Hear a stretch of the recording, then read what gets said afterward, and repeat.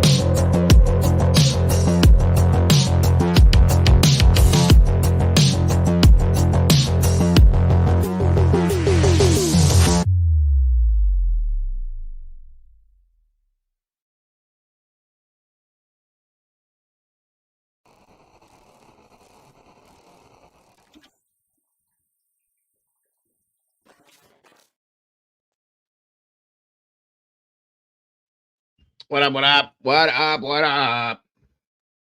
Don't ask me what that was. Good to see you guys. Great to have you here. Thank you for joining me on this crappy, dreary Saturday. Welcome to Ohio. Hope you're all having an amazing day today. Hope everybody had a wonderful night last night. We got a new, not really a new topic, but it's a topic that a lot of people have touched on over the past year or so. I've even questioned it myself many times. And Sarge is going to be joining us with his version of something that he's talked to me about multiple times for a long time now. And at that point, you did it. Are you happy? You did it. You did. You scared me. Mama Bear's joining us today. There she is. Hi, Mama Hi, Bear. guys. How are you? Good. Anyway, like I said, Sarge is going to be talking about this topic, and we're going to go back and forth about it. Of course, Cletus and Cluminati are here as well with us to talk about it. It's a touchy subject in some senses, but it's something everybody has asked, okay, and everybody has thought, and it's a great topic to talk about, in my opinion. You see the title, and if anybody is not going to be comfortable with that, I'm just going to put it up front there. This might not be the show for you today. Besides that, I want to thank you all so much for being here today.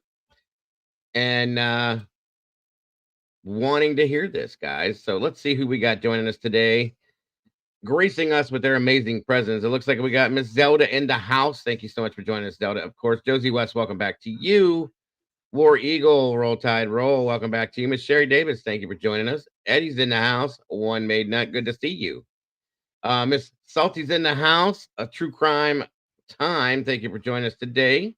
Sorry, I don't know why I slowed down and I couldn't read that. Noni McPoppins, welcome back to you. Great to see you. Kat K, welcome back. Great to have you in the house. Jennifer Hanson, welcome to you. Charlotte Gross, welcome back. Always great to have you here. Holly, good to see you today. Pickle, welcome back. What's going on with you? Deborah Thompson, great to see you. Miss Jessie Lynn, always a pleasure. Thank you for joining us today. Willie's in the house. Truth Nation Uncensored, guys. Let's drop a link to that channel and show a little love over there. If you have not, we got to get him going soon. Dub is in the house. Welcome back to you, Dub. Good to see you. Thank you for joining us. Miss Victoria, great to have you here. Moni69, good to see you. Good to have you here. The Canadian Cat Lady, always a pleasure. Thank you for being here. Appreciate you very much. Miss Brandy B, the OG's in the house. Welcome, Brandy. Good to have you here. Thank you to all my amazing mods for being here today. Couldn't do without you, folks. I appreciate you more than you know. Thank you for being here. Carolyn Miller, always a pleasure. Good to see you guys. Miss Love Tina 2010, good to see you as well. Thank you for joining us. Chief, what's going on? Great to see you. Good to have you here. Thank you for joining us. Pamela Johnson, welcome back. Great to see you today. Jan Brooks, aka Spirit Walker, welcome. Great to see you. Miss Julia, thank you for being here. Good to have you here. Sunny Cat is in the house. Welcome back to you. Johanna, Texas, I'm going to guess. Thank you for being here. I think I'm getting. Oh, wait a minute. Jackie Butchbull, thank you for joining us today. It's great to see you. Natalie B, always a pleasure, dear. Thank you for joining us. Carrie Brasula, thank you for being here as well.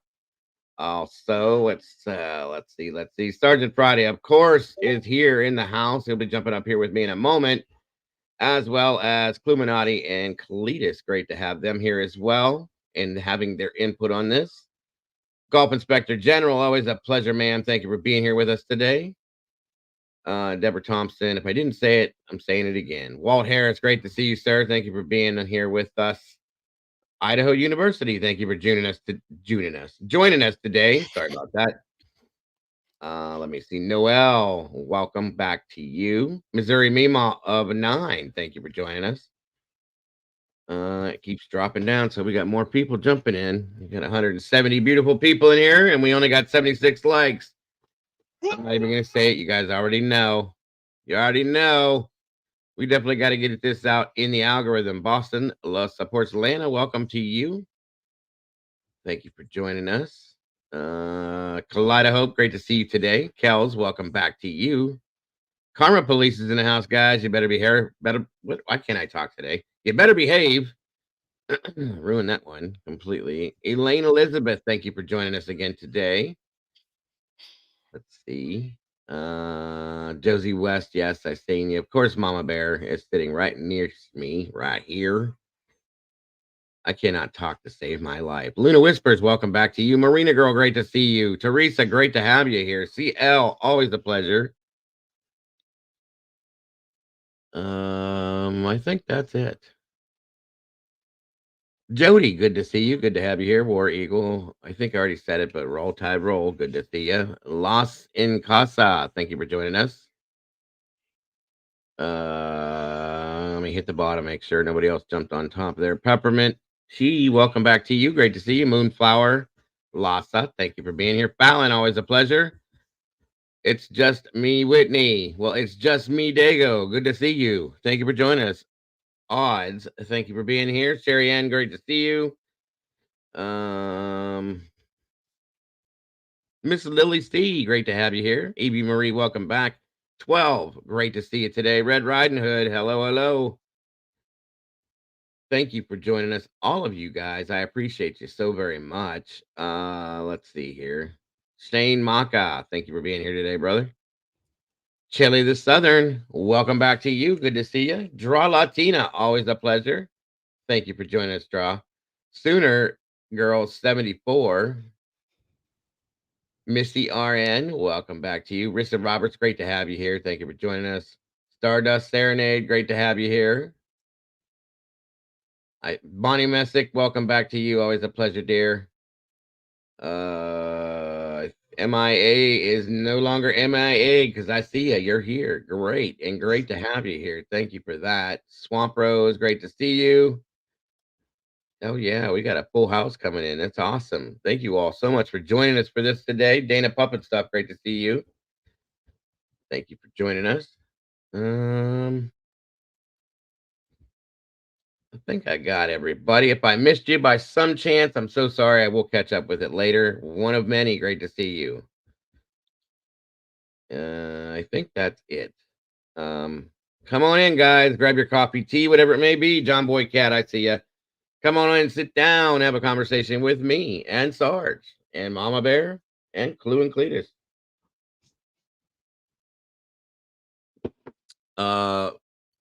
Lisa Vallejo, I just saw you. Welcome. Mark and Betty, same with you. Welcome. Come on in, everybody, please. Kimmy,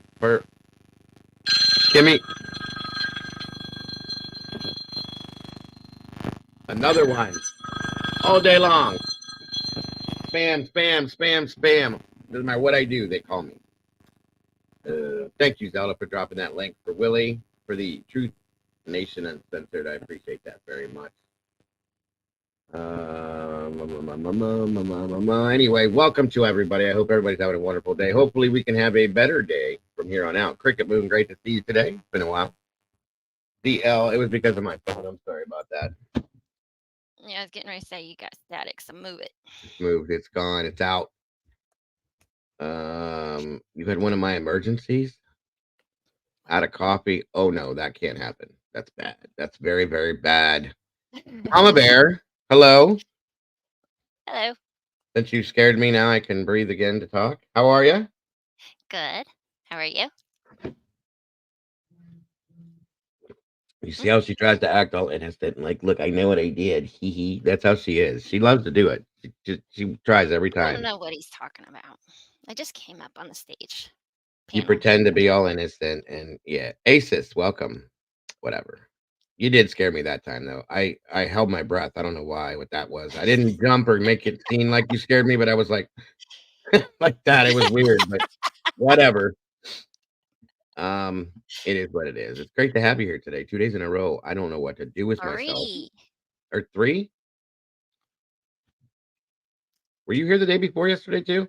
Thursday, Friday. Oh my God, that's right. Just like the old days. Wow. Yeah. I don't know what to do. It's awesome. Welcome, Richard. Good to see you. Sunny Cat, frozen shock phase. It was. I was in a frozen shock phase. It does happen, folks. Thank God I'm not clad in black. It'd have been over then.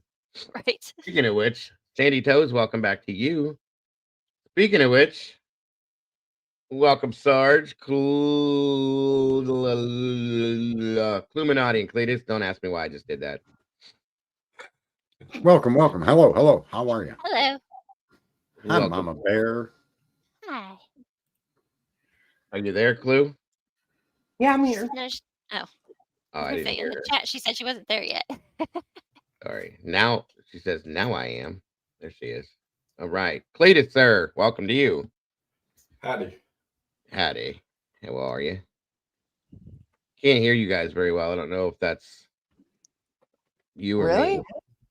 There I hear she you. is. Now I can hear you. Yes. Huh. Awesome. Oh, good. Welcome to your daughter, Miss Bonnie. Thank you for the first super chat. And okay. You guys hearing the background noise? Mm-hmm. Oh, that's why I heard you dancing. Okay. Idaho Charlie, welcome. Good to see you. Pamela Johnston, thank you for joining us. Come on in, everybody. Please, please, please. I hope you're all having a great day. Uh-huh. What's up? What?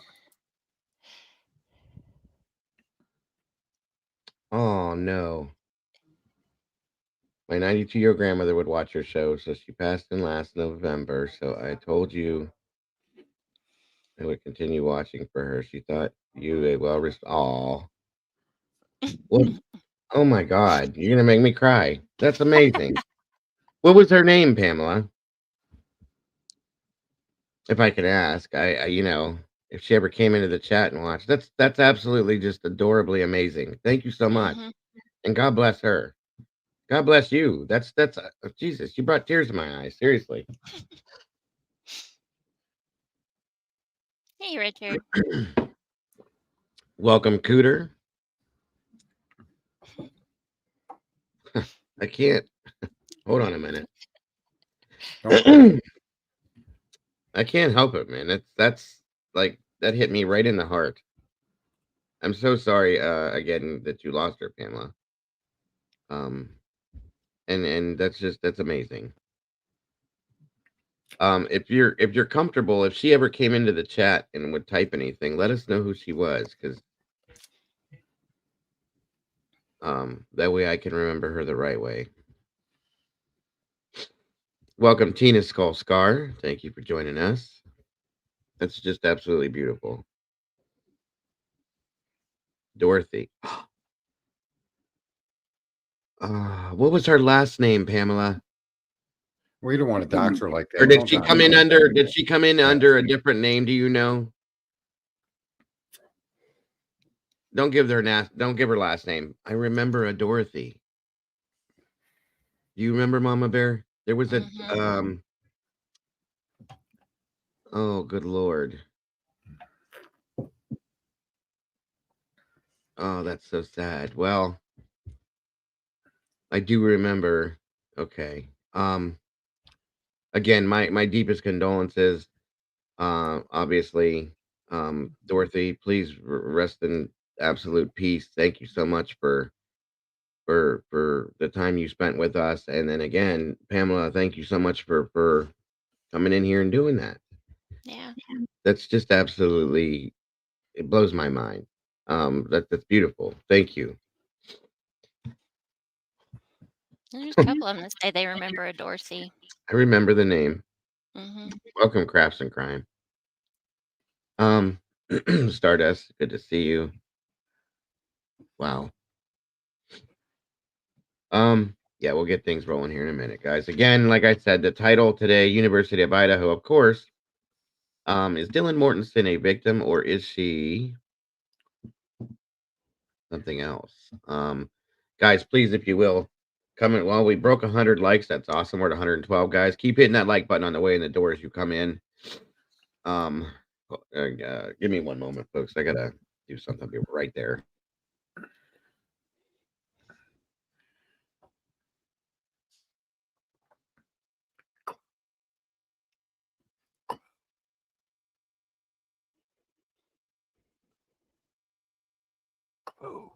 Oh, she would just listen. Oh, that's still cool. 92 is a nice age too. Yeah. Getting that far out, you know. Yeah. My grandpa was 92 or 93. My grandma was 92. My other grandma was 90 or 89, almost 90. So, yeah. That's a long life. Yeah, that is.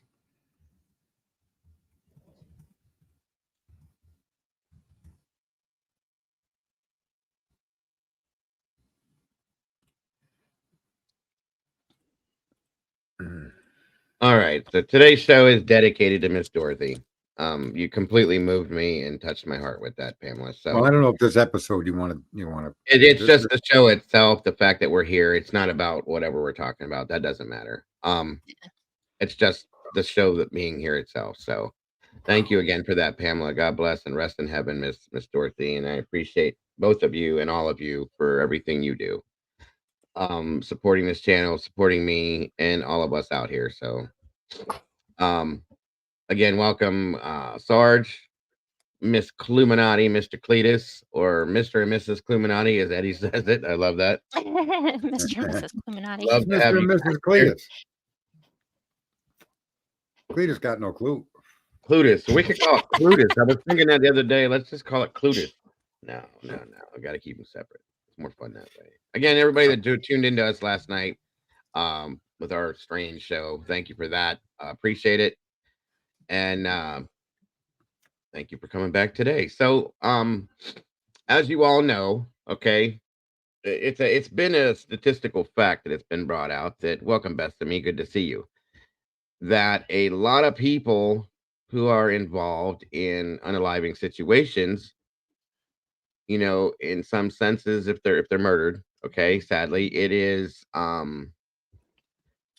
lot of times the people that are in their closest circle that do it, right? So it's always been a question to me. You know, if you look at the Murdoch case, quite a few others that we've talked about, it ends up being in a scenario like that. So, you know, it's been questioned from the very beginning of this case. We had two surviving roommates that lived in this home with these four victims. Thank you, Marina girl. And then we have a statement in the PCA from Miss Dylan Mortensen that she saw. She's the only one that was put in the PCA. We don't know if Bethany, the other survivor, saw or heard anything, but we do know, according to the PCA, that Dylan did. It's always been a curious thing for me. Okay. Sorry guys. The the way it was talked about, the way it was looked at. Then we have 8 hours of time that goes completely just out the window, where this girl didn't do anything. It's always been questioned. KT, what it do? What's going on? And it's always added to my questions. I've always had issues with the statement that was made. I've always had issues with the 8 hours. I've always had issues with, you know, why 911 wasn't called at any time when it should have been. And how did you not hear these? These are all questions I've had, as I know that Sarge has had, as I know that Clue and Cletus have had. Okay. Judith Arrington, welcome. And I know that I don't even have to ask them because I know they've had the same questions as most of you in the chat have had. Okay. So at that point, when do we say, hey, what about this? What about that? Why is this way? Why is it that way? This doesn't make any sense. I don't understand that. And we've all done that. Thank you for that, Zelda. There's Clue's link, guys. Check her out if you will. You'll not be definitely not be disappointed. So again, welcome, Peaches. These questions have always been put out there. People are afraid to ask them for this reason or that reason, or bring it up for this reason or that. We can't be that way, folks. We can't be afraid to do that, folks, because it's a huge thing. It's a huge part of this. You know, it's been brought into question numerous times. If there were two guys living there, if they were the surviving big roommates, and where would they have been?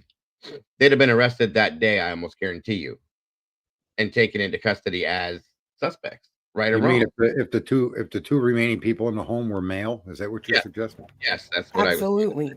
they would agree have with been that. arrested as suspects that day, right or wrong. Right. They would have had their Or- phones taken. They would have They would been have been told to stripped. sit at the station. They would have Bingo. been stripped. They would have been declothed and examined. And I guarantee you that they would have been the suspects all the way up, even possibly now, right along with who we have in custody. Who knows? Okay.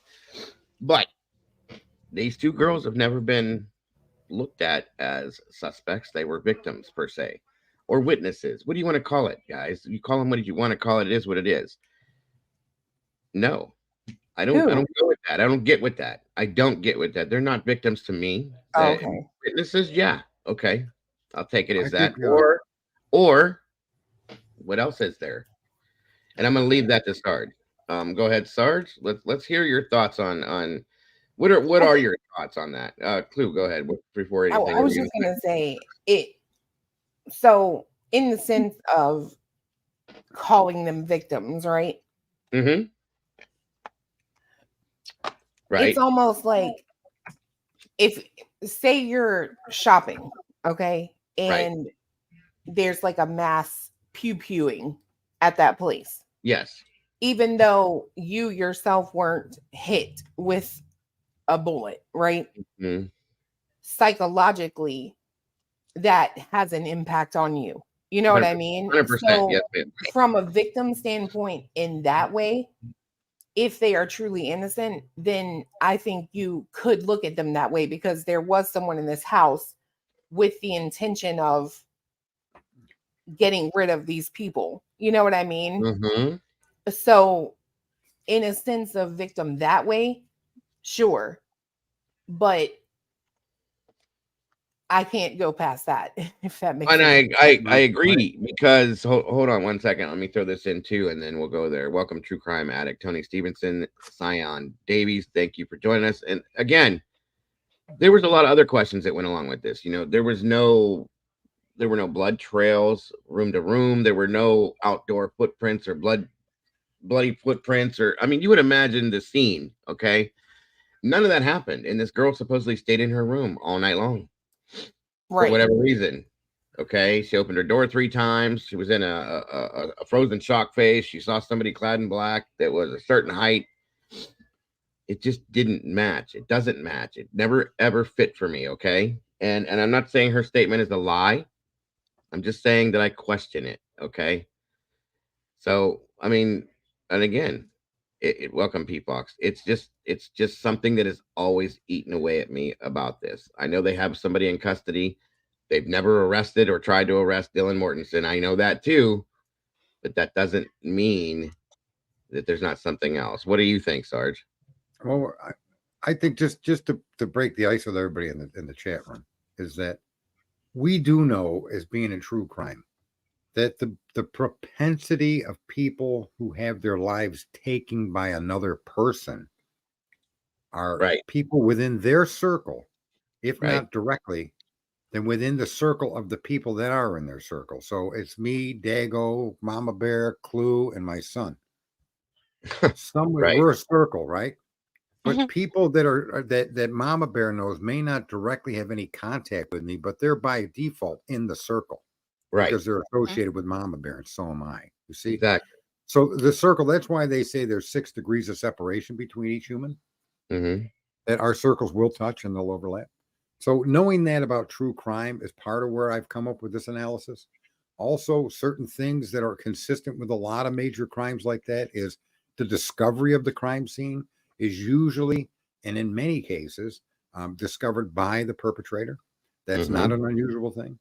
Right. Um, Other things that have happened that we see happen here, for instance, my understanding of what I'm going to share is based only on data they gave us. I am not going to invent or pretend something happened at the grub truck. I'm not going to create something from a cell phone that somebody was looking at, or I'm only going to use the data that was in the PCA released to us through court filings, court hearings, motions, and whatever little information we got from discovery, which really is nothing. But when you take what they give you at face value, and this is how I'll come to what I'll explain. I accept at face value the information given to the public because there's nothing to contradict it yet. Right. Let So me if we interject one second, Sarge. I'm sorry. I just want to interject. One thing I want to say right out front. I do not want anybody in here attacking other people because of their opinions, beliefs. I don't want any rudeness or any of that because I will just take people out. That's all. Everything that we talk about in here, as I always say, is absolutely 100% purely alleged and all nothing but speculation in here. Sorry to interrupt, Sarge, but I want to put that out that's right all ahead right. of time. I don't want anybody attacking anybody for anything. That's all. Let me just solidify what I've covered briefly, in that we Yes. all can agree that there were 2 people in that home before, during, and after the crime. We all can agree that they're part of the circle of the 4 people that had that horrible thing take place to them, right? Right, right. Those are consistent. We all can agree that at least one of the people left in the home that were in the home were there to discover the crime scene. They were also there as what they claim to be a witness, potential witness to something that may be connected to the crime. Right? We can agree with those facts. Is that right? Yes. Okay. We also can agree. Well, I think we're going to have to agree to disagree on this particular point. We can say, based on the way the PCA is written, that there was a car in that neighborhood. We can agree with that, can we not? Hmm. Based on the PCA. So it's that type of information that I'm going to use to form what I suggest is a potential way to view this. Not that it happened this way, but that based on what they've told us, I think it fits very well. I'm not trying to impugn, accuse, defame, or hurt anybody. I'm simply only taking the data that we all have been presented with And I'm now going to put it together in a scenario under which I think all these data points fit. Okay. So with that said, I'll start this way. They originally told us this was a crime of passion, and what I'm going to share with you is based on a crime of passion. And this is what I think possibly could have happened. I think a crime of passion occurred, and there was never any intent to cause bodily harm or injury to anybody in that home.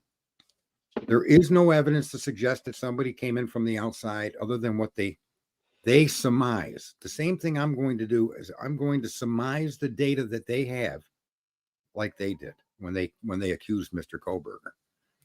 And my summation is this, that there was a personal issue or issues between one of the surviving roommates, DM, and one of the women upstairs in that room.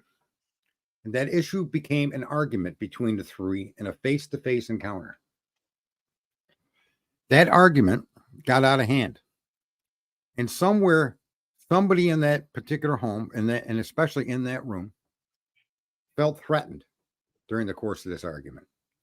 And in order to protect themselves, they bore a weapon, placing the sheath under themselves to fade off or fend off what they thought could possibly be a violent encounter. And at that point, the weapon was taken from this person. And in a fit of rage, an assault began that ended in the results that we know happened upstairs in that room. Right. The person then left that room. And on their way down through the house, they encountered Zaina. Zaina, being alerted most likely by the noise that happened or was happening in that particular room upstairs, confronted DM. And DM backed her into her room and struck out of rage. Through the course of that, Mr. Ethan, who was at that point in a severe fight and was out drinking, to the best of our knowledge from what we've been told, got off the bed to defend his girlfriend. And he was then struck as well. He, in the process of trying to defend not just Zaina, but himself, received multiple wounds. And Dylan backed out of that room, and Mr. Ethan went down, blocking the door. She exited that room and then had 8 hours to prepare that crime scene so that crime scene would show no link to her directly. And that would be how I see what happened in that house. It would explain a few points that have always disturbed me. One is that is a weapon of war, folks. That is not just some run-of-the-mill pocket knife. That knife is designed to kill. Its only purpose is to kill. Yes, you can dig a trench with it. Yes, you can cut a branch with it. Yes, you can go fishing with it. But it's built to kill. And in being built to kill, it prevents your hand from sliding down across the blade and cutting yourself. That's the most unlikely event that would happen when it comes to using that particular weapon. Therefore, I would not expect to see any injuries on the hand or hands of the person that wielded that weapon. What I would more likely suspect to find would be that weapon coming in contact with a hard object, be it a bone or something on the bed, and the knife deflecting. And most likely from being on the bed with the victims, striking them, that knife blade might deflect and cut a leg or nick a leg, a knee, a thigh, a calf, something of the person wielding it. Also, if you continue forward after the 8 hours when the police are called, I take it 100% face value that the phone call to 911 for a passed out victim was in fact the shock phase that we know about that Dylan Morrison had stated in her statement. She did go down. Once that door was opened and I think she witnessed what she had done the night before, she passed out or fainted. And the that adrenaline 911 call, the adrenaline and all that, I right? think the sheer panic of it all caused her to have an episode. Realizing what she had done, now witnessing what she had done, she went down, and the 911 call wasn't somebody that couldn't identify what we know was in that room, but they were accurately identifying the person on whose phone they were using to call the police. Remember, we were told that it was a victim's phone that was used, that victim being Dylan Mortensen. Right. Okay. A couple other points I want to make. When it comes to the identification of the car, I'm rather surprised that the crime community doesn't accept the information as fact. When we were told that the police were in search of a 2011 to 2013 Hyundai Elantra, we somehow have found it in our minds to be able to think that they made a mistake. Yet, in fact, I want to tell you that they did see a 2011 to 2013 Elantra on the light bulb camera from the rear bumper view as it pulled out of that neighborhood 4 times, exposing the ass end of the car to that camera. That particular view of the car would unmistakably identify an 11 to a 13 from any other year, make, model of that vehicle was ever made. It would be an unmistakable identification. Additionally, the police's statements during the identification was because they had hoped that the person or persons in the vehicle may have witnessed something that could help their investigation. Therefore, the identity of the 11 to 13 is the car that you're seeing on the Linda Lane footage. That car is not and cannot be Brian Koberger's. And in furtherance to that argument, Mr. Koberger's car was spotted on Ridge Road going the wrong way at the wrong time, as stated by Ann Taylor in a filing where she said the FBI, in their identification of suspect vehicle, relied heavily upon a vehicle on Ridge Road traveling the wrong way at the wrong time. I say to you folks that both car identifications are accurate. They are not a mistake, because to say that that's a mistake, how can you then expect the second vehicle identification to be accurate? You can't have it both ways. And an FBI expert, I'm a car geek. And believe me when I tell you that rear bumper, the reflector's location are distinctive. And because the car left showing its ass end to that particular camera on that particular corner, I believe that's in fact what the FBI expert looked at. I then believe that another video or another photograph from a video was brought to the FBI investigator later. That video was then shown, and he identified the image in that as a 2014 to a 2016. You see? So you have an investigator that saw 2 different videos, 2 different photos, in fact, or videos, and he identified both cars accurately. To be fair, though, like where would Dylan tie into this car? I'm only bringing the car up because I'm taking the information in the PCA as given to us, and I'm putting an explanation to it that fits the exact things they have told us. Another thing that we've seen multiple times is suspect vehicle 1. Now that could just be the way that they're typing it or printing it, or whatever you want to go with. But who knows? There could be a suspect vehicle 2. Okay, we don't know. We don't know. I want to go back. I want to go back to Dylan now. Absolutely. I got you. No, I appreciate that. I think most people aren't really conscious of this, but most people, and I mean when I say most people, the preponderance of human beings walking the earth, your instinct, your design of being human means that you instantly will tell the truth first. A lie takes a conscious effort. So if I approach a stranger in a store and I say, "Excuse me, my name is Tony," and they're going to answer with their correct name, just as I accidentally exposed my real first name. That's how we work as human beings. You have to consciously think to lie. You have to take a break. And this applies in this way from what I'm observing. When we're told that the suspect is 5'10", not athletic or muscular build, but average build, that's exactly the build of Dylan Mortensen. The build then changes to a description of outerwear. Clad in black, wearing a mask with bushy eyebrows, heading towards the sliding door. That portion of that particular statement completely pulls her out of suspicion.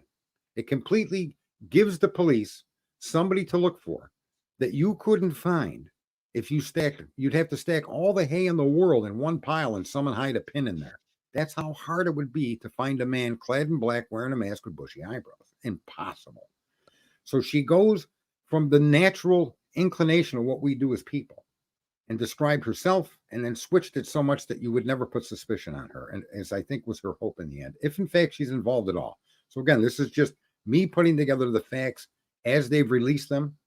And I'm putting Dylan in here, not because I'm accusing her of a crime or think she did the crime, but in place of Brian Koberger. And I'm placing her in the same facts that they're alleging apply to Brian Koberger. right? That's really all we're doing here. And when you continue to walk through the scenario and you look at it from the eyes of somebody being in the house, somebody that claims they didn't hear anything, somebody that claims they came out 3 times, and on one of those witnessed a man she claims is 5'10", walking towards her. Well, and you open the door the third time for nothing. Right. There's no reason.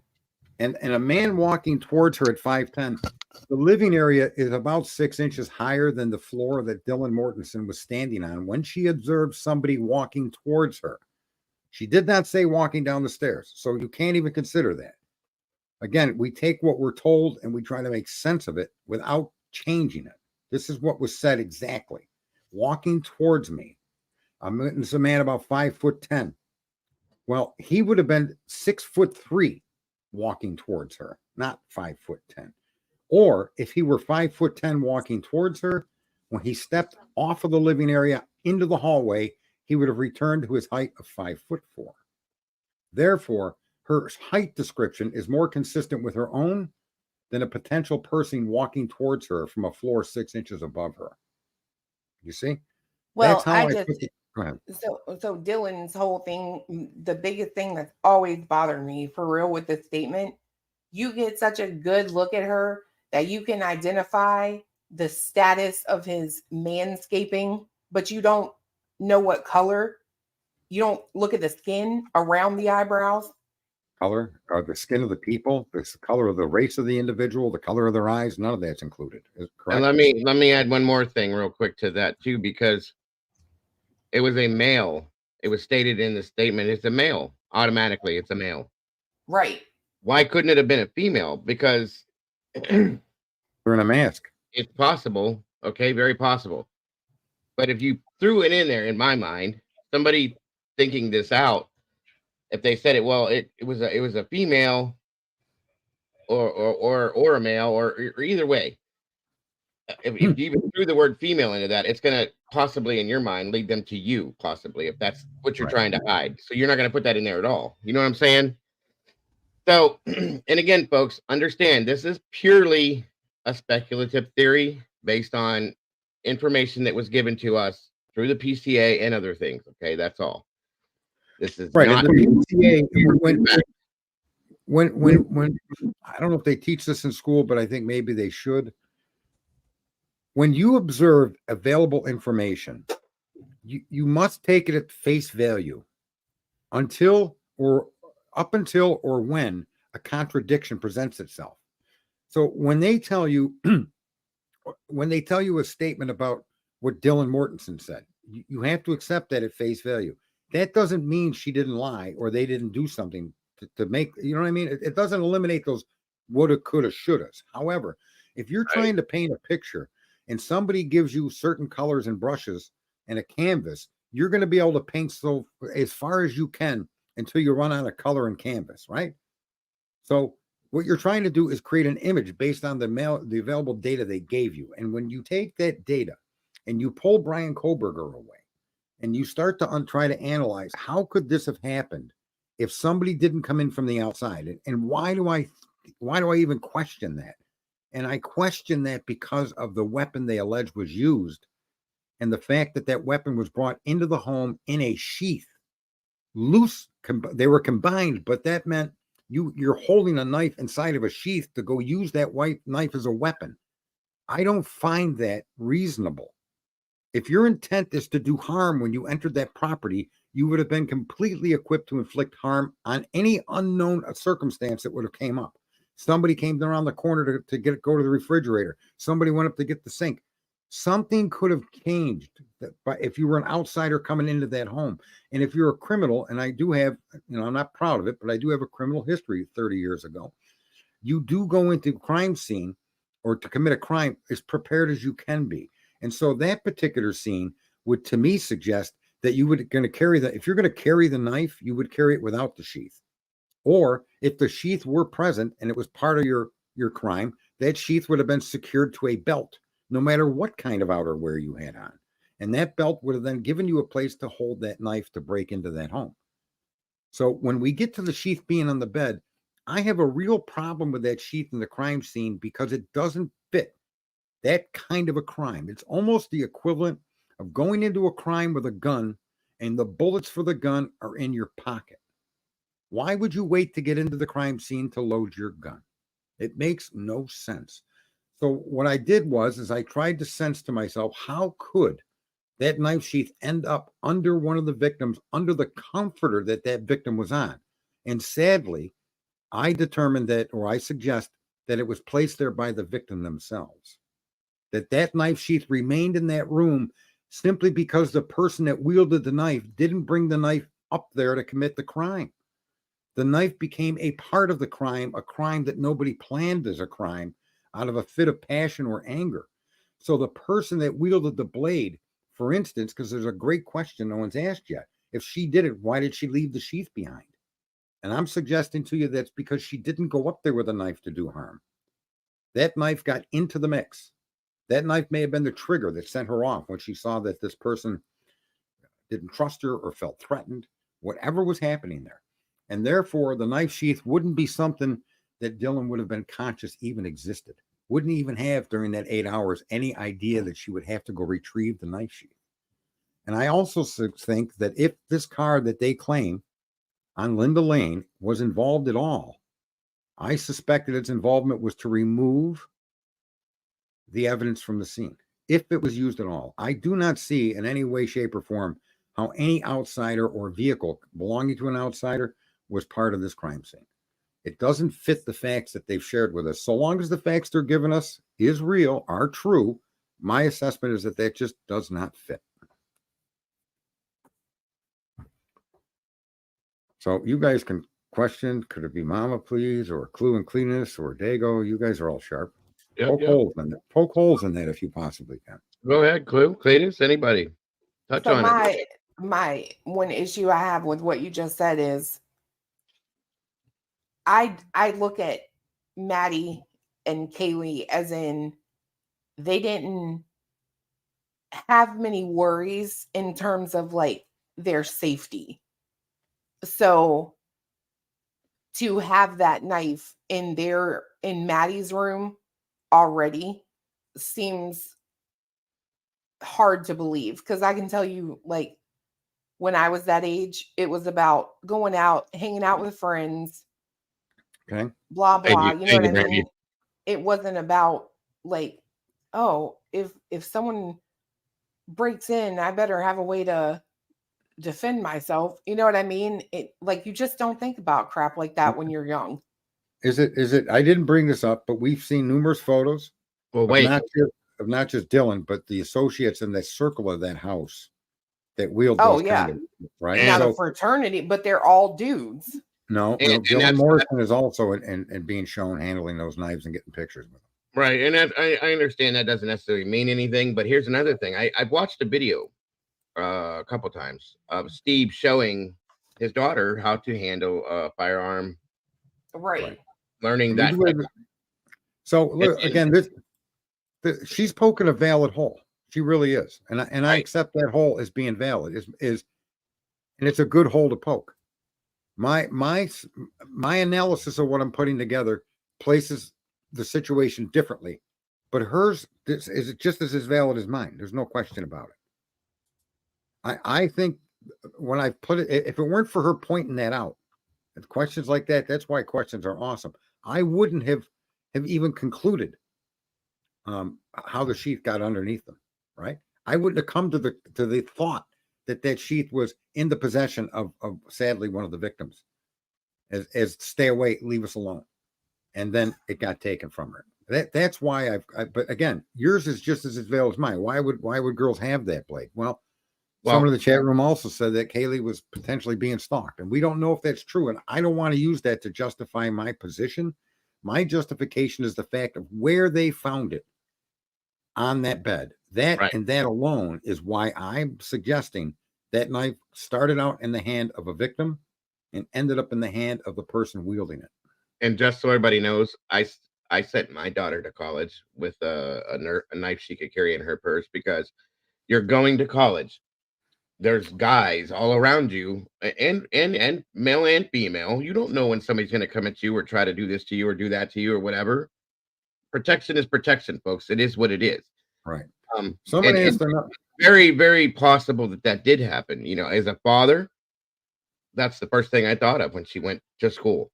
Okay. And then secondary, you know, she needs money to survive and eat and live and all this other stuff. Those were the things. The first thing in my mind for my tiny little 4 foot nothing daughter going to college and being away from me for the first time was to protect yourself. End of story. So I just want to throw that in there as well. Not saying that what you said, Clue, is not, you know, valid at all. Mama Bear, did you have any thoughts on any of this at all? Not at the moment. I was kind of with Clue, you know, back in that time, you know, I would have been more concerned about going out, hanging out with friends and partying versus, you know, my And safety. even right. And like, even if you were going to get, like, in my opinion, correct me if I'm wrong, ladies, but when it comes like with a knife, I got to get right close to you to hit you. With pepper spray, I can be like 6 feet away. I gave her Yeah. that. Or a I baseball agree bat, with you that, still but got some distance. Yeah, not which sure is that's why I think for in terms of girls, right? Like we're more apt to buy the little like pink keychain where I can spray you and run somewhere. when you're out in public. But remember, this is in her room in a house that's a party house with 6 other roommates and people coming in and out. The hold idea that on. there wouldn't have been Hold some on. type of hard weapon available Because to any of those girls might be a reach. I disagree because I'm telling you, like back in those days, as a female, I am not worried about crap I know like we're that. talking Like about I'm now, not. Clue. We're talking about the present. What you But guys did back when you were young is not. I mean, I don't know no, any it's guy when I was hold young on, that hold wanted to on change now, his because sex. I got to Okay? argue that point. I got to argue that point. Our daughter, around the same age, she don't worry about nothing nefarious like that. Nothing. Right, but she also isn't living in a frat house. It's a party house that But has it's doors and still different men coming in and out that she don't know who these men might be. Right? if they were in New York City, it's their first There you go. apartment and they're alone. Sure. But to be fair, the reputation for this place is super safe. What did Steve say himself? I sent my daughter to college. She came home in a box. He says it Right. like it's almost an unbelievable event. So, Right. do I think that any of them were worried about safety like that? I don't. I can't. Well, If anything, I could see someone like Dylan possessing that object because she that's seems fair. to be a little more tomboyish, like rugged. I don't know why I get that Athletic. impression of her. Right. So many women in the chat room are saying that they slept with knife and told their kids to hold the knife. They're girls. Now, So it if I goes had both my ways. own, if I had my own apartment or whatever, and I was living by myself, it might be different.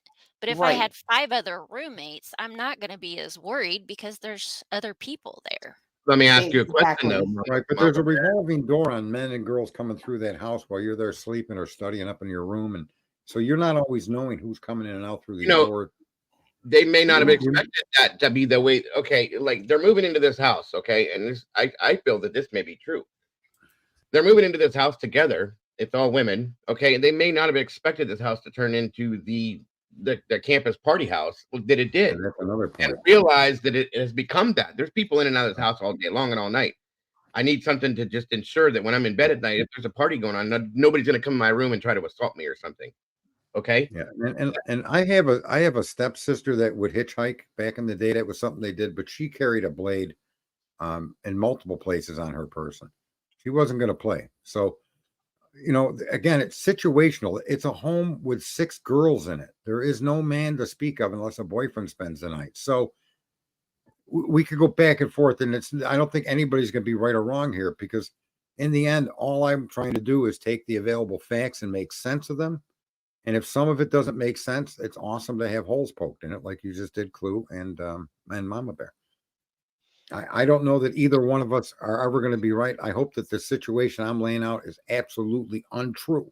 However, I think it's fair to say that you can come to this view based on the facts that they've given us. They seem to fit Whether the knife was brought upstairs, was upstairs, wherever that came from. I don't believe it came from an outsider, a single male coming in to do that. I don't think it was a planned crime. I think it was a crime of passion. And that passion seems to be accurate when you discuss the young woman that I didn't want to say her name. We all know what the father said yesterday. But that woman took multiple wounds, way more than was ever required. And that's why they originally came out. Remember, it's not me suggesting it. It's the police telling us this looks like a crime of passion. That's why I've come to this kind of understanding. It's not, I don't have wishful thinking or desires for anybody to be guilty here. But the information they gave us sure seems to add up quite a ways to what I'm sharing with you. I think you would agree with that, Clue and Mama Bear. Mm-hmm. Real quick, Salty says she has questions, Sarge, and I'm sure you have no problem answering them, right? Right. Yeah, I want to just cover quickly the DNA because someone asked that a while ago. Is that okay? I mean, yeah, go ahead and answer that, and then I'll start pulling up her questions for you too. It's not his DNA. I can get into a long, drawn-out talk about that, but the DNA on that knife sheath and the quantity under which it was found is not his DNA. And there's a many ways you can show it not to be his DNA, but I'm going to give you the simplest way that I think Ann or any lawyer with a brain would show it wasn't his. First of all, you're going to use microscopic particles from a crime scene that you inspected like wild Bigfoots, okay? Shedding all kinds of DNA material from every single location you and your windbreaker has ever been, everywhere your shoes ever came from, and your pants. Everywhere you came that day, that week, that month, it contained DNA from people you never met. And you tell me that you're okay with inspecting a crime scene, knowing about transfer DNA, knowing how it gets moved, and you suggest to me that what you found in one location only, regardless, the prime thing that you found, the prime thing that everybody would want to get a look at, the prime thing that every single investigator would be aware of and have eyes on, you mean to tell me that finding one part of transfer DNA on that indicates that guy did it? I disagree. If you're going to use microscopic DNA against me in court, you better go into that particular building with a microscopic protective suit that can't shed anybody else's DNA, because that suit has been nowhere but from a package that's sterile onto your body. And they did not investigate the crime scene that way. Not only that, that particular DNA had to be magnified through proprietary software at Othram. So they had to alter what they collected to come to something they could use to make a determination. The DNA is BS because they're telling us it's BS based on what we've seen and what they've shown us.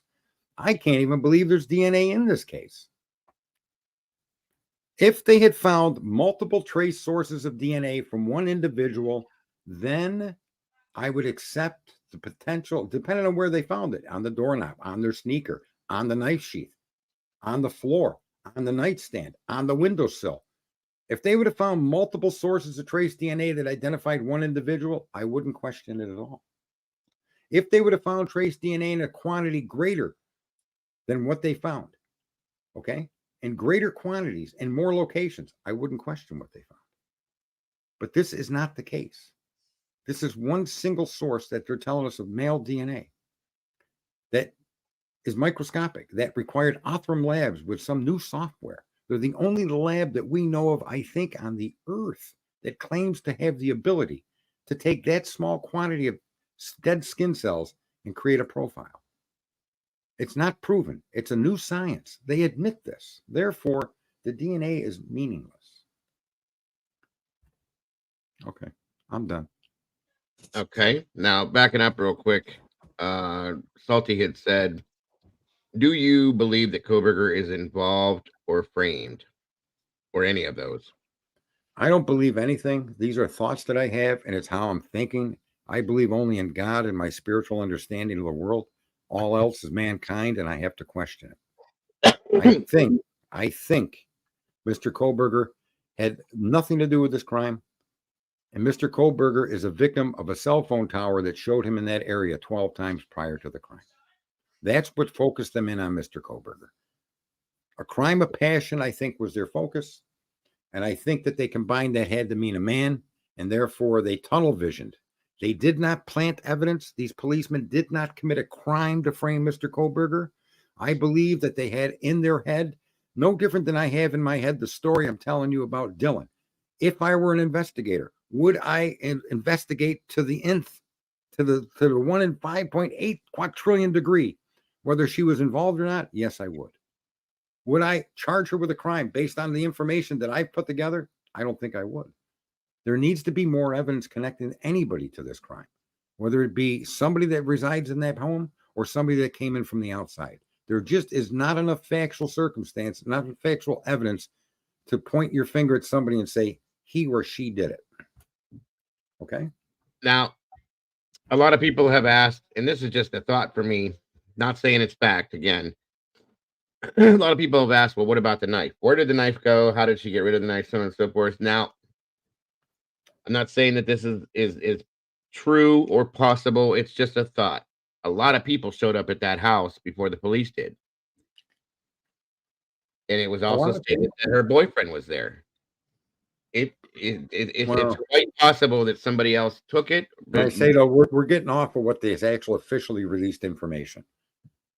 See, we don't know that her boy. We're straying off of the point that we've made the whole stream, which is the collection of information combined with this summation of potential is all connected directly. There's no okay, but then where's the knife at? Okay, well, if she committed the crime, where the sneakers at? Where the pants at? She Right. had 8 hours to get rid of them. I can't answer a question that has no fact to support. I can't answer it. I mean, I understand. You know, I'm just saying. I don't believe. If Brian did it, her boyfriend was there. If Brian did it, where's the knife? Okay, what'd you say, Clue? I don't believe her boyfriend was there. I think people want to do what they always do with stuff like this. They want to sensationalize it. Oh, it was actually her boyfriend. And then he drove back to Boise in the morning. He had 5 hours to come and help her clean it up, then leave. No, y'all, like, sorry, not sorry. Like, no, I get it. I'm just throwing these things out there that were said so that, you know, to be, but the point is that it needs to be based on fact. That's a point. Okay. And it's no, but I saw someone asking her boyfriend was there. And to me, that's a big part of the problem here is how all these crazy rumors, like somebody parachuted onto the back porch get started because they hear it. So you agree, Clue, do you agree that my summation is based on only information that we can verify? Yes. Yeah. Oh, sorry. You said Clue. My apologies. Go ahead. No, you can answer for me, Dago. It's fine. I didn't mean to. I didn't mean to. I'm sorry. Usually it's me doing that, Dago. Give this girl I know. I do agree. I think it's based on facts. And so someone said earlier that the use of a knife, right, is personal, which I would agree. Yeah. But you have to, when you talk about tunnel vision, okay, I think that statement, not downing the person that said that, okay, so don't get in your feelings. But when you take that statement, you're kind of like, are you or us, we as a group, if we say that, like we draw the conclusion that it was personal because the knife is used, do we have tunnel vision? Because you have to stop and ask yourself, is there another reason anyone would prefer the use of a knife over like a pew-pew in the situation? Well, yeah. We just heard Lana talk about how small that area is up there, how close together it is. You're going to go in there with a gun? You're going to go in there making all kinds of noise? Or are you going to use something where your victims, the worst they can do is holler? And that's it. You know, the consultant said that once you're in that room, you're trapped in that room. It's so small. Steve said that himself. So, I mean. Well, I'm talking about the area outside. Like, those houses are on top of each other. Yeah. Oh, yeah. You would hear that.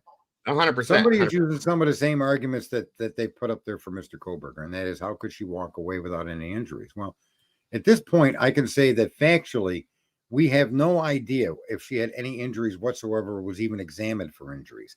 But also keep in mind that unless that blade you're wielding comes in contact with something to deflect it, that blade is going to penetrate through and through. That is a weapon of war. Yes. This is not a toy. That's why they're giving out that way. Okay, that weapon. But it was only used on maybe one person because there was 3 or 4 different wound types. We don't know that to be true yet, though. Mama Bear. Well, I think the problem is when people hear the wound types, right? Like sharp force injuries and Yeah. edged weapon. Right. So a sharp force injury includes all of that. It all falls underneath a sharp Yeah, yeah. force injury. Yeah. I can agree with that. So That makes sense. I think they were probably the same type of injury, but they're just calling it different for different people. format. Yeah, I got you. See, Just to throw this in here real quick, though, is it so far out of the realm of belief to say, and this is just another addition to this, a separate theory, but you know, that Brian could be involved along with her in this scenario somehow? At this point, the information we have tells us no, because of Ann's filing, that there was no connection between the victims and Mr. Kohlberger, electronically or otherwise. She's considered a victim. I know, and I agree with you on that. I wholeheartedly do. What I'm saying though is maybe somehow, somewhere, somehow, again, that Dylan and him had some kind of a small. Right. But we don't have any connection though, Dago. That's what I'm saying. We're wandering into the what if, and that was the whole reason I wanted to do it. Right. What I'm saying though is to add Brian into the mix somehow. Is it anybody think that it's possible? Is all I'm saying. That's all. You know, a lot of people are putting it. What I'm saying is, those what ifs have no weight because there's nothing to solidify them as fact. So this is a hard thing for even me to do. It's a discipline that when you examine information provided you by mankind, I don't care what it is, it has to be verifiable. And sometimes it can't be. So that means you have to accept at face value what you're being given. Yeah. Without adding in. Well, it doesn't make sense. But can it make sense? Can it make sense that somebody in that home, for whatever reason, got into an argument and it escalated, and it escalated beyond all imagination and then coalesced in the final escalation downstairs? I think that is possible. It does fit the criteria of within your circle, identifying and locating the crime scene, notifying the authorities. It does put that individual right in the heart of what we know to be true for almost all cases like this, individual or multiple. It's generally somebody in your circle. Your husband was working with a dealer and those people came over and boom, right? It's always somebody in your circle. For somebody to have no connection to them and have this take place, okay, you have to make leaps of logic that you cannot verify. You have to suggest that Kohlberger was trying to commit a perfect crime. Anybody in criminology knows that that's not possible. Therefore, what would be his motive to try? Where is there a perfect crime? The only perfect crimes that ever happen are ones the cops exhaust their resources or their creativity to continue to investigate and they go cold, right? That isn't the perfect crime. That's just a lack of resources or a lack of commitment by the investigators involved. So just be aware there is no perfect crime, folks.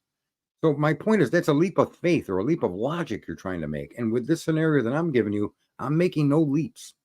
I'm suggesting a scenario under which it covers all the bases of what we know to be information they gave us. And I honestly think that it not only exonerates Mr. Kohlberger, which I don't see, even without this particular synopsis, I don't see him connected to this in any way, shape, or form. I have no faith in their DNA analysis and their tree building, none whatsoever. And I don't think anyone else should. If they come out later and say, well, guess what? Through more investigation, we found 5 other instances. Well, then Mr. Kohlberger did it. But again, to ignore their identification of a vehicle, when they're asking us, they're asking the general public that you may have seen something. You are not a suspect. Why would they lie about the year of the car? It would be in their best interest to identify that car and its minutia before they went out on TV and asked for that vehicle and its occupants to make themselves known. So that can't be a mistake, nor can the car on Ridge Road be a mistake, because even Ann agrees with that identification.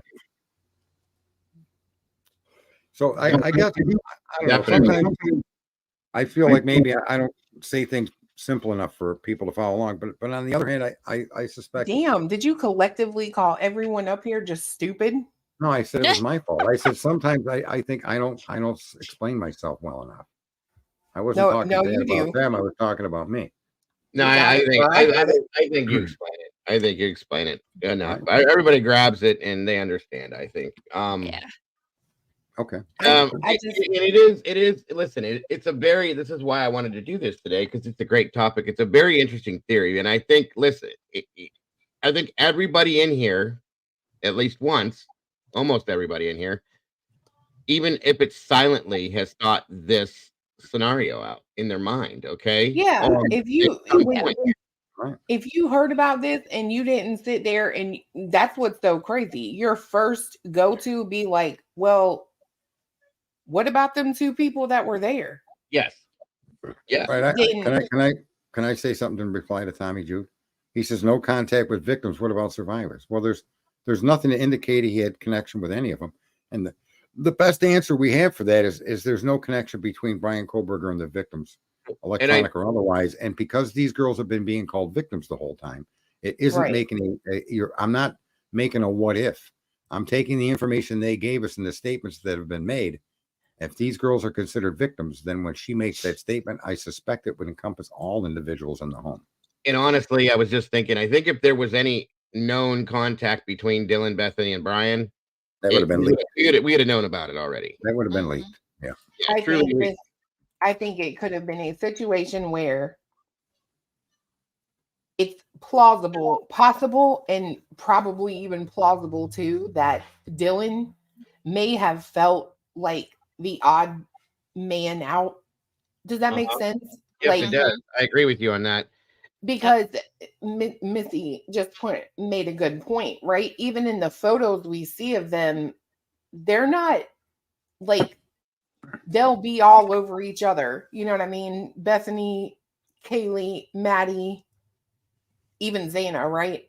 They'll be just so close. It's like, I hope you guys all had a monthly auto delivery of Tic Tacs. You know what I mean?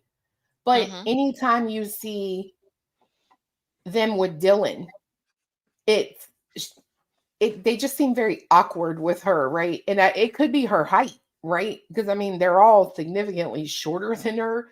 So it could be like, how do you lean into the Jolly White Giant? You know what I mean?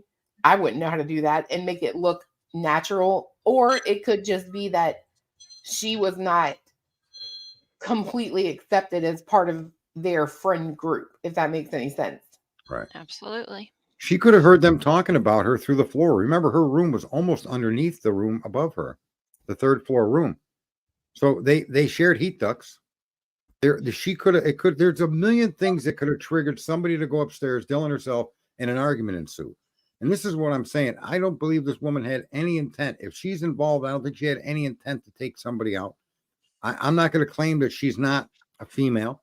I'm not going to claim any of the other things that I see going through the chat room without using any what ifs, could be, woulda, shoulda, maybes. If you just take the data given to us and you try to fit a suspect in of the suspects or people that we all know are there or a part of the crime. Brian Koberger is accused, not Brian Koberger and 18 other people, right? Not Brian Koberger and 12 other cars. It's Brian Koberger and a car. It's these people in the scene. It's these people that were that were the ones that were targeted and taken down. So when you take the group of people that they've given us and try to make sense of the information, I'm sorry, but I'm not sorry. The most sensible, plausible scenario is someone within that home did this. Somebody within that circle did this. Not a stranger trying to commit a perfect crime. Doesn't fit. And if they have the right guy, why is Bethany and Dylan afraid to come back to Idaho? Right. And how is it that somebody that lives underneath the room where the first assault of the most horrible kind took place and didn't hear anything? Heard a dog bark? She's given you fragmented memories of that evening. As far as I can see, at best, she's given you fragmented memories because of the circumstances she found herself in. Mm-hmm. I heard a dog bark. I opened the door a couple of times, right? I don't think that she's given us a full story. I don't think that her story adds up to not having any connection or involvement or awareness of that crime. And I think all of us have had that particular thought for a long time. How could this happen? And someone in the middle of it all not hear anything but a dog bark. once or twice. Not even a horrific bark. How could a person cross a hallway that's no more than 2.5 feet wide and 2.5 feet long? How could somebody wielding a knife, a weapon of war, cross your path and you're a 5'10" blonde standing in an open doorway and they not see you? Okay, but you saw them, and even worse, they just continue on their way like they're just delivered Girl Scout cookies. They don't even attempt to bring harm your way. That doesn't make sense. Just doesn't. Her story to me is an alibi, not a witness statement.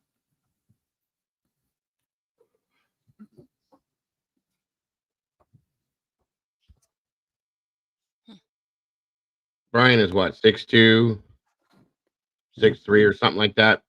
His license says 6 feet, but I think he's taller than that personally. He would have been 6'6" coming walking towards her though. Or when he stepped down, he would have been taller than her. And she, being a tall young woman, would be, would be very susceptible to noticing the heights of other people. She should be able to. It's like we all have our own things, right? Our own insecurities, and usually when women are tall, that insecurity follows them. If women are grossly overweight, that insecurity follows them, and they're able to identify people that are not themselves or different than themselves really quick. We all are, because we all have our own personal insecurities. If you're not secure about the color of your eyes, you notice other people's eyes. Right. And this comment that Gene threw up here about Dylan being jealous of the other girls, a lot of people have brought that to me over the past year. A lot. Yeah. I mean, a lot. Yeah. Okay. And I can see that in some senses. If you're feeling as in a possible, I mean, and I'm not saying she did, but it's possible that she could have felt like an outcast in that scenario or whatever. You know what I mean? So, but again, I don't think that drove her to do this. I think, honestly, in fairness to the situation, that it was not a planned or an intended outcome. None of this was on her mind. She didn't wake up, or like they're claiming someone came in with the intent to do that to those four, and only those four, in a house full of 6 girls. How could someone stalk that house on multiple occasions and not be aware of 6, and then know the exact location or of 3? Because Ethan is an outlier. He spent the night, but of only 3 of those girls, know exactly what rooms they're in, and then avoid the other 2, or even take the chance that you would avoid the other 2. I don't agree. When one of the other 2 actually claims to see you leave.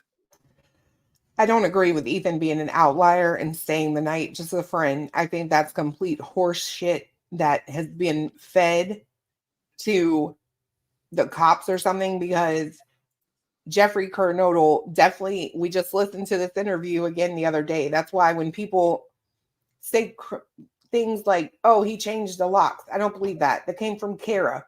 Can she even hear straight? Because she can't keep her life straight, is all I'm saying. But if you listen to that interview, he says she changed it a lot. She got to see what it was like to live with a boyfriend, not have him intermittently stay the night there, but live with her boyfriend. Then what else is funny is Stacy Chapin makes a post on her Facebook that says all of Ethan's belongings are tied up with the defense. Okay. So why? His belongings were in the house. He was basically an unleased resident. Correct. Okay. Right. So again, another thing too that we have to consider, the person to have come from the outside would have come upon Dylan's door first, and then would have made a turn to go up the stairs, then would have come down the stairs and gone by Dylan's door first, then would have went to the front room and came out and come across Dylan's door first. So the likelihood that the door can be closed twice, and on the third pass be open with, and she says that, I opened my door and looked out. There's nothing in there about she peeked out. Why would you peek out if you live in a home? You open the door, you pull it towards you, you stand at the opening of the door and you look out, right? That's how you look out a door. So how is it that on that particular pass, the so-called person she claims was in that home did not see her and take any action against her? It doesn't fit. It just doesn't. Not with the kind of horrific incidents that took place all around her. What, is he tired suddenly? You get a motive of did he find Jesus between the last one and walking past her door? It just doesn't fit. No, I understand. I have a couple questions myself I want to ask real quick. Because I don't have like straight answers like right off the get right here. And that's true too. Ethan was always there. He just didn't live there based on the lease and stuff. He was always there with Xana since they were together, but that's true too. But okay, we know that Dylan was in a sorority, Kaylee was in a sorority, right? Maddie was in a sorority. They were in different sororities though. Hold on. Who'd you say? Kaylee, Maddie, and Dylan were all in sororities, right? And Bethany. Yeah, well, yeah, Bethany too. They were all in different sororities except for who? So I believe Kaylee Xana. was the only one in a different sorority. Mhm. The other girls were all in the same one, and that includes Xana too. Okay. They were in Pi Beta Phi. Phi Beta Pi or something like that. Yeah. Okay. Yeah, and they knew each other in that sense. So let me see something. Maddie initially is the one that lived in the home first, right? yep. She was the initial person on the lease and all that. Mhm. Kaylee moved in because they were separated. We all know that they were lifelong friends. They were separated for a while, living in different places, and then Kaylee decided to move in. Mm-hmm. Was Dylan there, living there before Kaylee moved in, guys? No, Okay. I don't think so because I've found pictures of the previous roommates, and Yeah. Dylan nor Bethany Were there. were They were there. newer. They were newer, right? Yeah. So you've got the only person, in my opinion, that was still there from possibly the previous year would Mhm. be Maddie and maybe Xana, but I'm not sure even she was there for the year prior. Welcome, Philip. Yes. Okay. So again, Kaylee, beautiful, beautiful, beautiful girl. Maddie, beautiful girl. I mean, all of them were very, very attractive kids. I call them kids because of my age, but young adults, okay? And there's a lot of things in my mind. I'm just throwing up little things to talk about here, but this like jealousy can be caused in a lot of ways. I watched my kids grow up. I have 2 daughters, 5 boys. And some people present themselves in different ways. Okay. So, okay. Yeah. The salty saying that Kaylee was the lone wolf. Gotcha. But she was, like I said, she was a very beautiful girl, had everything going for her. She had just bought a new vehicle, so on and so forth. And again, looking at pictures, hearing stories, thinking of things, Dylan was kind of the outside of that circle, the way I see it. Okay. I'm not saying it's true. I'm just saying the way I see it was outside that circle. But is it possible that Maddie and uh Dylan could have become close in some sense? Okay. And then we have Kaylee that is interjecting herself back into this picture. And Yeah, then there's a whole lot of unknowns. That's the thing. We don't. puts, a little bit of a thank you, Brandy, very much. Right, but isn't that why we said earlier that the crime of passion would be just left to be, rather than try to dissect it, we'll just leave it as a crime of passion. Sure, no, I get it. Right. But I want to be close to this person. I want to be this person's bestie, so on and so forth. And then here you come stepping in between that, stepping on my toes. That bothers me.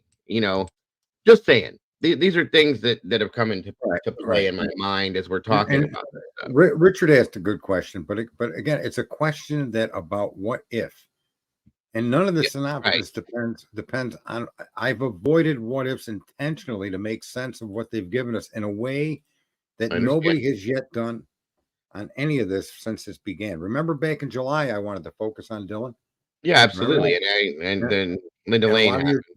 A lot of your chat room knows I stepped away for a month. I was vehemently opposed to that taking over. Because Where is Richard's question? I don't see it up here. I'm trying to pull it up so everybody can see it. This one here. I don't know what you're talking about. Please. that Kaylee was ready to go to Europe a few weeks and then head to Texas for that. Company hearts broken before. After, is that what you were talking about? Not me. I You mean, I said don't know Richard. anything. You said Richard Oh. had a question. I'm trying No, to bring it was before. What did he say? Read it again. about, it's on the screen. Kaylee was ready to go to Europe a few weeks, then head to Texas for that. Shady, in my opinion. Company hearts broken before, so on and so. No. There was a question before that. Okay. All right. No, there was a question before that, but and it was what if what if this, or is it possible this, and that's I try so hard to avoid that when I try to put together a picture. This one. Because that just smears the paint. Now the picture I've painted can be could be more wrong than any human being has ever been wrong in history. But it's not, this isn't what I'm not trying to say that this happened this way. What I'm trying to say to folks is that if you just look at the data given us, this picture can be painted.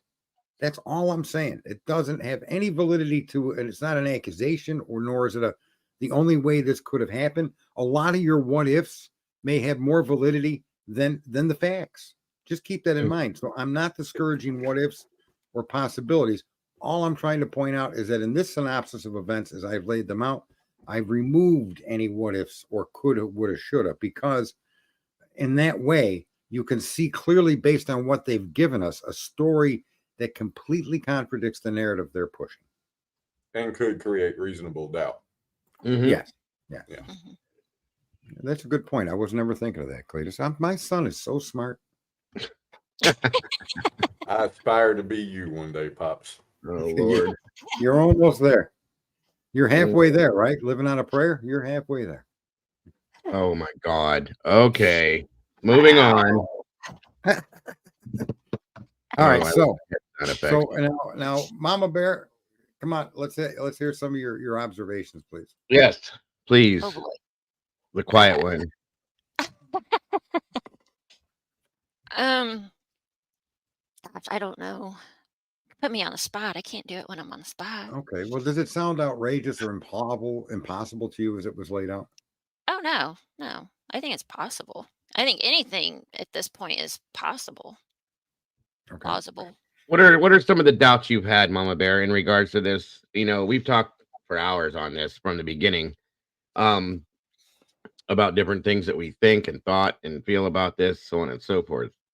What would have been, as far as what we're talking about right here and now, like what can you fit into some of the synopsis that you've questioned about some of the things that we're talking about here over the time that we've talked about it, if that makes sense? Sorry, I've made that way too hard. I'm like, huh? Way too hard. I made that. I don't know why. Over the period of a year and so on, we've talked about why certain things we questioned and why we feel certain ways about certain things, is what I'm saying. You know what I mean? What, you have any of those thoughts still, or has any of that changed, or does any of that apply to this? Honestly, I'm still as confused as I was in the beginning. Right. I still I don't understand. I get it. think he was the only person. I don't.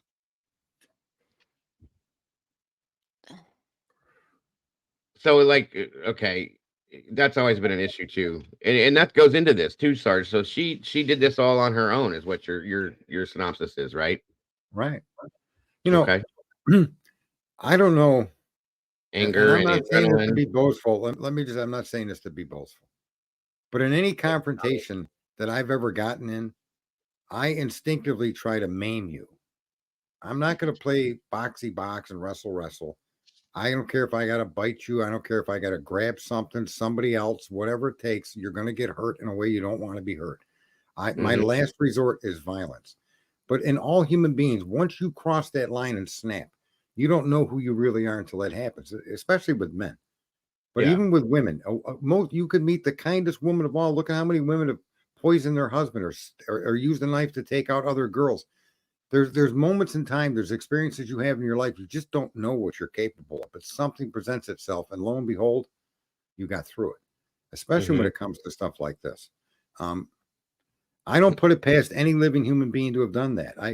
I don't think that it's impossible for the time allotted. And you know, here's another thing too. Another fact, they say from 4 to 4:30.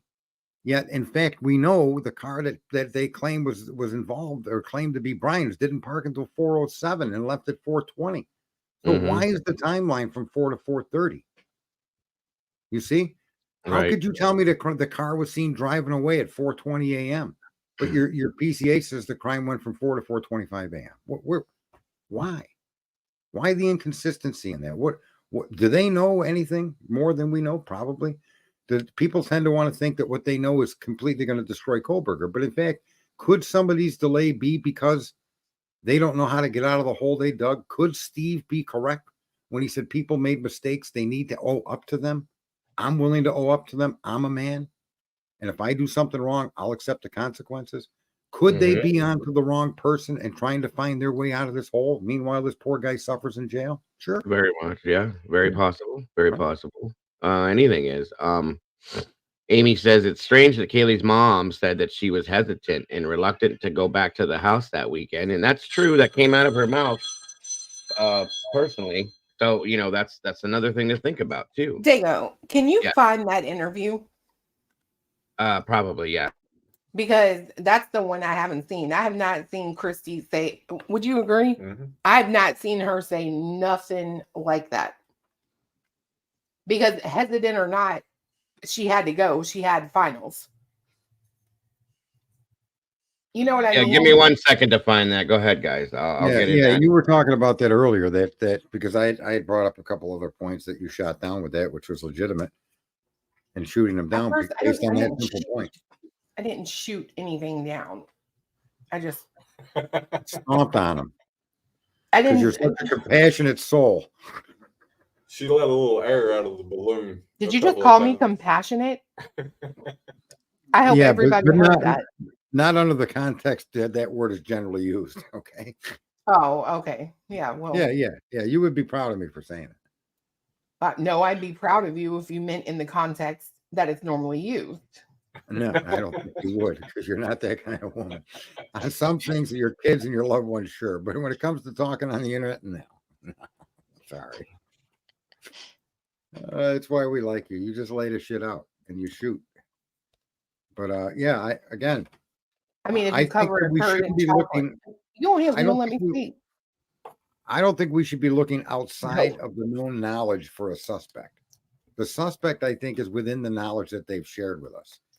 And there's so many questions to the person they focused on that the information that's been released and the information they've presented is no better of a theory than the theory I just laid out using their same facts.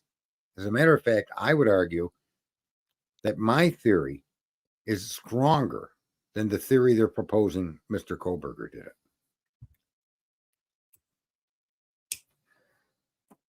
In none of their theories do they place Mr. Kohlberger anyway. No eyes on him, no photos on him, no identification of him. There's nothing. A car, a video, a potential cast clip ping from a phone, from a tower we know can't be that accurate to locate somebody, right? Pictures of a car they asked for this year, pictures of that Ann tells us is another year. So the information they've given us, I think, really sorts through to the small circle of friends. That's the people that normally do these kinds of things among people. Your own group, your own circle. It fits that actual thing which we see in almost all true crime. It's almost always that. The person that discovers the crime scene. In so many cases, it's the person that committed the crime. Right? I mean, it's all of those ingredients line up. Well, I'm just going to point out again, it always seems to be people that don't immediately call the cops who are guilty. Right. Yeah. We're making that assessment absolutely on the 3 gentlemen that were found dead in a backyard and frozen solid. And the girl who put her boyfriend in a suitcase, they don't, what she called her ex-husband. I'm telling y'all, like I'd like to know the psychology behind it for real. Like, is it you feel if someone else comes over there, it's almost like in a plane crash, right? If or me personally, when I go on a plane, if I see like a little infant baby on board, I feel better because I'm like, surely this plane is not going to go down with this cute little baby on here. Whereas if I got into a plane by myself, I would be like, oh, we probably going down today. I'd be freaking out. Right? I hate to fly, but the baby makes it better. Yeah, it does. You don't. The risk isn't even a concern. Right. It So it mitigates the risk so much and makes you so comfortable that you're like, yeah, I can do this. Right. So is it possible that it's the same way if you are a guilty person, you call over backup, or a friend, you call a baby over? No, but in this particular instance, I'm glad you said what you said, because I just want to make another point. That's another unique thing usually about people that commit crimes. Look at that poor Donna Eyes was found out in front of this guy's house, right? He didn't find her, but she was put in a place where she could be found, right? So is the call to someone to come help? Is that so that person is actually the person that really finds the crime?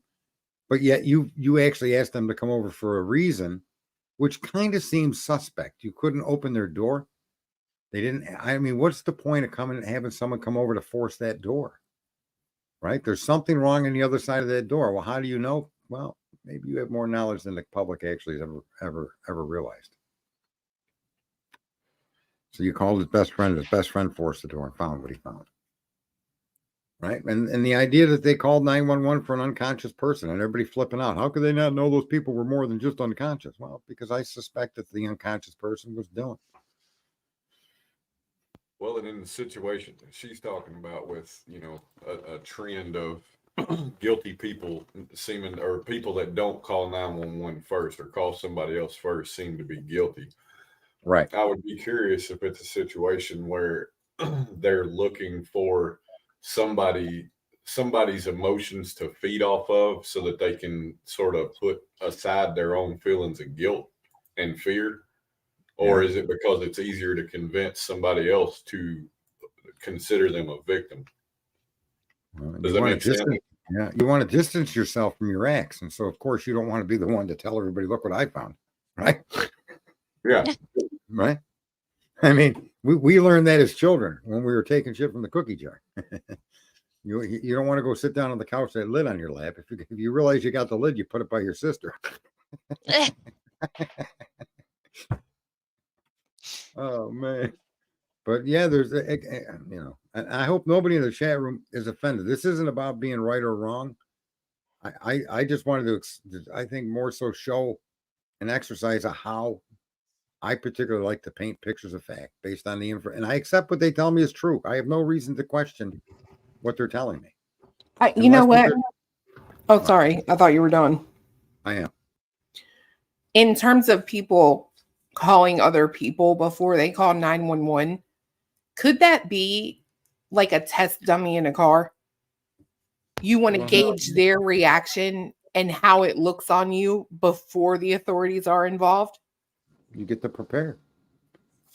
Possibly. You faint. You Practice drop your the phone. statement. Yeah. We were also told that the phone used to call 911 belonged to one of the survivors. Right? Why would they be using her phone? Well, because the person was down. Why would the call say unconscious person? That person would clearly have been unconscious if it were Dylan Mortensen that fainted, right? Or acted to faint or whatever. So, that phone call now makes sense. They weren't trying to describe a crime scene. They were getting help for their friend that just hit the deck.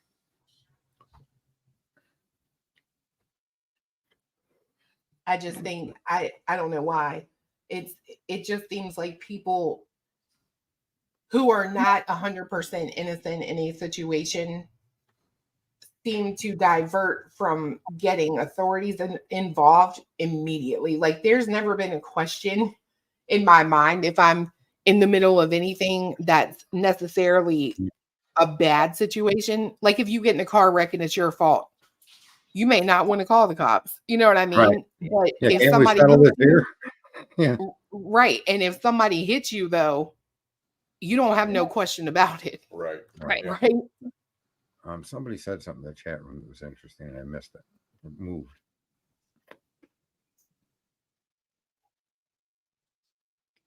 See, okay, they said so. Here's what I think. It's funny. They're asking why didn't law enforcement look at this? Well, Why did the true crime community deny? Dago could tell you how long ago I wanted Thank to you, bring this up. Pamela, again. That means so much to me. I've been wanting to bring this up for so long that it's not even funny. And as a matter of fact, in February or March of 2023, I pointed out that Dylan Mortensen and Bethany were awake because their phone data was used to determine the time of the crime, and I got attacked as a victim hater. So let me just go extrapolate now to law enforcement. I'm just saying, you didn't say Right. that on my channel because You I weren't. wouldn't have No, I attacked you. didn't even know you then. Didn't even know Yeah, you this then. was a long time ago. I said this on Dago's channel, and listen.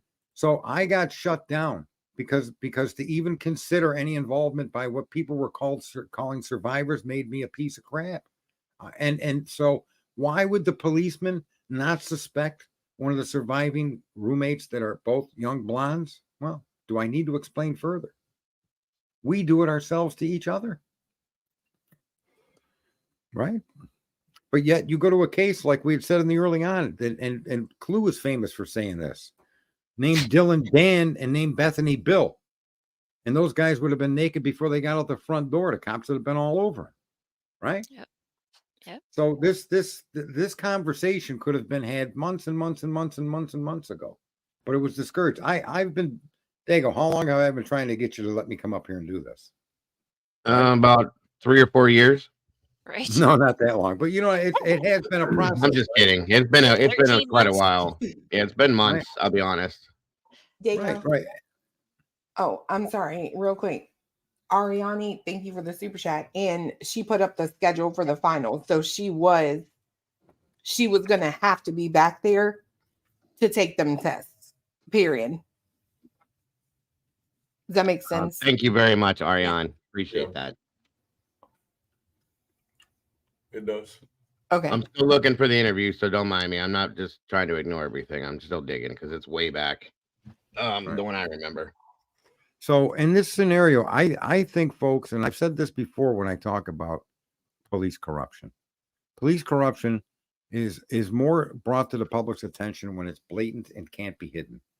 But it's that can be hidden that is the corruption. That's the way the police are trained to rally around each other, circle the wagons, protect the troops. So when you come up with some ancillary evidence of a particular white Elantra and you find out that there's a person that's in the area that has a white Elantra and you look and find that person's phone's been in that area 12 times, you look at the condition of the scene and you say to yourself, that looks like a crime of passion. Now you got a guy that could potentially be a stalker that fits that particular scenario. And you focus on him, not because you're a crook or a criminal, but because your other options are none. The only other options you have are 2 young girls that survived. And nobody wants to go there. That's how Brian Kohlberger, I suspect, got tied off in this.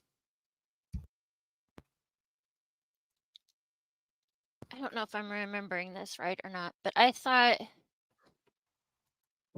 Haley or Maddie, one of them took their finals early.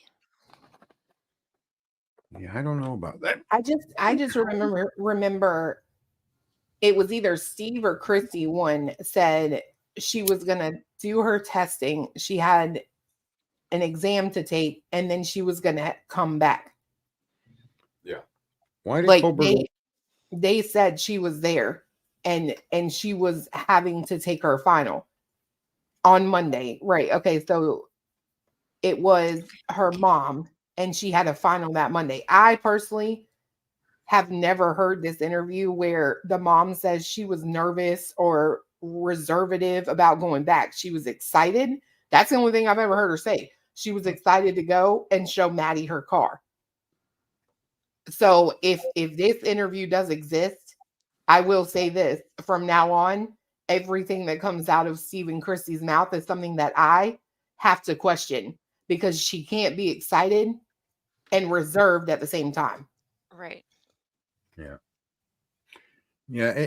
And again, I try to stay away from any of those statements made in the public or statements or conclusions we've made publicly amongst ourselves, because that opens up a box of what you're pointing out, Clue. You can't verify it because these people have spoken twice. It's like the folks that join these streams and they come in under the premise of having third-party information, right? And you don't know, there's no verification of it. They could say whatever the hell they want to say, like that one woman Dot that came around. Well, I And got to a better current example. The lawyer in the Kansas City 3 case. there you go. Yeah. Look Look at how he's much all over. drama has been created just because of his small variances in some cases of what he stated. It's, yeah, without the facts and looking solely at the facts, it's hard to paint a clear picture. And we clearly know his motive is to isolate his client from any culpability, right? And in the midst of doing that, the guy can't even take notes to read from, because that's what I would do as a professional lawyer, and I was representing somebody and trying and then coming to the media. There'd be questions I would tell him, you can ask these questions and that's it, and I'd have the answers in my lap just to make sure I didn't wander astray. Whoever that lawyer is, he should go be a used car salesman somewhere. And as it applies back to Christy and Steve and things that they say, I mean, they're going to be emotional, whether they present themselves as such or not. And whatever they say in the context of what they say has to be considered, or their emotional state at that moment's got to be considered in terms of viewing the context of what they say. Right. So, yeah. And we don't know. We look at it's also this is a possible, but what we can say for sure is we don't know what process, if any, was applied to Bethany and Dylan. We don't know if they were swabbed. We don't know if they were searched for external wounds. We don't know, because it's never been given to us. So anything we say to that is an assumption.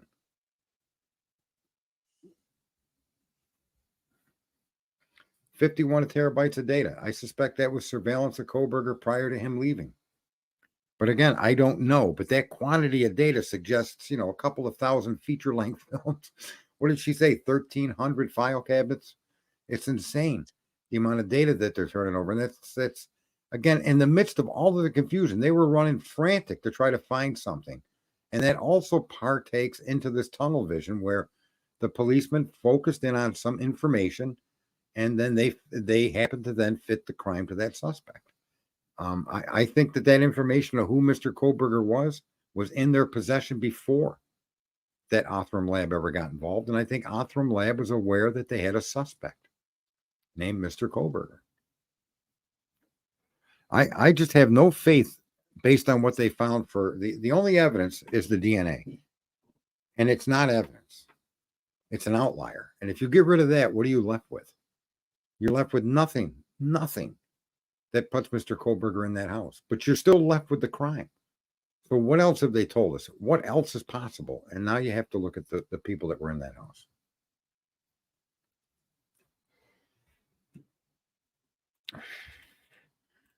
I don't know. I know if it was me, not Dylan there, I'd have been running the gambit. If it was Cletus, if it was Dago, or anybody in the chat room that's male, there's no way you wouldn't have had a 9 to 5 interview, if not longer. I'm still working on this. I know. I figured Dago, but someone said it was the interview where Christy also talks about the formal Kaylee went to as Dylan's +1.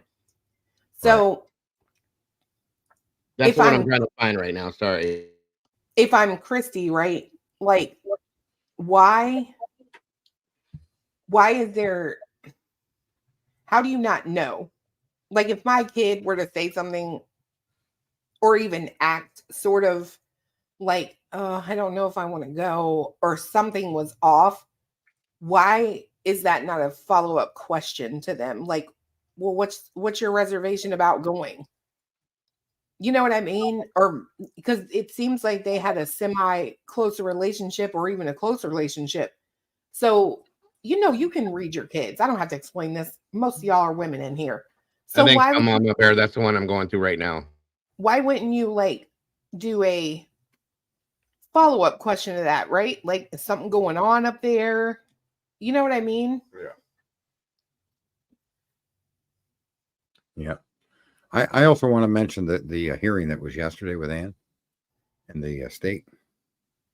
She said this numerous times, and I think it solidifies that the information on the car is accurate.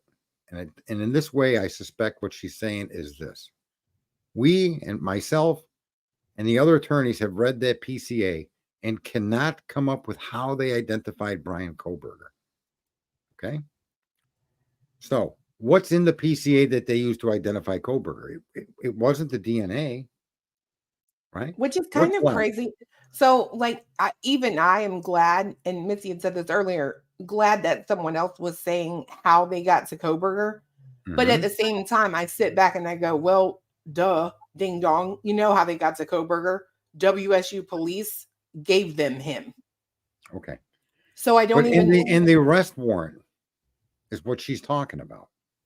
She's saying that they keep reading the PCA, and multiple attorneys have read it, and there's nothing in there that indicates to them how they could have decided Mr. Koberger was involved. And the reason I think she's saying that is because Ann knows that the car that was identified to the public was in fact the car that was in the neighborhood. 11 to be fair, so I'm always just about facts and what I read. That's like somebody saying to me, I don't know how they figured Karen Reed was guilty after reading that PCA. But she's a lot of attorney. Well, it almost makes me question her as an attorney. Like, sorry, Ann, if you're listening, but truth is truth. Like, if you can't read that PCA and see the steps that they took that sort of pointed to your client, then you're probably as much of a ding dong as I am when I say that too. Right? Like, I mean, I don't agree with that at all. I mean, I don't agree with that. I mean, you're saying that a cop told them about that car. I think that's what got them onto them. But what she's saying is specific. She's very specific that when you take the PCA in isolation. But I understand that. But here's the part that she, I think, is leaving out of her brain at the same time. They use something called IgG. If they waited until the results came back, the timing is 150,000% in line. 4 to 6 weeks. 4 to 6 weeks. In the PCA, when you read the description of Koberger's involvement, it's about a car and cell phone pings to propensity of it. Okay.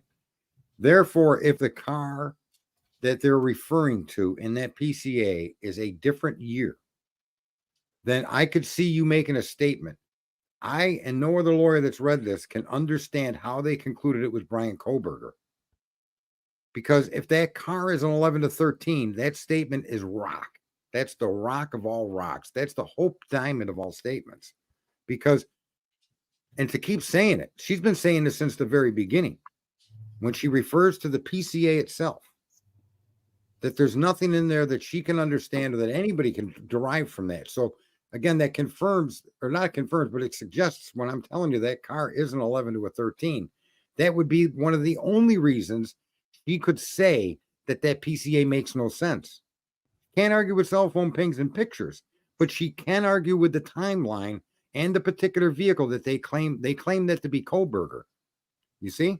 And she could be saying, without coming out to the public and saying, people, they identified the 13 while in that area. She's not saying that out loud, but I believe that's what she's saying. We can't understand how they came to Koberger with the information in that PCA. Now, someone's saying it's not how she meant it. So go ahead, Jess.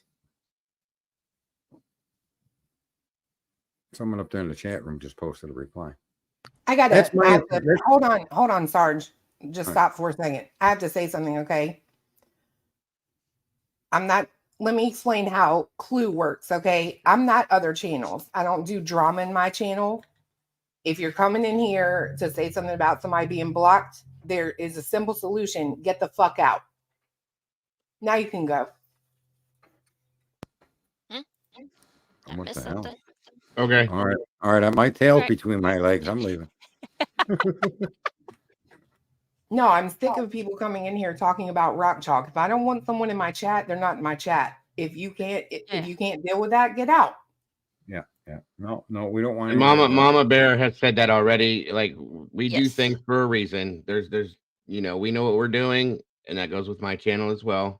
Both of our channels are linked right now. That's why she did that, folks.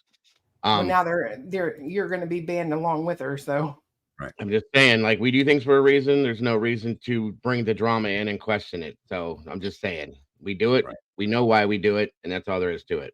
It's true crime, not true drama. Like, for real. Like, grow up. You guys are like 50 some years old. My God, I'm younger than you, and I'm smarter. Get a grip. Oh boy. Ego. Let go of my ego, my ego. Wow. Okay, I got a question because I know that at some point I was told that one of that, I think this was initially the interview with Olivia in the early days of this, and I think I had heard one of those or a couple of those interviews were taken down, and then Olivia put back up the documentary that she did, which was the full interview with the Gonsalves family. So I don't know if it was replaced with that or if I just can't find it because I've been looking like crazy and I cannot find it. I know I watched it. Wait a minute. Be right back. Sorry. All right. Well, that was a good. I don't mean to be interruption. weird. Sorry about that. I forget what I was talking about. I was so terrible. You were saying, I know you were. I'll help you, Sarge. You were like Dago is like the most amazing creator I've ever seen in my life. Oh yeah, that's right. Remember? Yeah, that's where it was going. You know, and that's true because he brings people up on panel that make the show so good. Oh my gosh. See, and the one laughing is the one I'm referring to, Mama Bear. So let me ask Yeah, you you guys. haters. Guess what, Mama Bear? Guess who made that particular avatar for me? Hold on. I want you to grab a hold. Cletus, Clue, if you would help me. One of you grab an arm. I'll grab the arm. Cletus, grab his feet, and let's pull his lips as far away from her ass as we can, okay? Right. Good luck. Oh, but it was so warm and cuddly. So I was going to say, Mama Bear, it was the cohorts in this room that made me that merit badge. Wasn't that mean? Come on, I got no allies here, Mama Bear. Clue, I did need you to get know an email? something. Did you get an email for that video? Well, that's what I'm trying to ask people. Is this the interview where she's there with Olivia and the aunt? Because I have that one. If you want to, well, it might be. I can't remember because it was way, way back. If you want to scan it or tell me the name of it and I'll pull it up and scan it. Yeah, here. Well, maybe. Or you could throw it in the chat real quick, the private chat, and then I'll pull it up that way and scan it. All right, while you guys are doing that, I'm gonna say this. Also, folks, another solidification to the identification of the car being correct the first time is that when they did get the chance to search Mr. Koberger's car, we're told that there was no DNA of the victims present and no way to explain its absence. So that's telling you that that car was clean, but it wasn't clean because somebody cleaned it with bleach or other chemicals. Her statement is very clear. No DNA to the victims, no reason to explain why there's no DNA. And Hold on, Sarge. Hold on, Sarge, real quick, if you don't mind. I'm sorry. See, Salty, it's the video where they did the interview with Gonsalves family, and they were talking about the weekend that Christy was talking about, the weekend that they Dylan called Kaylee to ask her to come back for the whole thing they were having. That's So the video. They're saying it's the one on Chronicles of Olivia. And I'm looking for that one. That's the one I'm reviewing now. And then the Enton one as well, because I got them confused sometimes. Wait a minute. What? Cluminati, what? Why, Dago? Not good for your panel. Huh? What? Who's that? Idaho University? I don't understand what this means.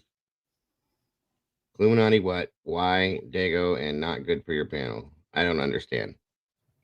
Are they Probably about what was just said. Because we're tired of people bringing this mess in here on both channels, folks. That's all. Yeah, oh my God! I told him. Well, I'm not able to see the.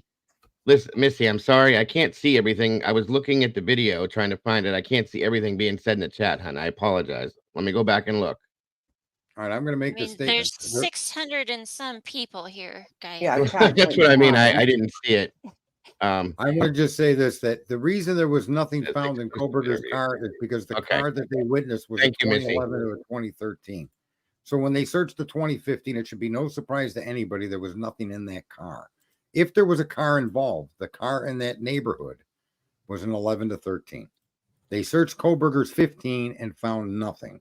Shocker. Oh, did someone email it to me? Is that what you were saying? Jesus, fix it. I'm so stupid. Hold on, Dago.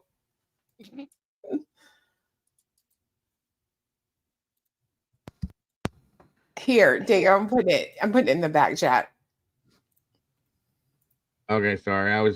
I found the one and I was getting through it, but this will be easier. Thank you. Thanks, Chief. Thank you very much. Kaboom. Yeah, that's the one I'm scanning right now. Mama Bear, thank you as well. Okay, you're welcome. And this is going to show us what? You guys are scanning it to find that particular bit of information, I take it. Where she said that she was hesitant or whatever the word was To about coming back. go. Yeah. The finals. Coming back for the final. She had to come back. I think that was what they were looking to find. And I've never heard that before until Clue had told me that last night. I haven't heard it at all. So I really want to hear this because people have been telling me that for a while. And I'm like, I'm the type of person until I see it, right, or look into it, I can't completely buy into it. So I really want to see it. Right. You had brought that up last night when I was saying that when I came to the crime of whatever the hell whatever I said the crime of passion. Yeah, and I had mentioned that Dylan had in fact directly invited Kaylee back that weekend for that. You said no, she had to come back anyway for finals. Well, because here's the thing, right? For me, if that's true and she said that, in my mind, that can almost completely change a few things for me. Because if that's true and she said that, then it stands to reason that either she had a problem with someone in that house or someone associated somehow with her group, if that makes any sense. Right. And someone within that circle. Yep. I'm curious to know that as well as the fact that she had to come back, whether she was invited to be a first or not. Well, like Ariani said, she didn't have to come back that weekend. She could have come back like on Tuesday Sunday. and done her, Right. Or on a Tuesday and done her finals and drove home. Right. She didn't even have to stay because Coeur d'Alene is like an hour and a half, I think, away. So that was part of in the private chats that we have. That was part of where I had brought that into the fold and making the point that invite and a crime of passion may have some type of ancillary connection, jealousy, something to that effect. Yeah, Lady Di just said something about the trash being full within that most recent interview. And it's really weird that they didn't say more about how good did they investigate it. It seemed like it kind of went to like a personal, like it was kind of cool to see because that little squeezy packet of applesauce was in there. And it's like, I kind of feel like it would be, as a parent, I would at that point just start questioning everything. How many videos did we see of the trash can out by the back slider door that was never rifled through? It was left there. It wasn't picked up and taken in. It should have been. Well, heck, they let the regular trash be picked up and there's like pictures of them sorting through it at the dump. Yeah. And the whole handling of the crime scene is, again, where it comes down to that tunnel vision. To me, it's like they're trying to build and surround him with something because they believe it, not because they have facts to support it. There is no simple fact that shows Mr. Kohlberger in that home. And that's a problem for the prosecution. But worse it's for the victim and for Brian. They're the ones that are catching all the damage for this. Sorry, Dago. Where'd he go? For what? I just said thank you, Chief. Oh, I'm sorry. Yeah, this is the case that's driving us all crazy. So I think it's long past the time that we look at other potential issues that could, or suspects even, that could have involvement with the crime. They had access. They had immediate access in relation to what they're telling us actually happened. And I think it's unfair for us not to at least consider and keep in the back of our mind, because no surprises, right? How this all lays out in the end.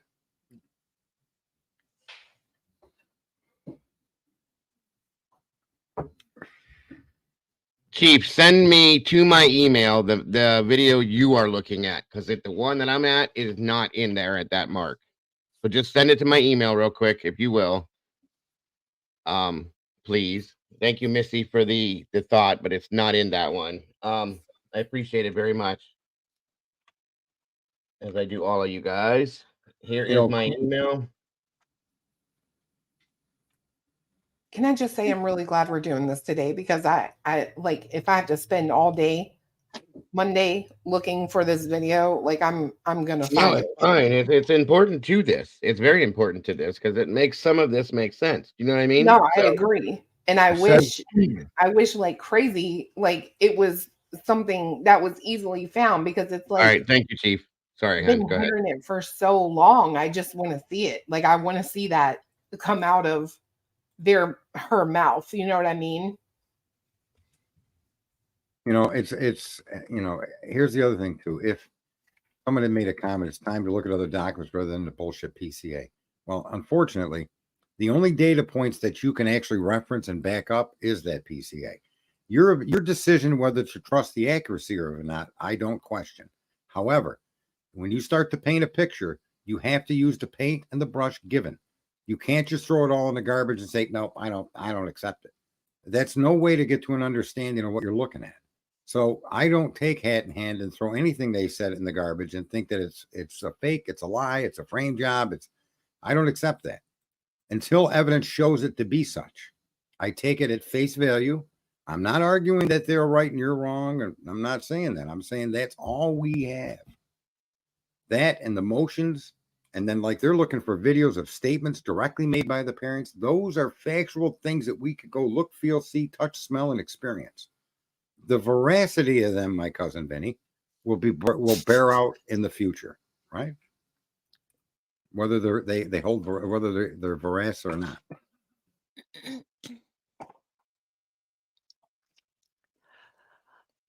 So you guys are kicking it. Both of you's got about, I can't see both sides. Yeah, I can. Yeah, you're together. You're probably up over about 700 viewers. Pretty awesome. And nobody has gotten mad or angry and taken shots at each other. That's also awesome. Mm-hmm. I just took a shot at some trolls, but I guess that doesn't count. You mean between the panel? Not even just the panel, in the chat room. I don't see people. Yeah, I mean, everybody's for the most part getting along. I'm very appreciative of that too, by the way. You guys are amazing. Yeah, very good group. I did get it. What? Dago? He was telling Chief he got the email. Oh, I couldn't even understand him. That's crazy. Nobody listens to me ever. Okay, all right. So we have I'm just gonna look myself. All right, here we go. I got it. Are you ready? Oh, okay. All of that work I did, you was about to leave and go look? Right. I just, and you want to know what's crazy? I literally asked like 30 minutes ago if this was the interview at then, and everybody was telling me no. Yeah. No, it's all good. It's all good. It's important. That's why I wanted to do this. So, all right, hold on. There we go. No, Lady Di. No. What? No, please keep everything. I want to say right now, you guys are amazing. Everybody in chat, you're doing amazing today. I love it. I appreciate you all so very much for being respectful to each other, to the panel, to me, Mama Bear. I especially am grateful to the people in the chat I don't care room. if you're nice as Sarge, so it doesn't matter. I took a chance of putting this forward where no one else has ever tried to put it forward in this way. It's been very respectful. Very respectful, even in disagreement. Everything has been awesome. Yes. Thank you all for that. Sarge, thank you for even coming up to do this too. So, all right, guys, here we go. Listen close.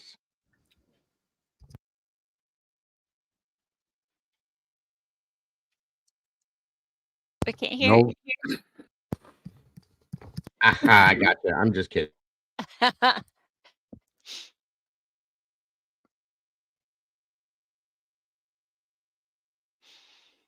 No volume.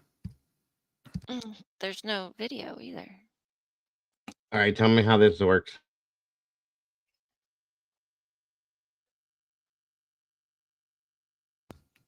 No volume. Still no sound. Is it muted down there on the little speaker? Haha, looky there. Volume.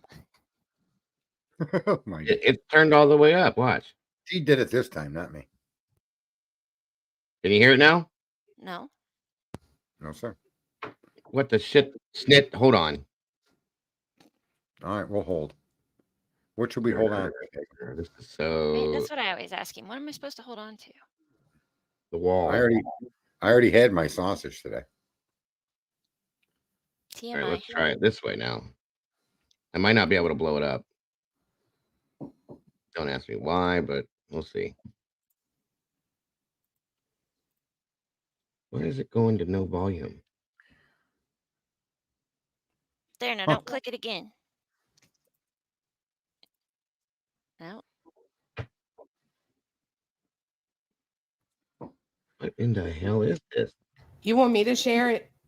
Yeah, please. Go ahead. If you have one, go for it. See what happens. I don't know why the volume's not working on it.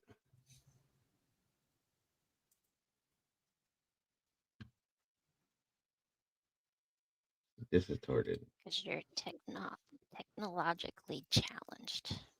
What the hell? We'll see if it'll work. I put it in the thing. Well, this is working now, but it seems like when I Oh. share it, it stops working. That's weird. Well, we'll see if this one will work. I think It Modern stops as soon as I times, share it. It stops working. All right, I'll just pull yours up and see what happens then. Sorry about all the technical stuff, folks. All right, go ahead. Brand new Range Rover, and she contemplated all day long back and forth whether she should go home, and because she just really wanted to show it to Maddie, Back it up a little bit, you know, please. and some other friends and whatnot. And she's just like, so it's going to feel different. empty.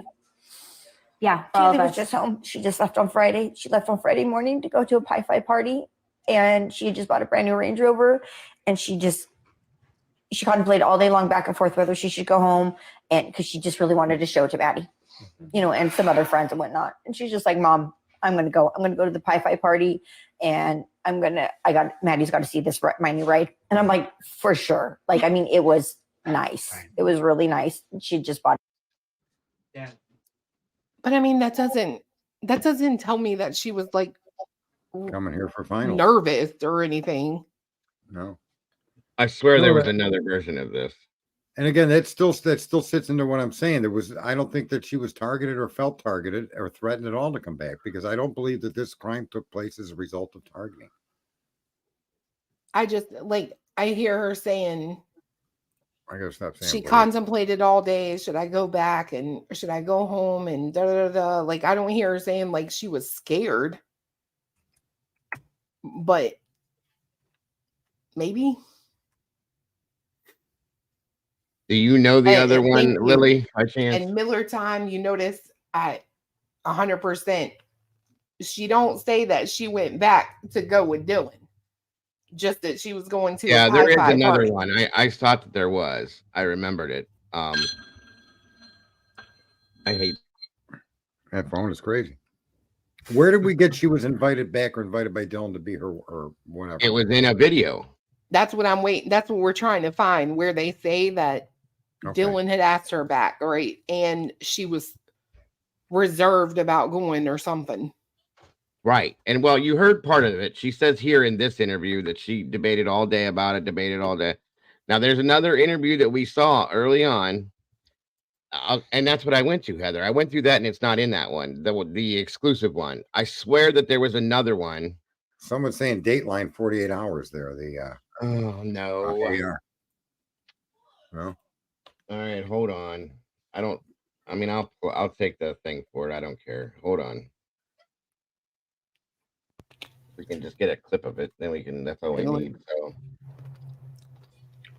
Yeah, and on the other end, if Kohlberger is the perp, then he's he ranks up there with some of the dumbest perps, driving around a neighborhood like that and not being able to find a place to park and going in and out, lollygagging, and then getting in there and doing the most professional crime possible in under 8 minutes and getting back in his vehicle and leaving. It just seems a stretch that behavior before would be part of the plan, and then even turning off the phone is ridiculous on its face when you consider, most criminals turn their phone off to hide their location. Yeah, but this guy you're claiming is the commit the perfect crime. Why didn't he leave at home so we can always argue he was at home the whole night? Right? I mean, what kind of a And he perfect takes the crime planner? sheath with him. And he takes a and leaves knife it in a behind. sheath with him, right? And he goes into the house holding the knife in the sheath.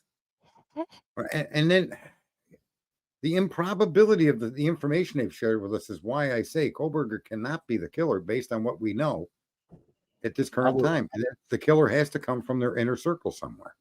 I will give you this. I think what you're laying out it seems a lot more likely than my theory and the way that I get to my theory of trying to pull off the perfect crime, right? Because I do agree in my theory about trying to pull off the perfect crime based on the fact, not just a perfect crime and not get caught, but pull off the perfect crime to not be able to be convicted.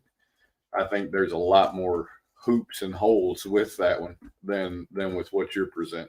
So, I mean, right. Well, he would have to be bait. He would have to be using himself as bait at the same time, but creating a situation where he couldn't be nailed for it, right? That's what I'm trying to tell y'all. Well, and my it's point, possible. My point is this, right? If you're in a courtroom, and I'm like I've said a lot, I'll try to look at things as if I were a juror and you're presenting this to me. What problems do I see with it, right? And I think you would be a lot more likely to convince me of what you're presenting than anything that I've thought of, for sure. So well, that's can I just say, who's your daddy now?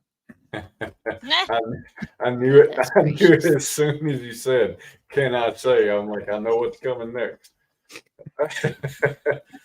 You got me. Timing is everything. Oh man. Yeah, there's some air between my ears. I admit it. So have we gotten any progress on these videos? No, they're working diligently, which is awesome. In the middle of the stream, they're actually taking time to go figure something out. Can't beat that, man. That's coming with the facts. Like I really want to know where this is. I want to know who said it because it's. Rachel said, "Can I send the video or the comment about the invite?" Yeah, Rachel, that's what they're digging for, big time.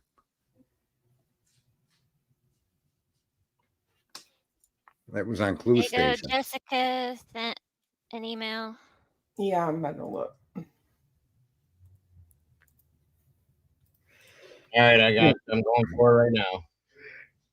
Thank you, everybody that is helping with this. This should not be this hard, but there's so much of this out there, guys. That's why it's so hard to go back to the exact one.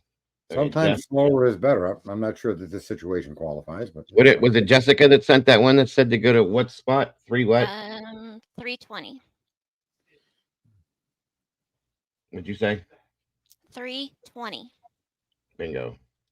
Okay, hopefully be right with you. I don't know. I could have came up with something crazy like our grandfather clock did it all, but I didn't. I hear those things are dangerous. I'm just saying. Well, there was a murder by grandfather clock on Reddit not too long ago. Oh, I totally wish I could play my sound clips right now. Yeah, there was a book too. I noticed about the grandfather clock killings. I forget. I saw it the other day. That's awesome. Yeah. Hey, imagine Big Ben, the amount of people he could take out. Right. What the heck? Let me see. Oh, that's Clue. So I keep jumping back. I don't know what the hell's. Okay, this has some of that. It doesn't give the other part, but it does give a little bit as to what we were talking about. 1 second. So they loved U of I. They had a great experience there. They did. For those. Same week, went down there. Yep. They were just inseparable. Kaylee was either over there or Maddie was at our place. So they had the best of both worlds. They did high school all together, graduated, and picked the same school. Yep. They both went down there and they rushed in the same week, went down there. Yep. And they wanted to get in the same one together, but I don't know how it worked out, but they ended up going separate ways. And they were, so sad. I'll never forget that day, and they were so sad. And you know, they were happy where they wound up and whatnot, but they weren't together in the same house. And it wound up being the absolute best thing for them, you know, for their friendship. So they loved U of I. They had a great experience they there did. for those Yeah. first 3 years. They really enjoyed it. Yeah. Yeah. Kayla was pretty much graduated. She just did her finals on Monday, and that was her last class. Or that would have been her last Would have class. been her last class on Monday. Yes. There you go. And she was coming back on Tuesday. What do you want people to know about these girls? Okay, there you go. There's solidification of what you said. All right, well, there's that part of it. I'm still looking for the part where she says that Dylan had asked her to come back. I know I watched it in the interview, so one moment. So it sounds that she took the opportunity to go back to be the first because she had to be there Monday anyway. So she went and spent Plus the last one, week. yeah. Yeah, I keep calling it first. I'm sorry, folks. I got All right. Yeah. And now you're gonna find where we can confirm that she was a +1. That's Yep. what I'm looking for now. Everybody else, thank you guys are amazing for finding these things. Is it What do we video I say? sent? So Chief said it's in the video that he sent or she sent. I don't know if that's Chief or Chef. It doesn't say, it doesn't actually say, it was early interviews too, Missy, very early. It doesn't say Dylan contacted her and asked her to come back to be her +1. That's what I was trying to find where that was. I don't think that's in there, Chief.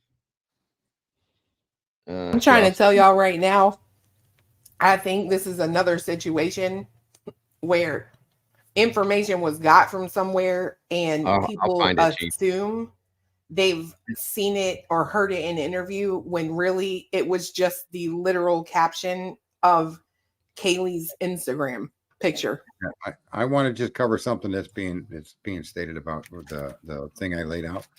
If there was a fight, did they use sign language? Well, I'm not going to reply to you in a snippet way like that, but I'm going to say that of course Zaina heard the fight. And that screaming and yelling and that hollering in that fight may have been what put Zaina out of her room. She was also going for a DoorDash at that same time. Well, remember? I'm not bringing in the DoorDash, but I'm going to address this person's statement. Of course, Zaina probably heard that. And that may, in fact, be one of the reasons that brought her out of her room where she confronted Dylan and then was ran back into her room. And in fact, she may have been coincidentally in the mix of seeing Dylan come down those stairs, okay, or during the DoorDash. The DoorDash brought her out as a bad timing. So the idea that there was no screaming or that Zaina didn't hear it never came from my lips. And please, you don't need to be snippy like that and say, oh, did they use sign language? Really? I mean, based on the things that I say and the things I put together, am I that stupid to assume that people would use sign language in the midst of a horrific crime? Oh, you're lucky if you're on Dago's channel. If it were mine, I'd kick you out of here.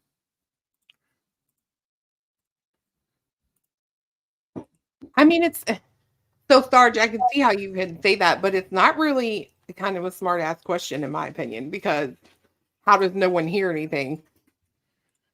No, that's what I'm saying, though. But I mean, so Zaina and Ethan, I said that when I was telling it. Zaina came out of her room, whether it be because of the fight, the noise, and was put in a position where she saw Dylan, and that's why it continued. And those two weren't targets. It was more of the same from what just happened upstairs. Yeah. Right. Okay. So to suggest that I would mean that they were the sign language comment was out of line. Let me just point that out. Oh, hold on. Is that you said Dylan mentioned it in the eulogy memorial? Oh, there you go.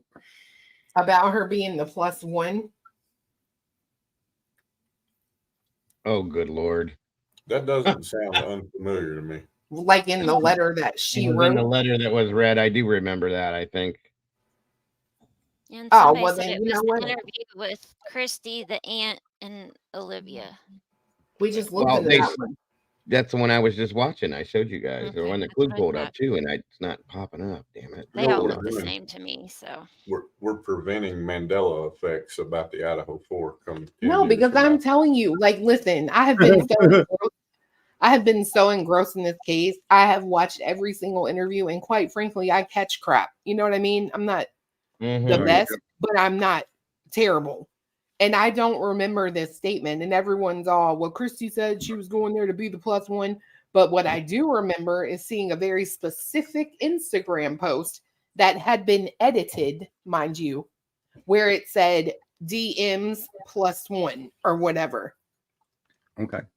Mind you, it was edited. If y'all see where I'm going with that. If not, Yeah, I can meaning leave that it out. it's just another rumor. No. It means the person who made the post edited that post. To Does that say make what it sense? said. Yep. Right. Okay.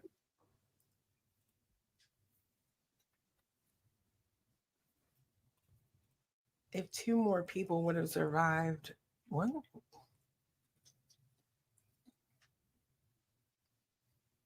If only 2, so say 4 people survived, do you think Brian would still be the guy, or would there be more suspects?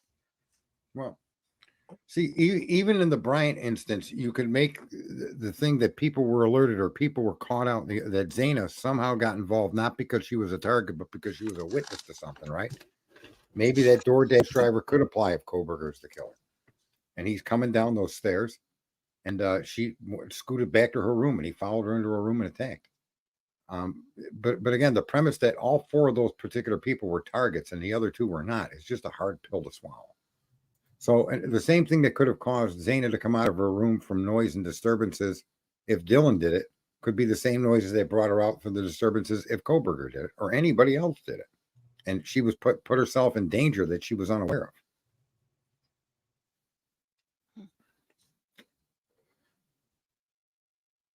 Dylan posted she was in a 3rd floor bedroom that night and deleted the post. I never saw that post.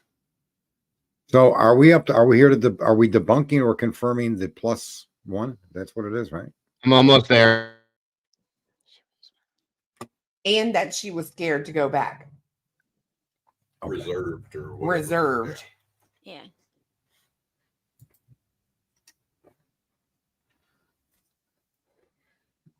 Am I being ignored because you may not like that channel? I don't know what Idaho University is referring to. Idaho, I don't know what. It's hard to keep up with everything here. And I'm telling you to give you more. Go to the video I'm trying to guide you to, Miss Conclave's new interview. it says, just trust me, this will give you more insight. Go to the video I'm trying to guide you to. Ms. Goncalves' new interview. She had a new interview? They just gave one the other day. Yeah. And that's where they shared that, unfortunately, Kaylee was found sitting slumped over. Yeah. From Dylan and one from Bethany. This is from Dylan Mortensen. To Xana and Ethan, the 2 best friends but perfect pair together.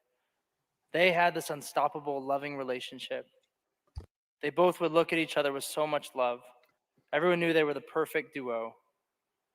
They both had this fun, passionate, crazy, but good energy. They both were the kind of people who cared about everyone and would help anyone. Xana was the life of the party. If she was there, it was going to be great.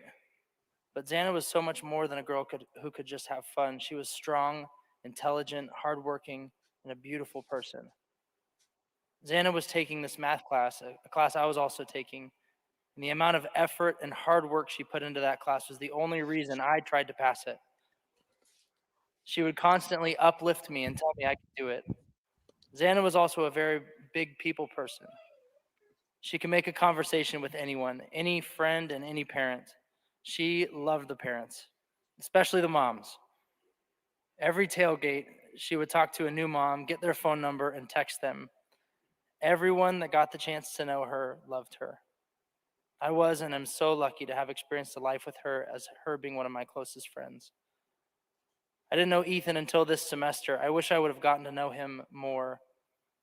He was so sweet and loving to Xana. Xana was like his whole world, and you could see it in him. While Ethan was like a friend, he was also like an older brother to me. I got to experience what an older brother would be like.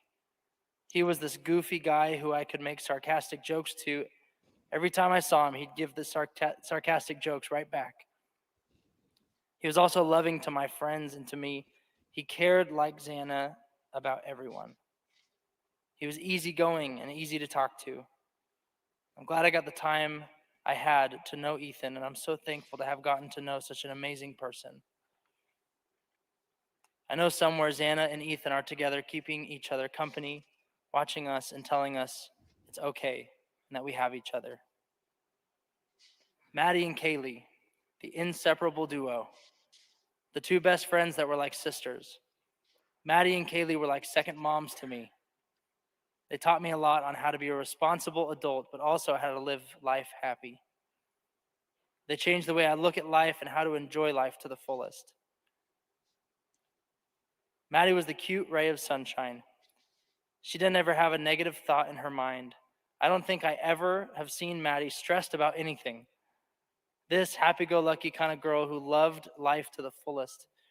I got to know Maddie last year and loved her when I met her. And then I got the chance to get closer with her this year. I'm so lucky to have gotten to experience life with her in it. She had this passionate love for everyone. Everyone who knew her got to feel her love. She was so compassionate to everyone and wanted everyone to be happy.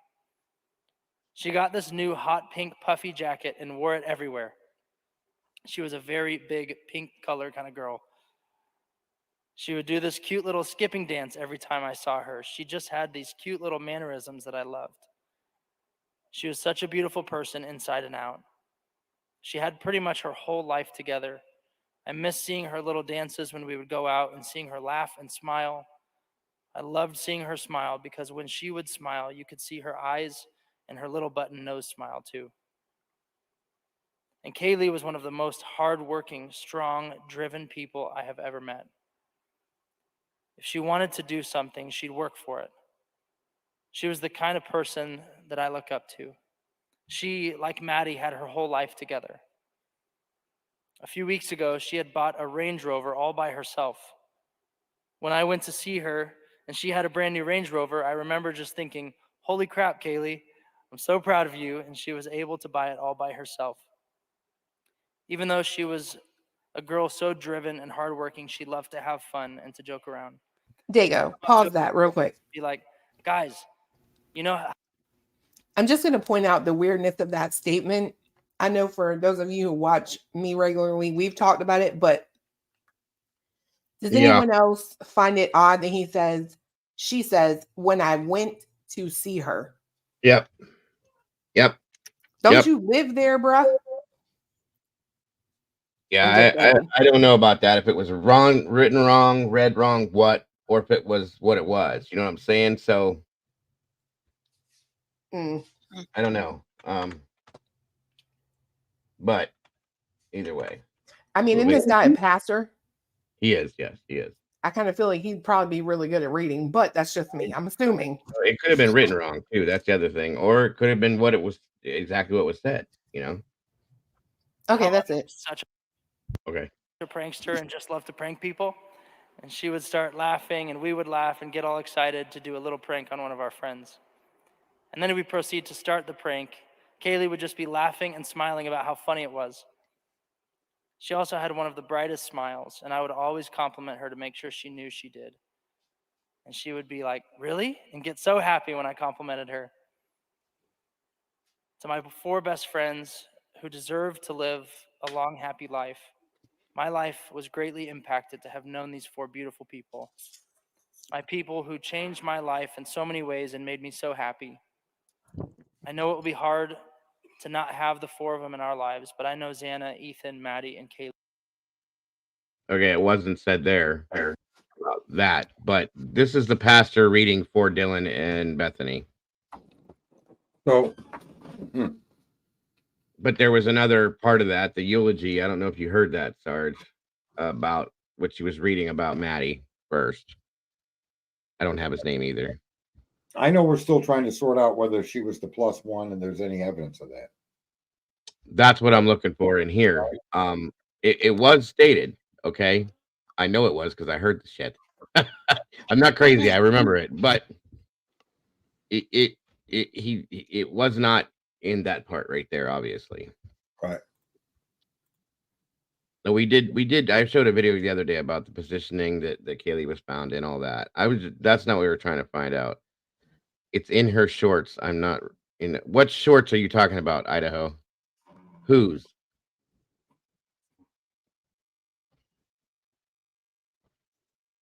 I knew I should have like downloaded these and organized them and filed them and logged them and all that. Prior proper planning prevents poor performance. The 7 P's of success. Huh. Cletus, enough of that laughing. That wasn't him. I know it wasn't. He's in the background though, holding it in. My memorial show from November 13th, J-Lord. The one I played was I played this video, and then I played some other clips from other things that were going on for that. So this is the eulogy that he gave, and I haven't heard him say it in here yet, other than like when he's talking about the +1 was one of her mom's very first interview. That's what I thought, Jamie. That's my thought, and I just can't. I thought it was with Olivia from Chronicles of Olivia. Oh, thanks, J-Lord, for the heads up. And But I just don't Linda think. says it's Brian Enton interview. What'd you say? Linda said it was on Brian Enton interview. Good Lord. Right. It shouldn't be this hard. Hold on a minute, guys. The full one was on that show. Okay. Not touching it. Was on a Brian Enton interview. Linda Robinson. There it is. Okay. +1 Katie could go to formal. I know I heard this, guys. I know I did.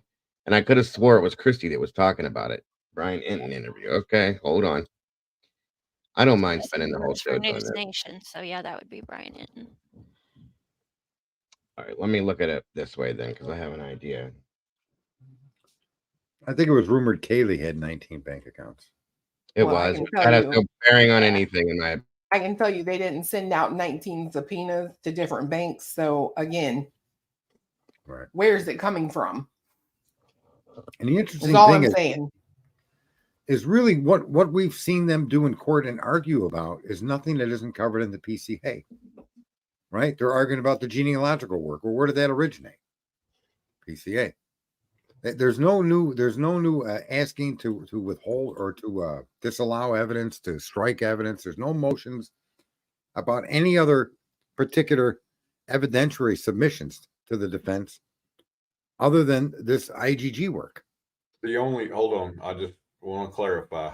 Okay. The only reference to genealogical work in the PCA is the fact that they did a paternity test comparison of the DNA they found in the trash to that of the knife sheet. That's really the only genealogical.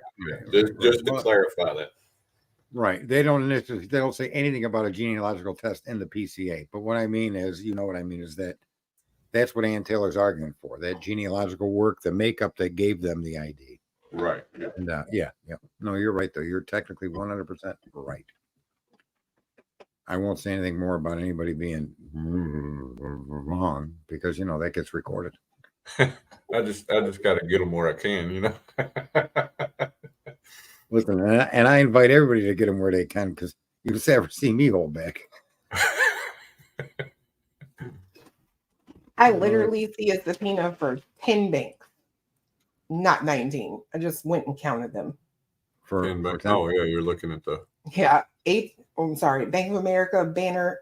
This may not even be a bank. 8 banks. I think it's 10. Discover. That's a credit card. I promise you, I know. Like, that's what's so crazy, y'all. When I was like 21, do you know how many freaking credit cards I had? I had a Victoria's Secret. I had Target. Like, y'all, like, just because they're every store that you went to, right? Just because they're subpoenaing a bank doesn't mean it's like. That makes sense. Probably not to anyone. No, it does. I mean, and there, I don't know about now, but at one time that was I'm sure it's still the case, but I just don't go into stores anymore. But everybody was pushing credit cards. Well, charge this, you get 25% off if you apply for the store card or so whatever. Hold on, Aces. I can promise you, you might need to get some more credit cards because If you have a Target credit card, guess who that credit card is issued through? It's called Target Bank. That's all I'm saying. Okay. Yeah. Like, it doesn't, like, I'm telling y'all that you have like perfect credit when you're 18. The best way to keep your credit good is to have credit cards and pay them off. Right.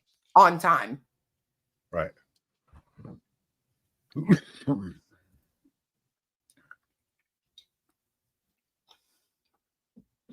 Yeah, back when I was young, there's all kinds of store credit cards. You name a store, there was a credit card for them. Penny's, Sears, everywhere. Lumber stores. I don't think Kmart had one, though, for whatever reason. Not that I'm aware of. Who remembers Kmart? I do. They just shut the one down in our town a couple I miss Kmart so bad it's not even 2 funny. years ago. I know. I loved Kmart. Okay, so I'm gonna go with Kaylee's Instagram at this point. Okay, and does anybody know where in the Instagram it is? Let's ask that question. Hold on. Because I'm in her Instagram. Someone's saying it's still up, but isn't that what you said was edited, Clue? It's right here. Okay, but I don't know where. So it should be the very last post. Right. Well, right here. That one with them two, Dylan and hold on, Sarge, Dylan and Kaylee right there. Right here? Chief said, yeah, hit it. I mean, they're both dressed for Dylan the formal right Mortensen, there. Look, right here. Dylan Mortensen's +1. And if you look down there, it says edited. Well, they're both dressed in formal wear. Okay. Is that picture for the date of the Instagram post? Yes, that's for the night of the. Where's it at? So the edited could have been a spelling correction. It may not have been an addition to the. Right. Chief said, top middle, read the caption. Right. That's the one he's on. So yeah, right here. Right here. Dylan Mortensen's +1. Right. There it is. Where does it say edited? Underneath that. Right there. Underneath. It says edited 63 weeks ago.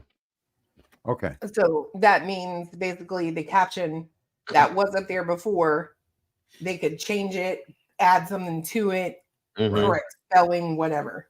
And they're both dressed. They were supposed to wear black that night, from my understanding. Okay. Whether that's true or not, I don't know. But that's what I. Good Lord, you just scared me, child. Say hi real quick. Hi, sweetheart. How are you? But that's, I'm gonna go with that, guys. It says it right there. Okay. And the edited other little. We put this together in pieces, but you know what I mean. Okay.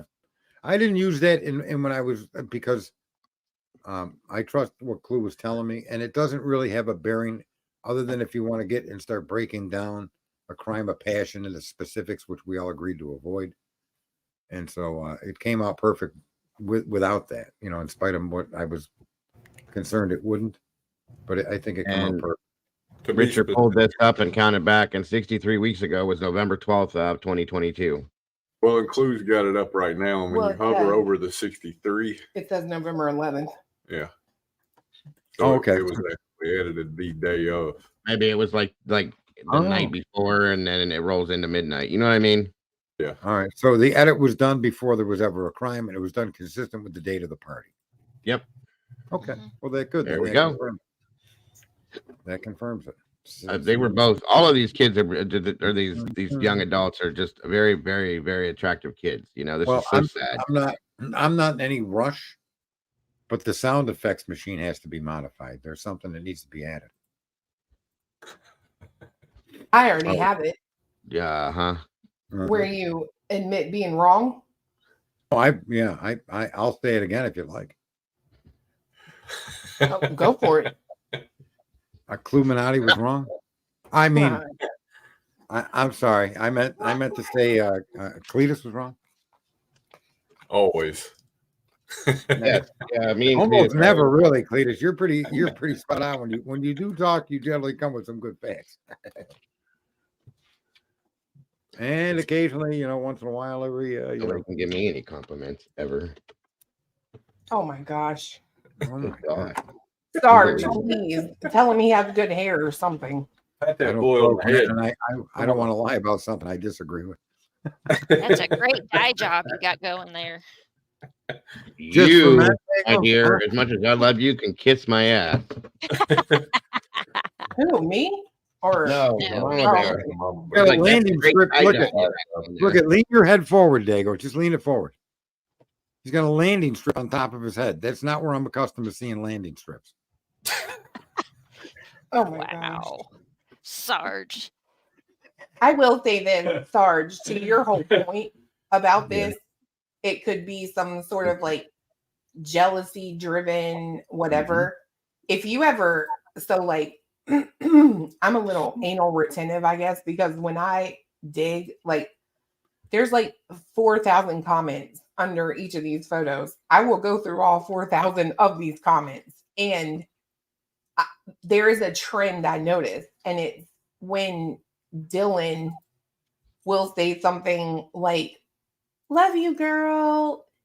Oh, so cute." Like, she doesn't get the reactions that other people do. It's Yep. just like a like and move along. You know what I mean? Yeah. We did that Yeah. months and months and months ago. We did that and noticed that too. You're absolutely right.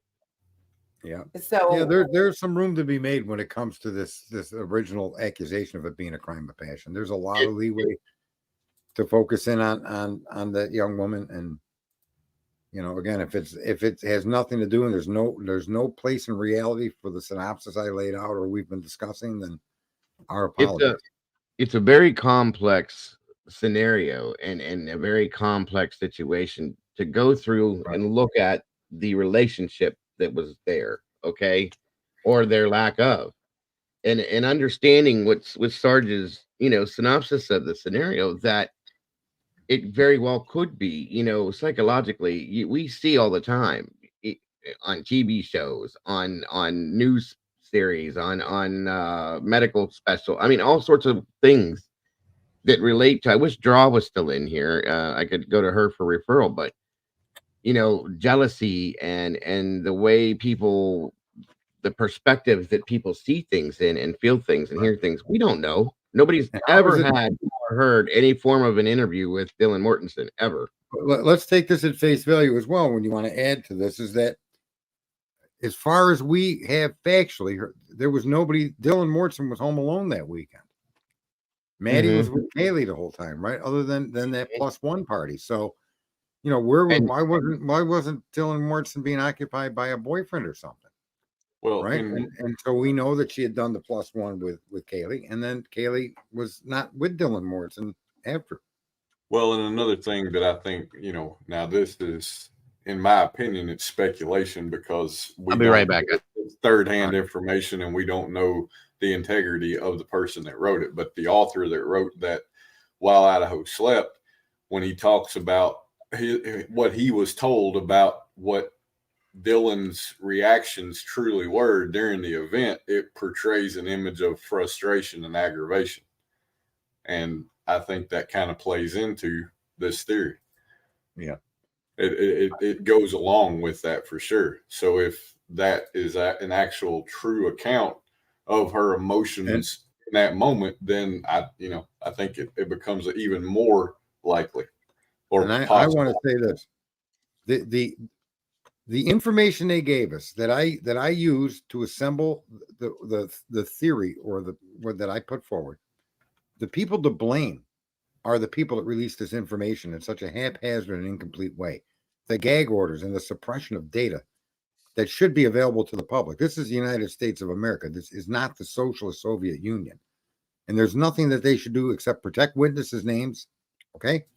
But everything else, you could release the phone call and redact the names of the people involved in that call. Not just the caller, but who it was referenced to. Okay. But show the phone call, the time it came in.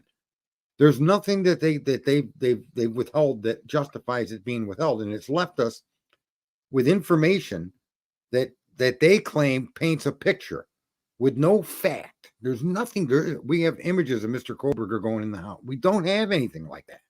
So we found a knife in his. No, we don't have that. So since they've left us with no facts connected to Koberger, those same facts are being used to paint pictures that may in fact be completely wrong or more accurate than the person they're accusing, for all we know. There's no way to know. But again, the blame rests with the state of Idaho for doing what they've done with this case. Not anybody that's questioned the people that are involved in it.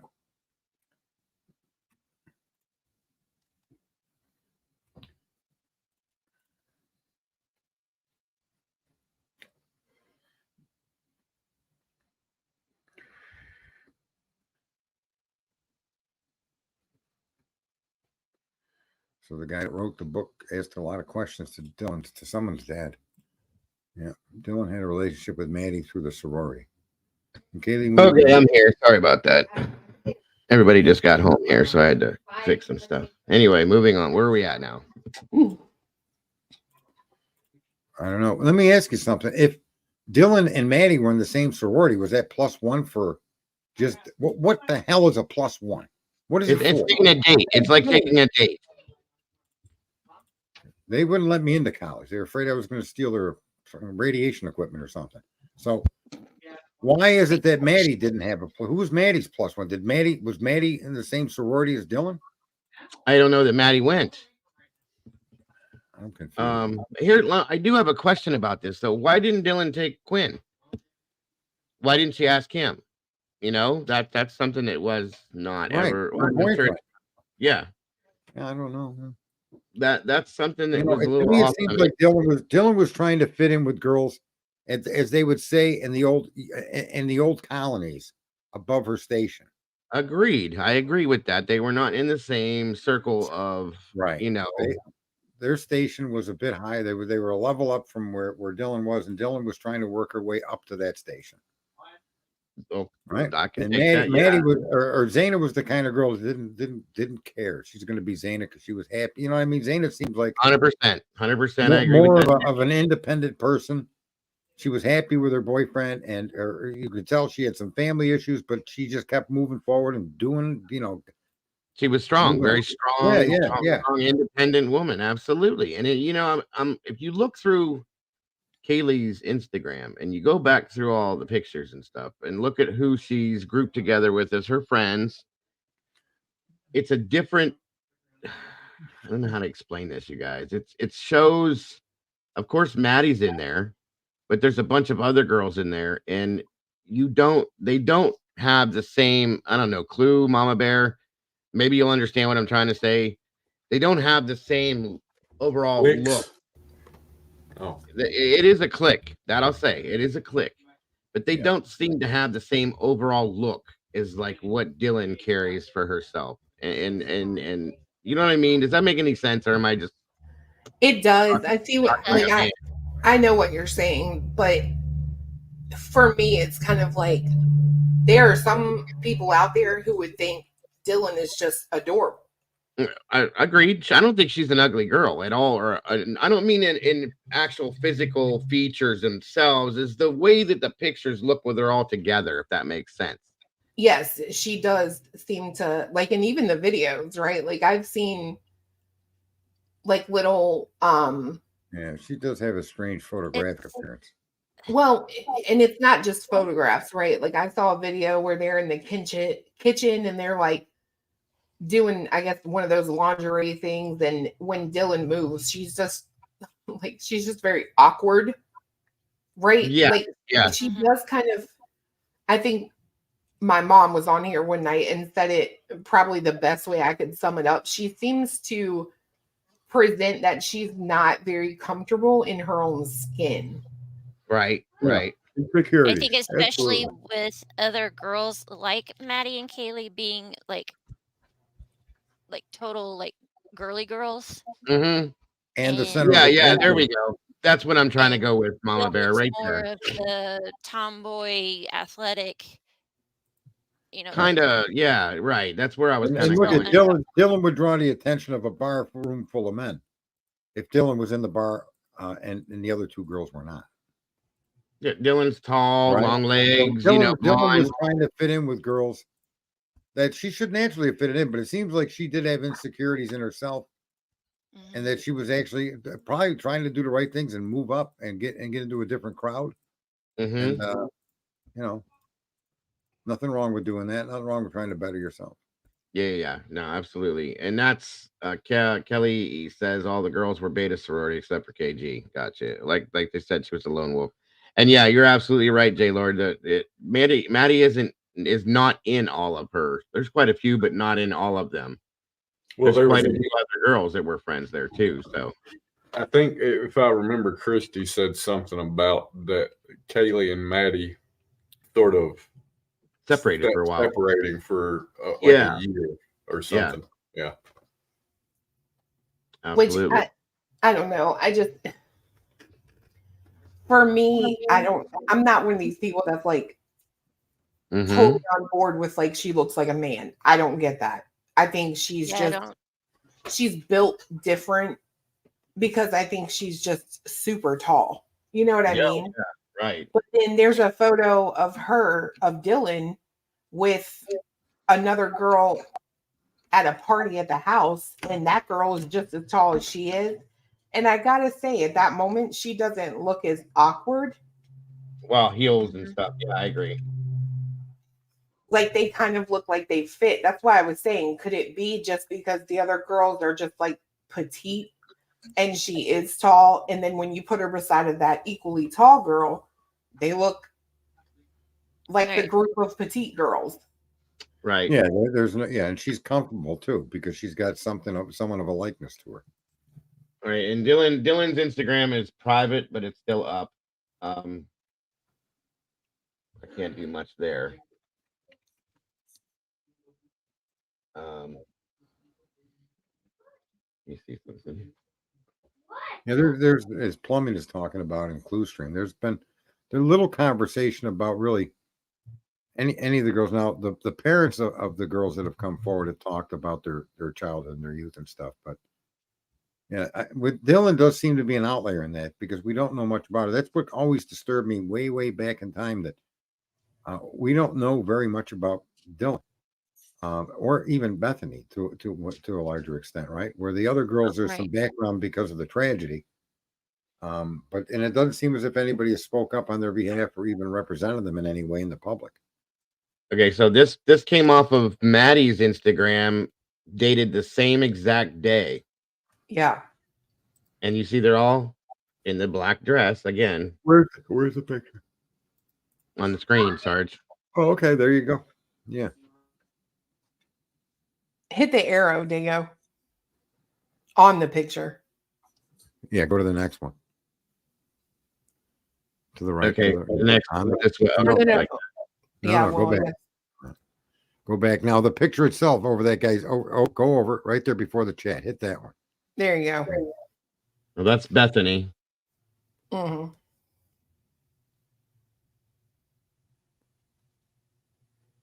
So she was going to a separate party or the same party because they're dressed in different colors. Well, they're in the same fraternity or same sorority, so I'm assuming. I think the colors. I think it was called a black and white party, wasn't it? So there it is. She's wearing white. These ones are wearing black. So. And that's Maddie and Bethany, and that's Maddie and Dylan. No, this is Maddie and Dylan. This is Maddie and Bethany. You're right. Okay. I think that's what it's called, right, guys? Black and white party or white, something like that. That sounds black and white event or something. Yeah, that sounds right. I do believe that. What college did you go to there, Cletus? Same one I went to. I went to one that's no longer in existence, and I went to one online. Oh, Trump University. Hey, Doodle. What's up, Doodle? Thank you for joining us, dear. Heather Fitzgerald, good to see you. Sorry I didn't acknowledge earlier. Everybody else that I have not acknowledged, thank you so much for joining us. And that goes for the other side, Cluminati's channel as well. It's appreciative. Jessica said she said email has it in it at around 3:20.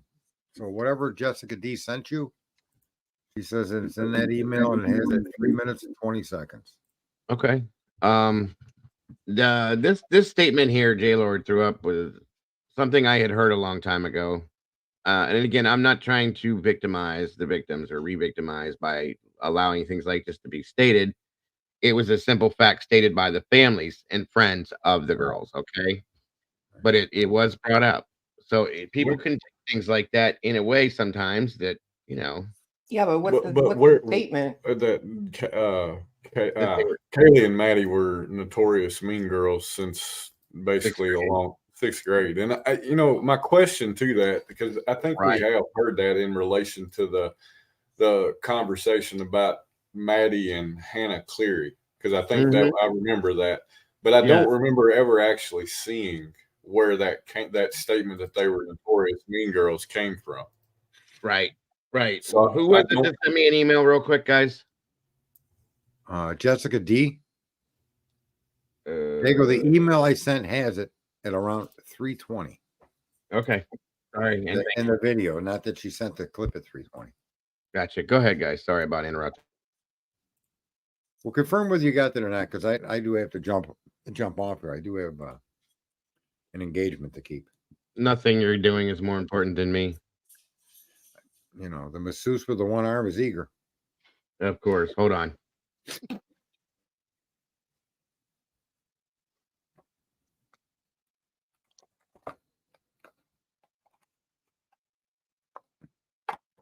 What sayeth you, Clue? I'm just asking J Lord if she's got proof of this conversation she had with the mother of Hannah Cleary. I'm asking for a friend, not me. Right. Absolute best thing for them, for their friendship. So they loved U of I. They had a great experience they there did. for those Yeah. first 3 years. They really enjoyed it. Yeah. Yeah. Kayla was pretty much graduated. She just did her finals on Monday. And that Weren't together in the same house, and it wound up being the absolute best thing for them, for their friendship. So they loved U of I. They had a great experience they there did. for those Yeah. first 3 years. They really enjoyed it. Yeah. Yeah. Kayla was pretty much graduated. She just did her finals on Monday, and that was her last class, or that would have been her last Would have class. been her last class on Monday, Yes. and she was coming back on Tuesday. What do you want people to know about these girls? These girls, as I refer to them now on the Gonzalez Facebook page, it was at first when I post, my girls, and it's not even my girls anymore. It's our girls. Here's some new pictures of our girls, or, here's a throwback of our girls. And I mean that, they are everyone's girls. And you could see that in photos of them. I mean, you could see the happiness in them, the love, just that the bright light. They were just out to live their lives to the fullest, to be successful in life, to work hard, to eventually be married and have families and have good jobs. And it was just unfortunate what happened, to the two of these. I know it's more than two, but these two very best friends, it's just, it's real. And people, I don't think sometimes understand that this isn't TV. And yes, there's TV shows about it, but it's real. This is your life. This is our life. They're not characters. No. It's not entertainment. It's a disaster for us. And these kids didn't do anything wrong. Everybody wants there to be some type of decision that could have been this way or that way. These kids did everything by the book, the way you're supposed to do. They went to bed at night, had a dog. All the things you'd think that would keep this from happening didn't work in this particular case. So I think that's the message that I want the community to know, that these are everyone's girls. This could happen to anyone. We as a society have to stop it. We can't just out behavior it. We can't figure out a way to just be a little bit better or walk a little straighter line, and then it won't happen to you. You have to succumb to the fact that there's people out there doing evil things, and we have to figure out how to address those people and get them off the streets before they do this to your family or to another set of kids that are just getting educated and going to school and come home at night and go to bed. Just enjoying their college life. Yeah. Mm-hmm. Yeah. I mean, I think everybody has seen the food truck video. I mean, it really sums things up. I mean, to me, their relationship, you know, in that little clip and the walking, you know, what did you tell Adam? You know, that whole, I told Adam everything. I mean, it's just, it's heartwarming, but heartbreaking at the same time to watch those videos. I mean, I could watch them and smile, and I could watch them and just cry, you know, just to have them captured. And Maddie with that big old jacket, and, you know, and Kaylee saying, Maddie, We can share it. We could share it. And, you know, it just, so Kaylee and Maddie. And you know, you hear about kids that and the drink pictures. and drive. They got a professional driver to take them back. They did everything the way you're supposed to do it. Yeah. They even had chaperone walking with them. They weren't going down dark alleys by themselves. The really popular pictures of the 4 roommates and Ethan. Mm-hmm. Oh, I love those pictures. They were taken that day. They were taken earlier. Kaylee texted them to me about a little after 2 on Saturday. And with Maddie up on her shoulders. And that is the last text message that I have from Kaylee, is that picture of her and Maddie. And I replied to it, my lovies, with heart eyes. And then we had a phone call after that. And that was the last time I talked to Kaylee. But that picture of Maddie on her shoulders is the last text message that I have from Kaylee. And it's around 2:13 on Saturday. Oh, there's just Is this video designed to And I put us look at those, where that she picture, says? and I just think, I'm sorry. What did you say? What did you say, Patience? Where's the video taking us? To that point that everybody was trying to prove. At 3:20? I started at 3:20, like I said, I was told. All right. So who's okay? All right. All right. No. Okay. All right. Don't go backwards. Dear God, don't go backwards. I don't know that this is ever going to get to the point, is what I'm saying. Because I'm trying to tell y'all right now, I don't think that mess is on a video anywhere. That's just me. I swear I heard it come out of Christy's and mouth. I think the post that was posted on the 11th is enough to give us information that there's validity to the +1. Would you agree there, Cluminati? That Instagram posting of the photo with the comments in it is proof enough that in fact she went to be a +1. Do you accept that or no? That's the only place I think it came from. Okay, no, that's good. And but do you accept it on face value? Well, I mean, let me tell you why. Okay. Because I'm a girl. Remember what I said? Sometimes a man's opinion of a situation and a girl's opinion of a situation is different. Yeah. So I've put captions underneath my pictures before as a joke. Yeah, so have I. And I'm not. I know what you're saying. I know what you're personally, I'm not convinced that is not the case here. Listen, we're not probably going to find it this. We probably won't find it during this live stream, but I'm going to find it because I promise you, I heard it from Christy's mouth. Okay, and I wanted to say that the synopsis of the events that I laid out doesn't depend on that in any way, shape, or form. As a matter of fact, in spite of it, no matter which way it went, doesn't matter. Right. Right. That's fine. That's fine. Like I said, I think it's a very good, definitely a good theory, Sarge. I've talked to you about this once. Where's Eddie? I think He's it's in here. He said the same thing I just said. He was like, we'll find it. We'll find it. No worries. May not be now, but we'll find it. He's probably looking for it as we speak. And someone's saying transfer DNA on the night shift proves he did it. And if that's the level of information you have as far as knowledge on transfer DNA, then you're welcome to consider that proves the whole case for you. I'm not here to change your mind.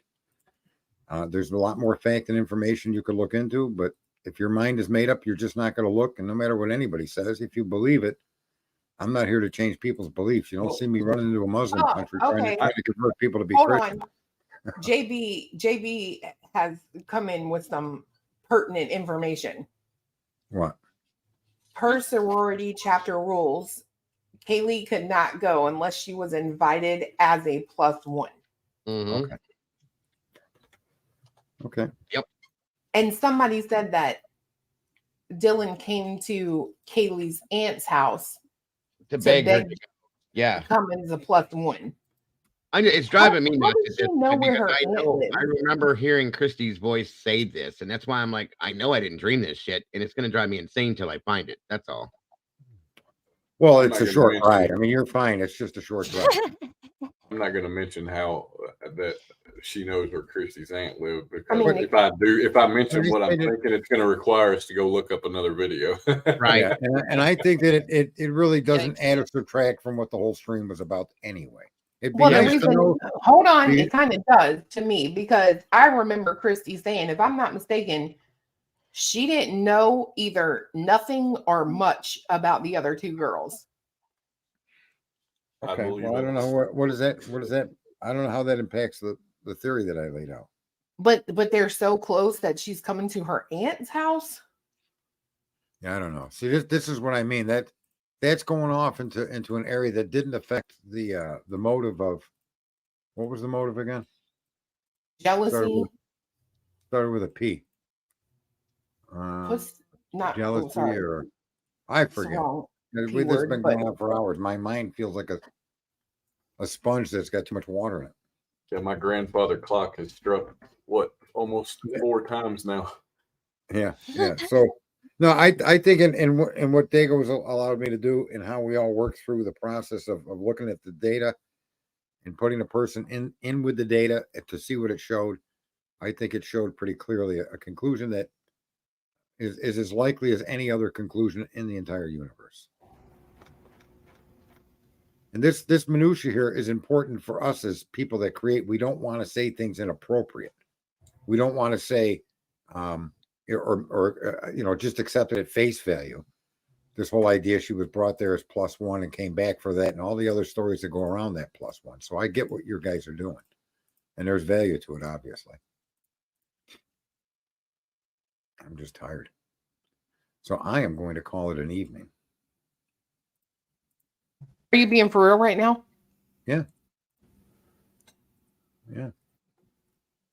And you said it earlier. I want to thank you. I behaved myself quite admirably tonight, haven't I?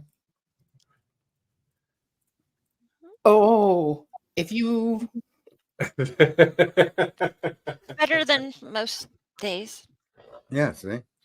we're I love on you. here to discuss your theory, and you're gonna drop.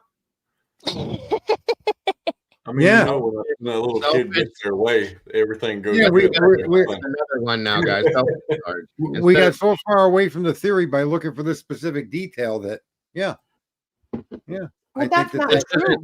This is part of the theory, Sarge. Exactly. no, it doesn't. No, it's not part of the Yes, it is. I'm going to argue with you- you, and I'm going to tell you right now you're wrong. theory. Okay. And I'll second that because See how they are, Mama? Everybody gets Sarge. It's almost like I paint this target on my back and say, "Everybody jump me at once." No. I'm being serious. I'm joking, but seriously though, it does take part in the theory because it proves that she did ask her to come back to be her +1 when she could have asked other people. Right. all It over may the add to place. the idea of it. well, hold on, Sarge, because what did you say earlier? You said your whole thing was she goes to the dance with Dylan, but then the next day she's back to being up Maddie's rear end, pretty much, which Yeah. could cause what? Jealousy. Boom. But Thank you, Sarge. but I left that out of my presentation because it didn't matter. And as much as that jealousy could have been spurred by what she heard them maybe making fun of her through the floor. We don't know. No, Yeah. but Right. again, to Clue and Dago's point, like I said, I'm trying to look at this as if I were a juror. What the evidence that supports the motive of jealousy is what you would need to present in order to convince me that there's Right. I was saying for the longest that there was something connected to a love triangle. Right. That was the premise under which I started to look at this and suggest What I've Well, suggested, the right, without jealousy saying in a that, wait, strong period. without saying those words, I said that it didn't start out as an intentional crime. There was nobody did this. This was an act of jealousy that got out of hand, right? And this is what the result was. And I laid out a case for that. To say that that's exactly what happened, I'm not saying, but I am saying that the data they gave us so far fits that particular scenario better, much better than the person being accused of the crime with the data they're using to accuse him with. So using that same data, it fits Dylan better than it does Brian. Is it because she invited for a +1 and was a jilted between? I don't know. I don't think it matters. But the idea that it was a jealous confrontation that went sideways in the worst possible way was I thought we all discussed that earlier before the stream and agreed. No, with that. I know what you're saying. I get it. It's fine, and I appreciate the theory itself. We can continue the talking 8-hour about it. delay. It makes the 8-hour delay give a reason for a delay. I do Right? agree It with makes that. sense. It makes sense out of these big freaking massive holes that they've left in the data they've given us. So, we all say, well, how could you be in frozen shock phase, go back to your room, and not call the police? Well, because the frozen shock phase wasn't related to witnessing a person, because she's frozen shock phase for what she just did, right? Why didn't you call the police? What am I going to call them on me? And then she didn't. So keep playing that through your head, and you'll see that it all lines up really well. I'm firmly with the whole jealousy aspect, especially, let me tell you why. There's another reason, Sarge. Have you ever seen the TikTok of Dylan and Maddie, and I think Xana's in it too? No. Hold on. Let me show you this, because I already have this pulled up, because I want to. I was wondering if you were going to pull that up. I do feel like it's probably important for you to see, for sure.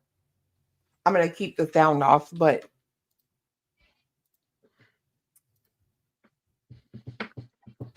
And then I understand. I was just teasing you, Sarge. If you gotta go, you gotta go. I get it. After the fact, or after we check this out. But yeah, I get it, and I appreciate this today. So there you go. Now, who is this on the couch? So That's this is Xana. Dylan. Can you see my? Yeah, that's Dylan. That's Dylan, and that's Xana. Yes, Dylan's wearing a blue. Xana. Listen, I think this was the Halloween party. Dylan and who? Xana. Really? Are you sure? That is Dylan Mortensen. Sure. That's Xana. Yes. I didn't perceive Why does Xana Xana to be look that big of bigger a than girl. Dylan? Yeah, Xana looks huge. Well, she's setting up higher than Dylan is. Right. Look at that thigh. You could play a football game across it. Oh my God, Sarge! Are you sure that this is the right picture? Yeah, someone's saying that's not Xana. Yeah, that can't be Xana. It Xana like is that's not Xana. No. We'll play it. We'll play it because there's other views of her. Please. Okay. Go ahead. And y'all, that is not Xana. Okay. So this was 10:30. Okay, I'm trying. This was. And this came off of Maddie's, right? Woo, y'all. Yep. Right. You need to quit October with the 30th. coffee. Yes, this was their Halloween party, if I remember right. Which is why she has a blue wig on. And then you got this image. And who was in that image? That's Maddie and Xana. I mean, Maddie and Dylan. I mean, they're joking around or whatever it looks like, but. Okay. Who's that? That's Dylan. Same Dylan with the same blue wig on. All right. There she is again. It's so hard to stop on that last clip because it's so quick, but hold on. That may not be Xana, but it sure did look like her in the face. And who's that? That's Dylan. That's Dylan. Same blue wig. So what are you showing me with this TikTok? What's the relevance of this? Her interaction with Maddie? So people were like, are they making fun of her in this? Does that make sense? Especially when you look at the title of the song chosen. Which is? It's right here. My mouse is highlighting it. Use this if you're gay, Jaden? Jaden is that's the artist. The artist. But the name is use this if you're gay. And I suspect this is where a lot of the the rumors about Dylan came Mhm. from. Oh, It's not a right. The whole reason why she's showing you is because nobody really knows, but are they making no, I fun can of her? see who's behind putting this out here. Maddie. It This came is off of Maddie. Maddie's phone. So at Wow. this point, are they making fun of her, or is this just something that they just did? Okay, that's what the reasoning for looking at it is. And people in the chat are saying, why do I feel like this TikTok is telling us something? Y'all are really commenting these things on her profile for her friends. This was after the fact, obviously. Okay. So, Yeah, and I think those images, because they do make people appear real big. That one girl's hand and leg was giant. Thank Well, you. look how tall. I will say this. Look how tall Dylan is. Like She's very tall, this is very a regular standard door, and it kind of makes you sit there and go, "Well, could she have overpowered those girls? Probably." well, Maddie was nothing. She was tiny, and Kaylee was a little short thing too. So, Yeah. and Yeah, we heard that's why we I heard that think Xana fought back.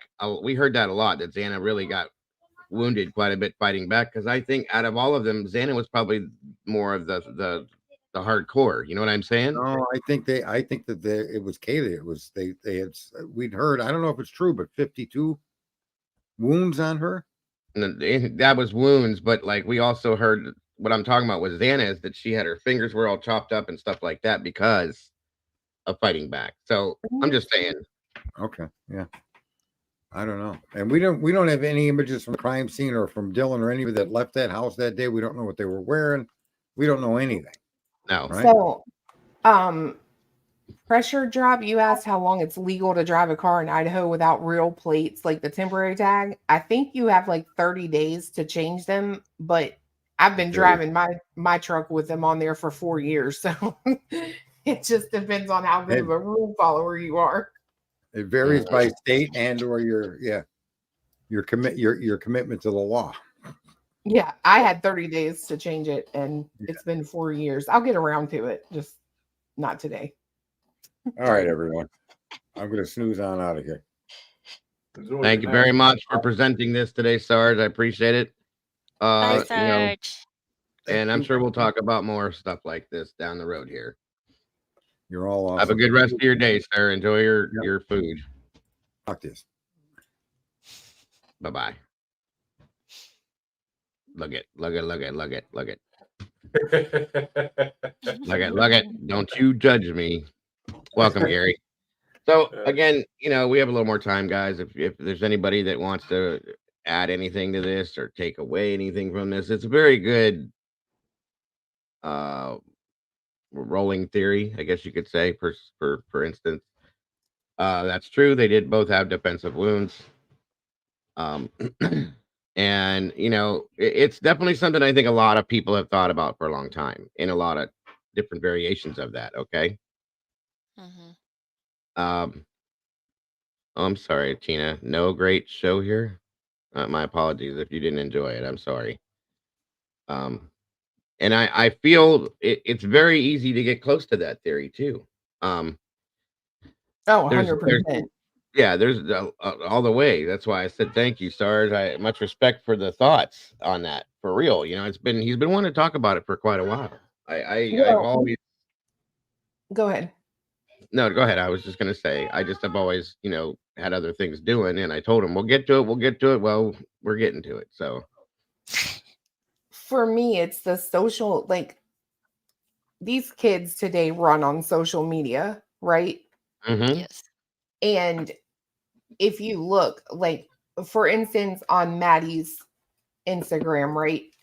There is the post about meet the roommates, right? And that was August 16th. There's not another picture of Dylan until the day this happened. Right.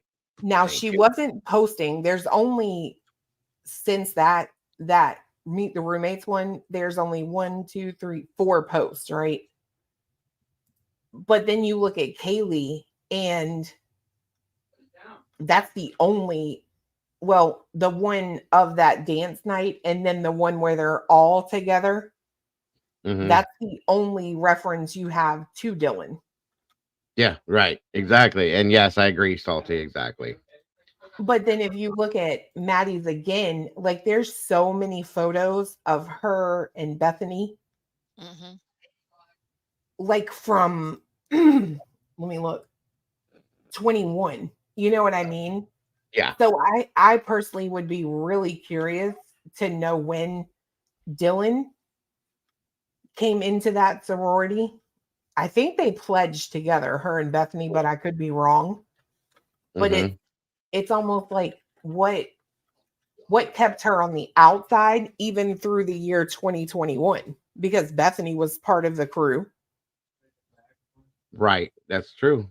That's true. Yeah. Salty, no, he didn't, and I will make sure that he does here in the future next time he's in here. I'll remind him. But thank you for that. But yeah, I agree with you, Clue, on that for sure. I'm curious though. This makes me even more curious to see if we see Dylan's reaction if and when she hits the stand. Okay. Well, there you go, Clue. Awesome. Thank you, Riddler. And Sherlock Kendra, welcome to the Clue Crew. Sorry. Why are you taking all these people over to your side, Clue? First off, I said hey to Riddler. He was on your side. He just bought a membership to you, though. But he did us first. I'm just Ah. teasing, guys. I'm just playing around, trying to make some laughs. I'm just trying to make some laughs. That's all. Yeah, absolutely. Salty, I absolutely agree.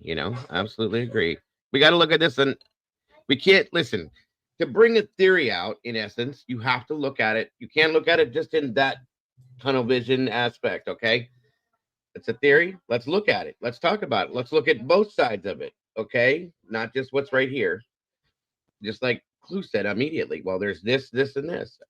I agree, but we also have this over here, of course. So you know what I mean? I get it all. We have to be able to look at all Thank you, aspects of it. That's what Joanne. this is all about. Miss Thank you, Joanne. Virginia. Well, My dang. goodness. I was joking, you guys, but damn.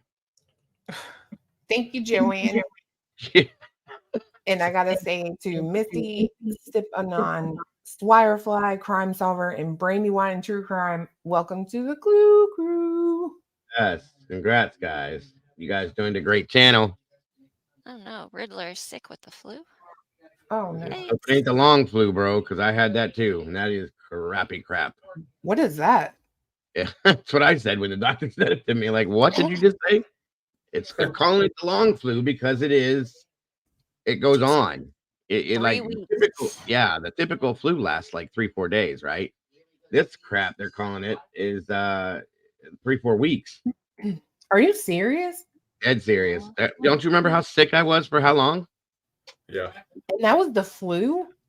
Well, I had both. I had COVID before that, and I ended up with that flu, and then I had a respiratory infection before the COVID. So it's like, yeah, it was a mess.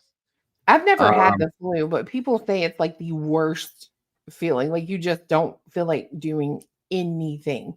That's true. That is true. Real quick, Virginia Wolf gifted a membership, and that went to Got Me Stumped. Congrats and thank you for that, Virginia, very much, brother. I appreciate that. Where's Riddler's at now? I can't find him. Are they? They disappeared. What the hell? Chat went moving really fast. Yeah. Apple cider vinegar? Whoever picked up the memberships from Riddler, congrats. Welcome to the sauce. It's great to have some new meatballs. And Riddler, thank you again, brother. I appreciate you very much. Again, guys, this is a good topic. Now, as we go on, Kelly, I did not. Let me check. I seen that. Let me go back. Hold on. Sorry. I'm sorry, guys. We have a lot of people in here, and this chat is flying tonight. So if I'm missing stuff, I'm not trying to. Digger, what do you think? She does play prosecution and defense, both sides, very well. Very well. Kind of weirded me out. I've always been following that with her. That's why I follow her, because she does a lot of good stuff and says a lot of great things. What were you saying, Clue? What do you think? What if they said, you know what? no court case. We're going to leave it up to you, Dago. Would your money be on Dylan over Brian or Brian over Dylan? Just curious. Girl, why are you putting me on the spot like that? That's what I'm here for. Shoot. Okay, ask it again clearly because I started to kind of interrupt you. Joanne, thank you again for those 5 memberships. So this is garnered national attention, right? Yeah, absolutely. Or no, those. I'm sorry, I just confused myself. Joanne gifted memberships to Clues, not mine. I'm sorry, I'm looking at too many things at one time. And Joanne, thank you for gifting those to Cluminati's channel. There we go. Anyway, go ahead, Clue. So this has garnered national attention. So they're going to do a new experiment, and they're going to get rid of the court system. And they're going to leave it down to one super awesome YouTuber to make the final decision. That would be me? Yes. Would you choose Dylan over Brian or Brian over Dylan? Well, first of all, if that's going to be the case, you're going to have to give me everything and anything about Dylan Mortensen and everything that has happened around her. The same things we got on Brian, basically. I need to see for her. Okay. And at this moment, honestly, at this moment, we don't have any kind of anything that shows that she, other than the fact that she was in the house and survived the situation, there's nothing that links her to, well, there's nothing that links him either in that way. So, oh, damn. Being that Brian is the outsider in the situation, in a sense,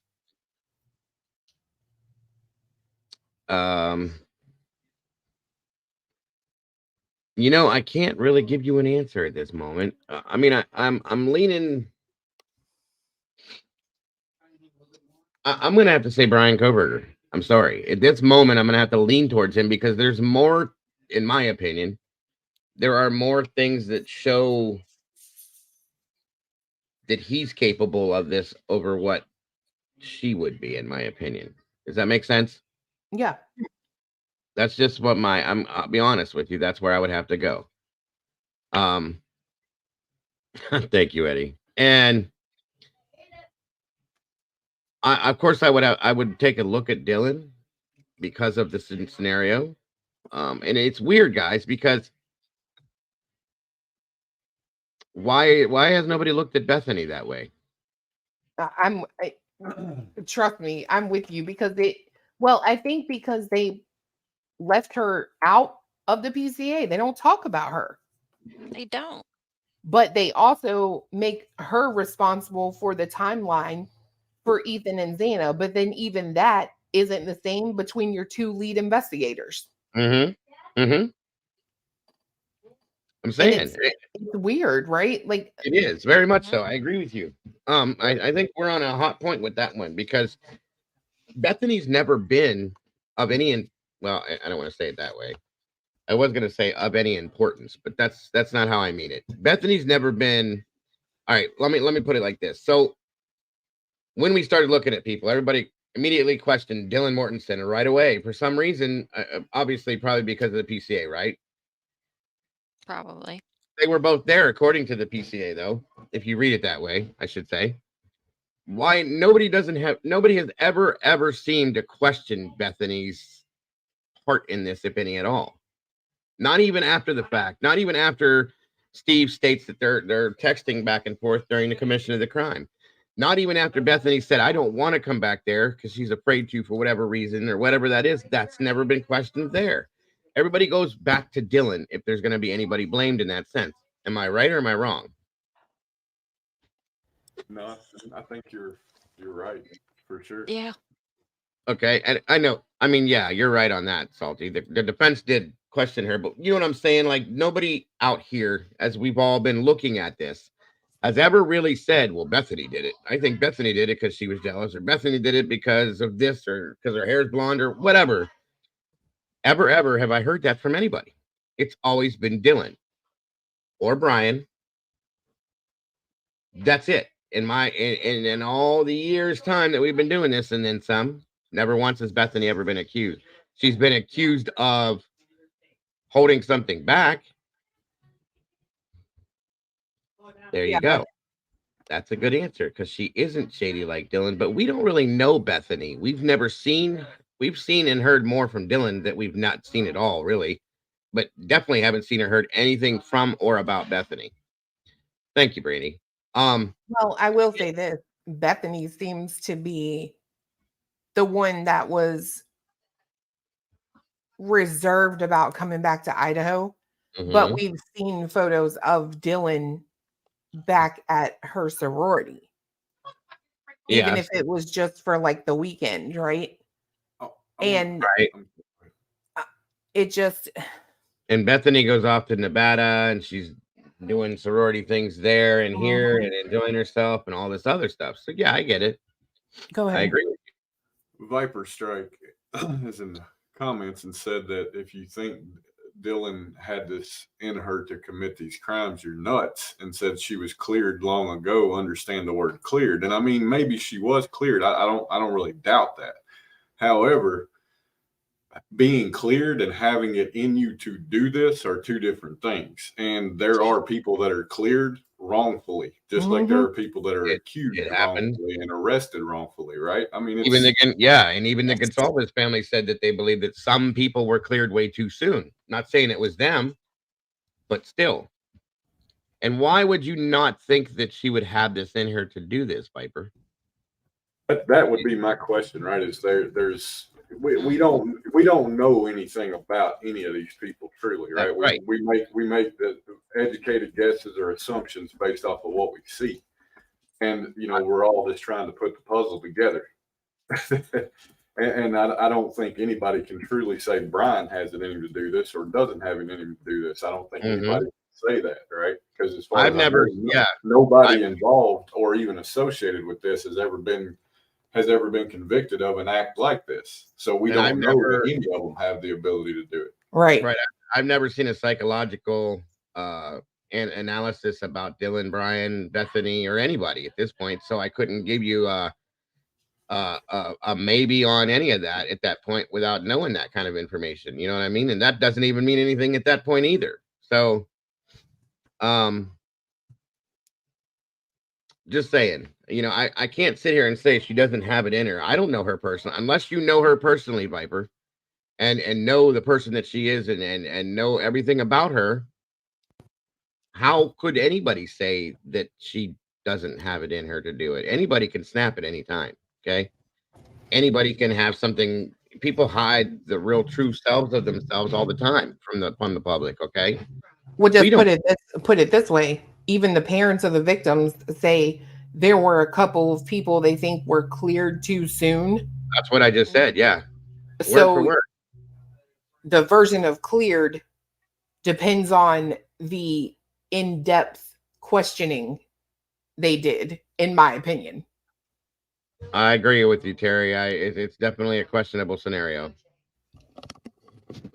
So yeah, at that point, you got to take that into account. We don't know, and that's bingo. That's exactly it right there. It's a theory, thoughts and opinions that belong to us and us alone. And that's what this is all about, folks. Everything again that we've talked about, like I said in the beginning, is purely alleged and absolutely speculation. That's what this whole thing was about today. It's a speculative theory, and it's purely alleged.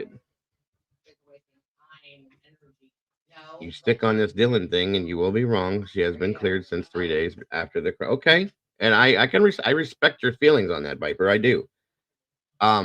I'm not saying that I believe that Dylan did this wholeheartedly, and I'm not saying that I believe that she couldn't have done this.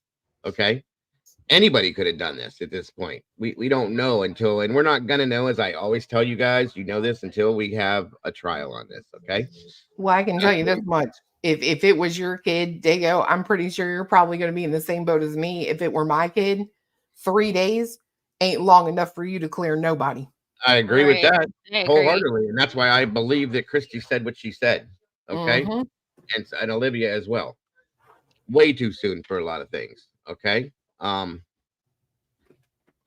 that's where's that at? Certainly, she could be and probably is completely innocent, and that's very, very probable, 100%. And I'll just sit here and go, okay, You know, that's fine.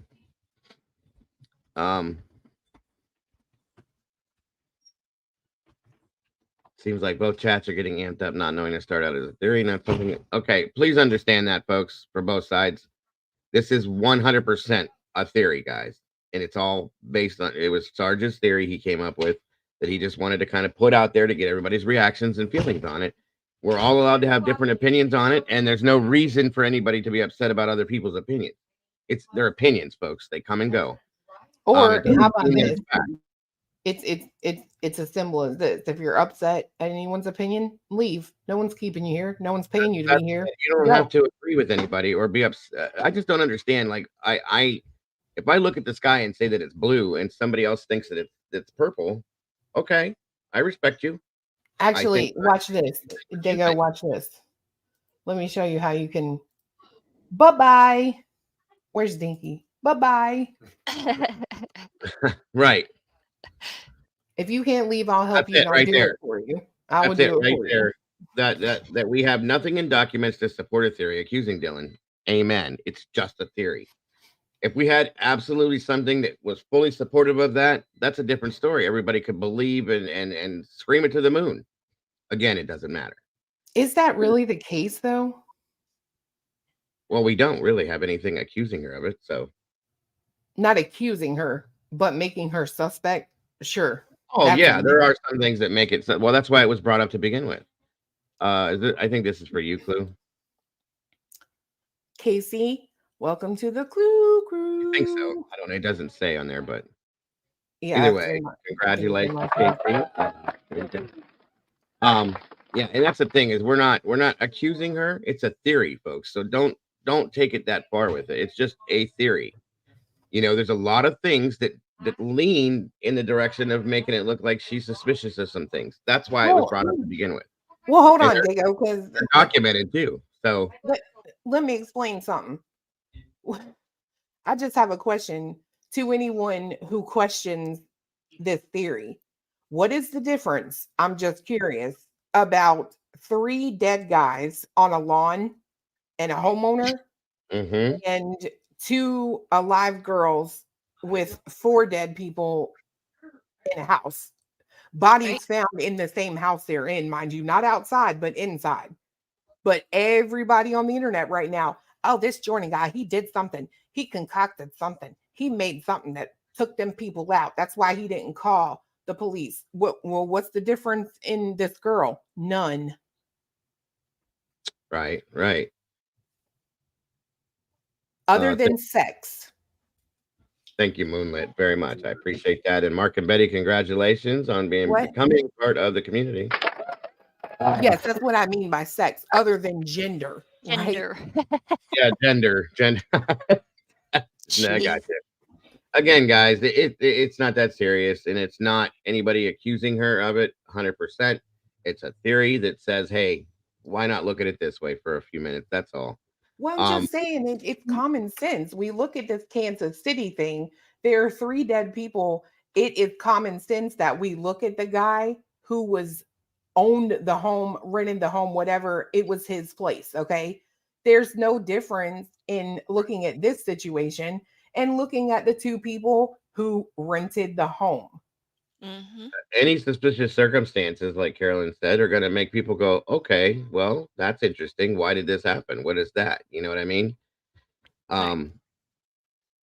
Yeah, that's it. That's it right there. We can question her and have a theory in regards to that. Still understanding down the road that she could be innocent, guys. It doesn't say that she's guilty of this. It's just a theory. So please don't take that for that and say, oh my God, everybody thinks Dylan did this. That's not at all what this is. Okay. I don't know who did this. I don't know if Dylan did this, Brian did this, Bethany did this, 3 other guys came off the street did this. I don't know if who knows what it is at this point. When we get to the trial, hopefully we will. But in the meantime, these conversations are healthy to have in some senses because people hold a lot of this stuff in and they're like, oh my God, I want to say this so bad. Oh my God, this is weird to me and I don't understand how to bring it out, so on and so forth. We're just talking about it. That's all. And we're all adults. And it was very good in the chat, almost through the whole thing, you know, very, very respectful, so on and so forth. I think the person I got rid of was a troll, in my opinion, but probably. probably. And it's okay. I'm sorry. You can't sit there and say it's okay for millions now of people to sit here and suspect this Jordan guy of some wrongdoing, but then say we're wrong for suspecting the exact same situation. Yeah. Almost. Yes. And that's all it is. We're just questioning things, and that's what we do here, guys. So I do appreciate every one of your guys' patience, because everybody thinks different things, and sometimes people get angry and they get upset and they want to like push their thing down somebody's throat, and that person wants to push it back down their throat. It doesn't have to be that way, guys. We're all adults. We can agree to disagree and walk away at the end of the day and say, hey, that was great. You know what I mean? And that's what it's all about. Debates are healthy. Yes, they are, definitely. And in theory and all that, no. And that's why I stated in the very beginning, everything that we talk about in this channel at this point is absolutely alleged, 100% speculation, folks, because it is. Until we get into a courtroom and we hear a judge and some attorneys and some witnesses and suspects say certain things, that's when we take that as being full-hearted fact. Someone had said they questioned Dylan's whereabouts for the whole time. And I'm kind of with them on that, because I do find it, I don't know if they put the part about Bethany being at Sigma Chi in there because it was a way to verify where Xana and Ethan were, or if they just put it in there because it's info, or like if that's the case, then why not say what Dylan was doing the entire evening? You know what I mean? Like, why not equal it out between the two of them? Yeah, there you go. What's up, Twizzle? And that's a good point. I agree, and I agree with you wholeheartedly, Clue. I do. Absolutely. That's another thing. That's a good point, Twizzle. And this is something that is serious. People never, ever want to believe that a woman, a female, a girl could do something like this, which we all know is false. We've seen it, okay? We know anybody can do something. There's 30 seasons, y'all. Think about that. 30. How long is a season of a show? 30 seasons of Snapped. Yeah, that show is crazy. Some of the things I've seen on there, I'm just like, oh, how does that happen? I agree. It's crazy. Real quick, Salty, thank you. Great show. I'm heading over to watch Mr. Steve soon about Delphi. Come get some crime scene knowledge. Thank you, hon. I appreciate your time here. Enjoyed the show. I do have to go start watching some of his stuff too. I haven't got to see a lot of it, but thank you very much for your input as well. Have a great rest of your night, and I will talk to you soon. Yep. Do you guys have any closing thoughts, arguments, feelings on any of this? Mama Bear, Clue, Cletus, anybody? I'm going to start with or end with what I started with. In my opinion, there is just a little something to be said for the fact that there seems to be a pattern in some people that they don't call 911 first. They call other folks. I agree. We've seen how many different cases have we looked at where that is something that does go on? Well, we're looking at one right now with Kansas City. If that guy knew about it and didn't call the police, that's suspect. The Sarah Boone in the suitcase, that's suspect. Yep.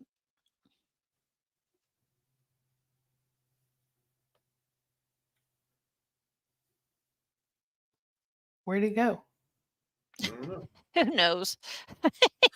He disappears all the time.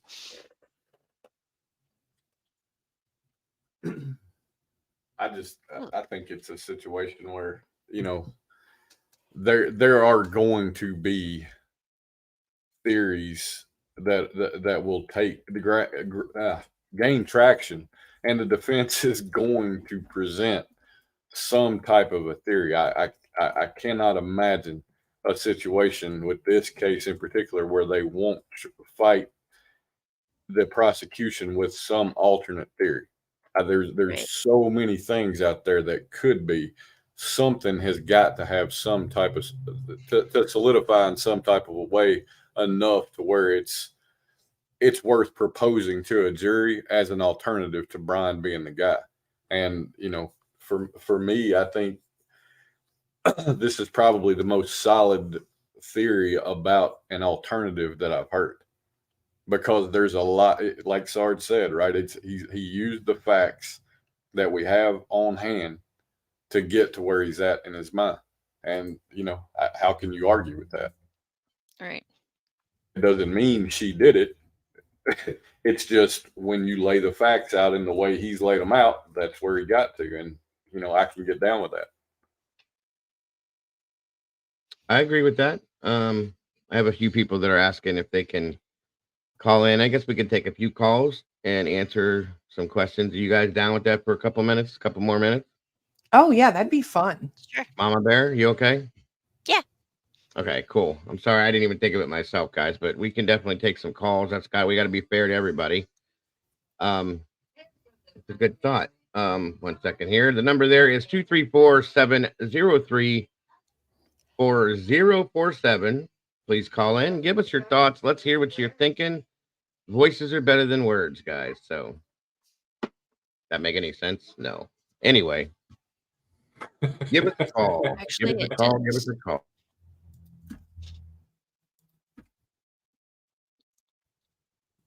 And nobody Okay. Okay. Phone lines are open. Let's do it. All right, let's go. They go have game night tonight. What are we talking about, Ro? What you talking about? What you talking about, Willis? I think they want you to do a game night. Oh, hold on a minute. We got a call coming. Call from Terry Martin. Can you hear me, Terry? Yeah. 1 second. Let me set you up on here so everybody else can too. Hold on. Thanks. Yes, ma'am. You won't be able to hear anybody that's on panel, but they'll be able to hear you, and I can respond for you to them or them to you. Okay. Okay. It won't be long. I wanted to bring this up. I keep forgetting about it. I had heard, okay, you know how Kaylee was supposed to be going, they said, to Europe, Spain, whatever, before she started her job? Mhm. Okay. And then just recently, and I cannot remember where I read this, I'll have to go back, but Loach, the guy, Sumakai, also went to Spain. Yeah. At the same time. So he was leaving the country right after. You know what I'm saying? So to me, that was just odd. Yes, And the other thing that was odd about that was, why wasn't Maddie going to go with her? Was it Summer? Well, I Is that mean, why? I probably because it was going to be summer when this all went down, I imagine, and that Kaylee was doing this before she started her job. Maddie may have still had some plans that were before that all went down. You know what I mean? We don't know, but that's kind of, I can guess on that. Okay. I just thought that was extremely odd when I heard that Loach was going to not just to Europe, but they were both going to Spain. Yeah, a lot of these kids do these trips like this. I've seen. I looked at an article that was put up about a lot of kids that are going on vacations over the summer, and they're going backpacking here, going to Amsterdam, going over there, going over here, going to Greece. So I don't know. It could be a thing. In the Maddie thing, maybe they were split a little bit more separate than some people think, and doing different things in their lives. You know what I mean? Yeah. Anyway, that's all I just was curious if you knew anything about that. But that's okay. I don't personally. I wish I did. And if I do hear anything, Terry, I see you often enough that I'll be able to give you a heads up on it. Okay? You're awesome. Thank you so much. No, thank you for calling in. I appreciate you very much. Okay, bye, guys. Bye-bye. All right. Thank you, Miss Terry Martin. Whoever's next, give us a yell. Yeah. By the way, do you guys have any thoughts on that at all that you can think of, or? No. No, Okay. me either. Sorry. No, it's okay. I just, I didn't even think to ask you guys, but no, Clue's here. Mama Bear's here. Clutus, they're here, as I call them. Clutus. Clutus are here. Well, I've been called worse on this platform, so That you have. That you have. Anybody else want to give us a call? Dial in. Let's do it. Let's do it. Annie says, I watched the hearing again last night, took notes. I have so many questions and things. You can call in if you want. Just to give you a heads up, this coming week, Annie, we're doing a show. I'm doing a show. I don't know if, Clue's into it or not, but I'm definitely doing a show in regards to the hearing specifically, and I'm going to break it down. We're going to break the whole thing down piece by piece by piece by piece and explain and talk about what we're taking from what we see and hear. So it's going to be something we do this coming week. I don't know if it's going to be Monday or Tuesday for sure. One of them days we're doing it. And it's going to be a full deal show. One moment. Hello? Call from. Hello? To accept, press 1. Can you hear me, caller? Yes. Am I echoing? I hope not. No, you are live with all of us. Welcome. Good to have you here. Thank you for calling. Who am I speaking with? Great. Thank you for taking my call. Ruby? Ruby. Welcome, Ruby. Thank you for calling in. So what can we do? I was listening to the last caller, and I have something to say about, he was talking about Los and Hiroshima.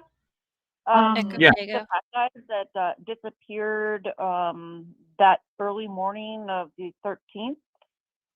I believe that and I'm not positive, but I believe that they were the ones that went to the ER. I'm not sure, but the reports were from the nurse that came forward where they had deep gouges. And so I'm thinking, logically, like any person would, those two guys, whoever went to the ER, has scars. Do we have any kind of concrete proof about that, though? I haven't been able to see or find anything on that. I saw it, and you know what? I was not quick enough. It got scrubbed.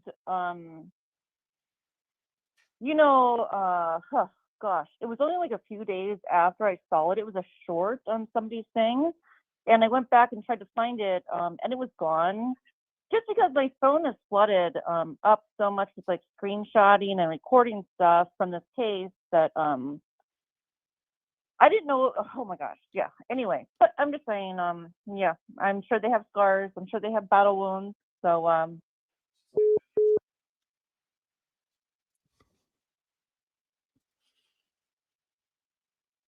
Absolutely, that would definitely be very noticeable. yeah, well, if they're another country and they can't get extradited, then whatever. But anyway, I have more to say, but I'll give it a rest for now. Thanks for taking my call, you guys. I love you, Clue, Beyonce, your man. thank you. Thanks for taking my call, you guys. Have a good night. I'll keep listening. Absolutely. Thank you very much. All right. Bye-bye. Okay, whoever just tried to call in behind that, go ahead and give a call back now. She was still alive at that moment.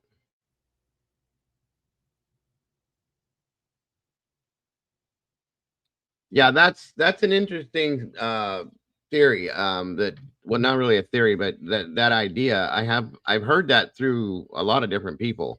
I have yet to be able to find anything on it. I'd love to be able to find that if I can. If there's a nurse that came forward on that, I'd love to be able to find that as well. Because that would say a lot. It sure would. Like, she needs to lose her job. That, man, you talk about a HIPAA violation. I'm just saying. And also, it would tell a story completely different. Like, why are they going through this? What's going on? What happened? Where'd it come from? You know what I'm saying? Yeah. And you know what's crazy? I do remember this, Dago, and I remember this with my. Oh, sorry. Hold up. Let me get this. Call from. Hello? Hey. Can you hear me? Yeah, it's Pickle. Sorry, my son's screaming in the background. No, you're fine, Pickle. Welcome back. How are you?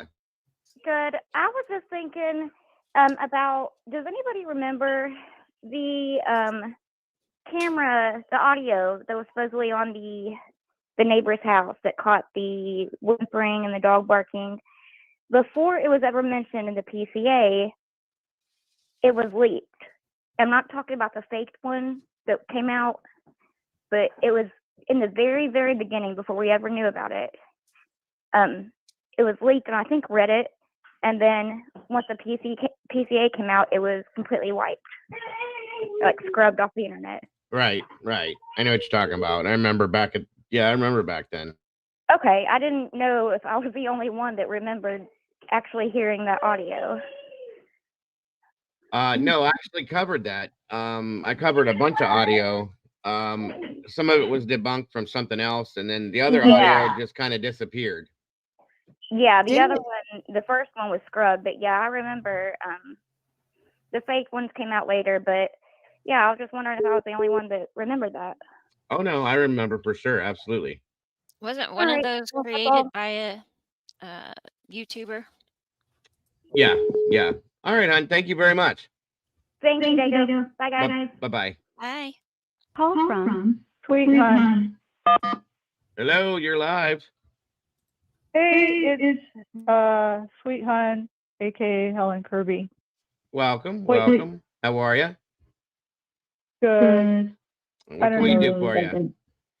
I just wanted to say that I've been saying it from the beginning, that if I was on a jury and somebody told me that they waited 8 hours before they did anything or called for help, I would automatically think that was suspicious. That what are they hiding? You know, I can agree. So I think that there's something. Back to the same question: what are they hiding? Why did they wait 8 hours?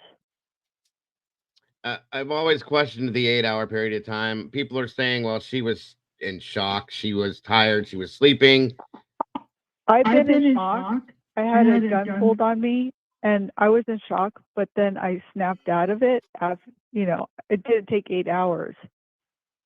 I have dealt with people firsthand that are in shock. Okay, and I've seen it both sides. I understand she's a young girl. I get that, so on and so forth. There's two of them. There's two of them. And that's my thought. I agree with you.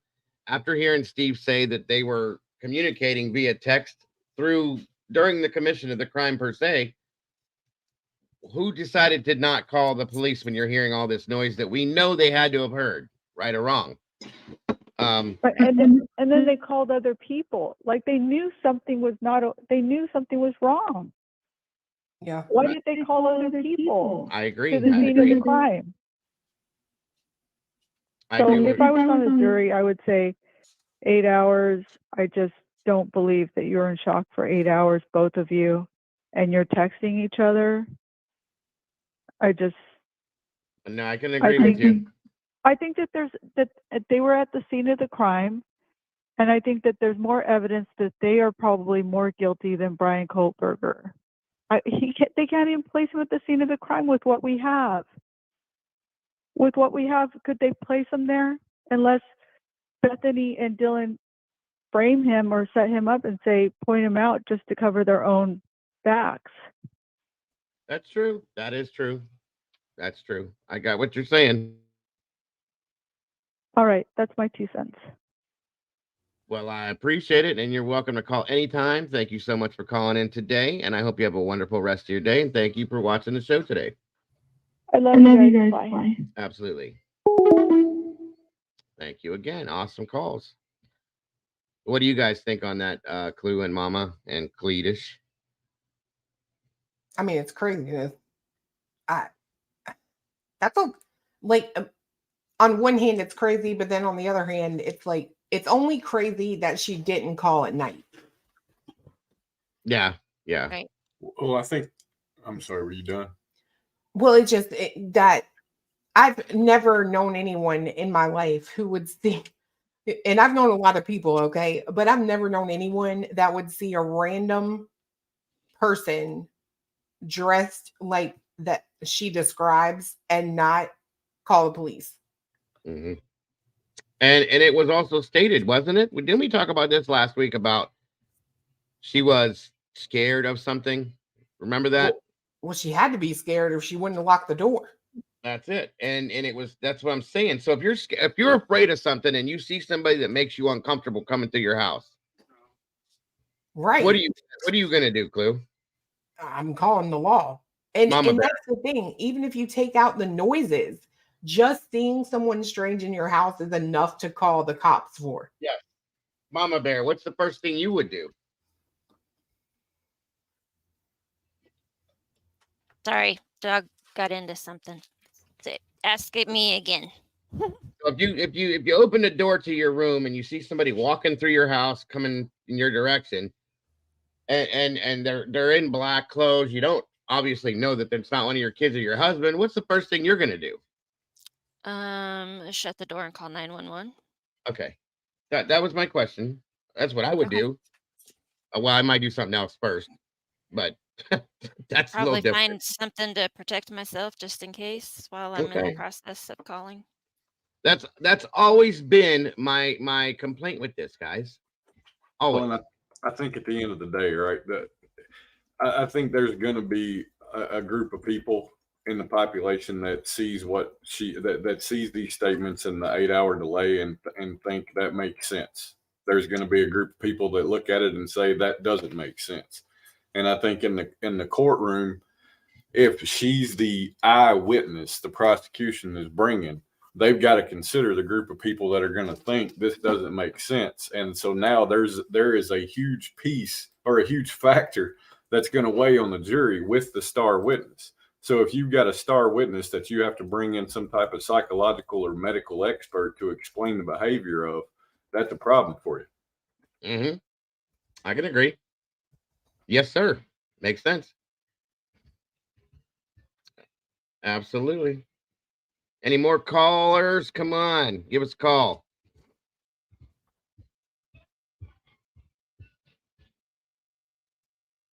Why not release the 911 call? CL says, why not release the 911 call public information so that it is with the national security classification on this case? Well, it's probably because it's part of the case and it's got to be saved for the trial. But it is a good question, though, CL. I'd love to hear that call if it exists. Don't take that and run with that. I'm not saying that it doesn't exist. I'm saying if it's there, I'd love to hear it. That's all. I do agree with that. I agree with why not release it. Like, and I'm 100%. curious, like 100%. Because I just don't know what would be on that call that would sway anyone's opinion on Coburger. Does that make sense? Yeah. Yes. That's what I was just getting ready to say. Yes, Like, it does. what would be on the call that would, affect anything? Right. Like unless it makes someone who was there at the house look a little suspect, because you can't be worried about protecting like Dylan or Bethany anymore. People know who they are. You've put their initials in filings. You know what I mean? Mm-hmm. How many documents have we seen that have, you can call in, don't dive, no reason why you can't, please do. How many documents have we seen, things that are sealed, unsealed, motions for this, for that, for this, orders and all that stuff to protect other people? Okay, I'm not saying that means anything in particular, but a lot of the wording and verbiage in this relates to that kind of thing. Okay, so just saying. Well, you make a point about that, and I want to go back to a conversation we had a couple weeks ago about who came first with the gag order, and we looked at that. I think Eddie was a part of that conversation, if I'm not mistaken. Yeah, and we looked at that, and sorry, Cletus, hold on. You're good. Call from. Hello. You need to turn down the YouTube in the background. Can you hear me? Give me 1 second. Okay.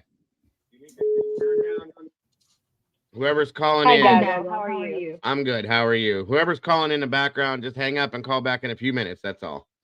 What can I do for you, dear? Who am I speaking with? This is Jenny. Okay, Jenny, thank you for calling in. And what's up? So first off, I wanted to apologize for my dumb sister. I've been saying that on the chat. She was using my account. She's a little bit younger than me, and I had her in my house for a little while. She was having trouble with substance and other stuff. So I just figured out like she just made a whole mess on my phone, my tablet, and everything. And so whatever that has been said to you from her or anything, I just wanted to apologize, not from her, but for myself, because I feel embarrassed for her to be my sibling. What name was it? Because I don't remember what you said.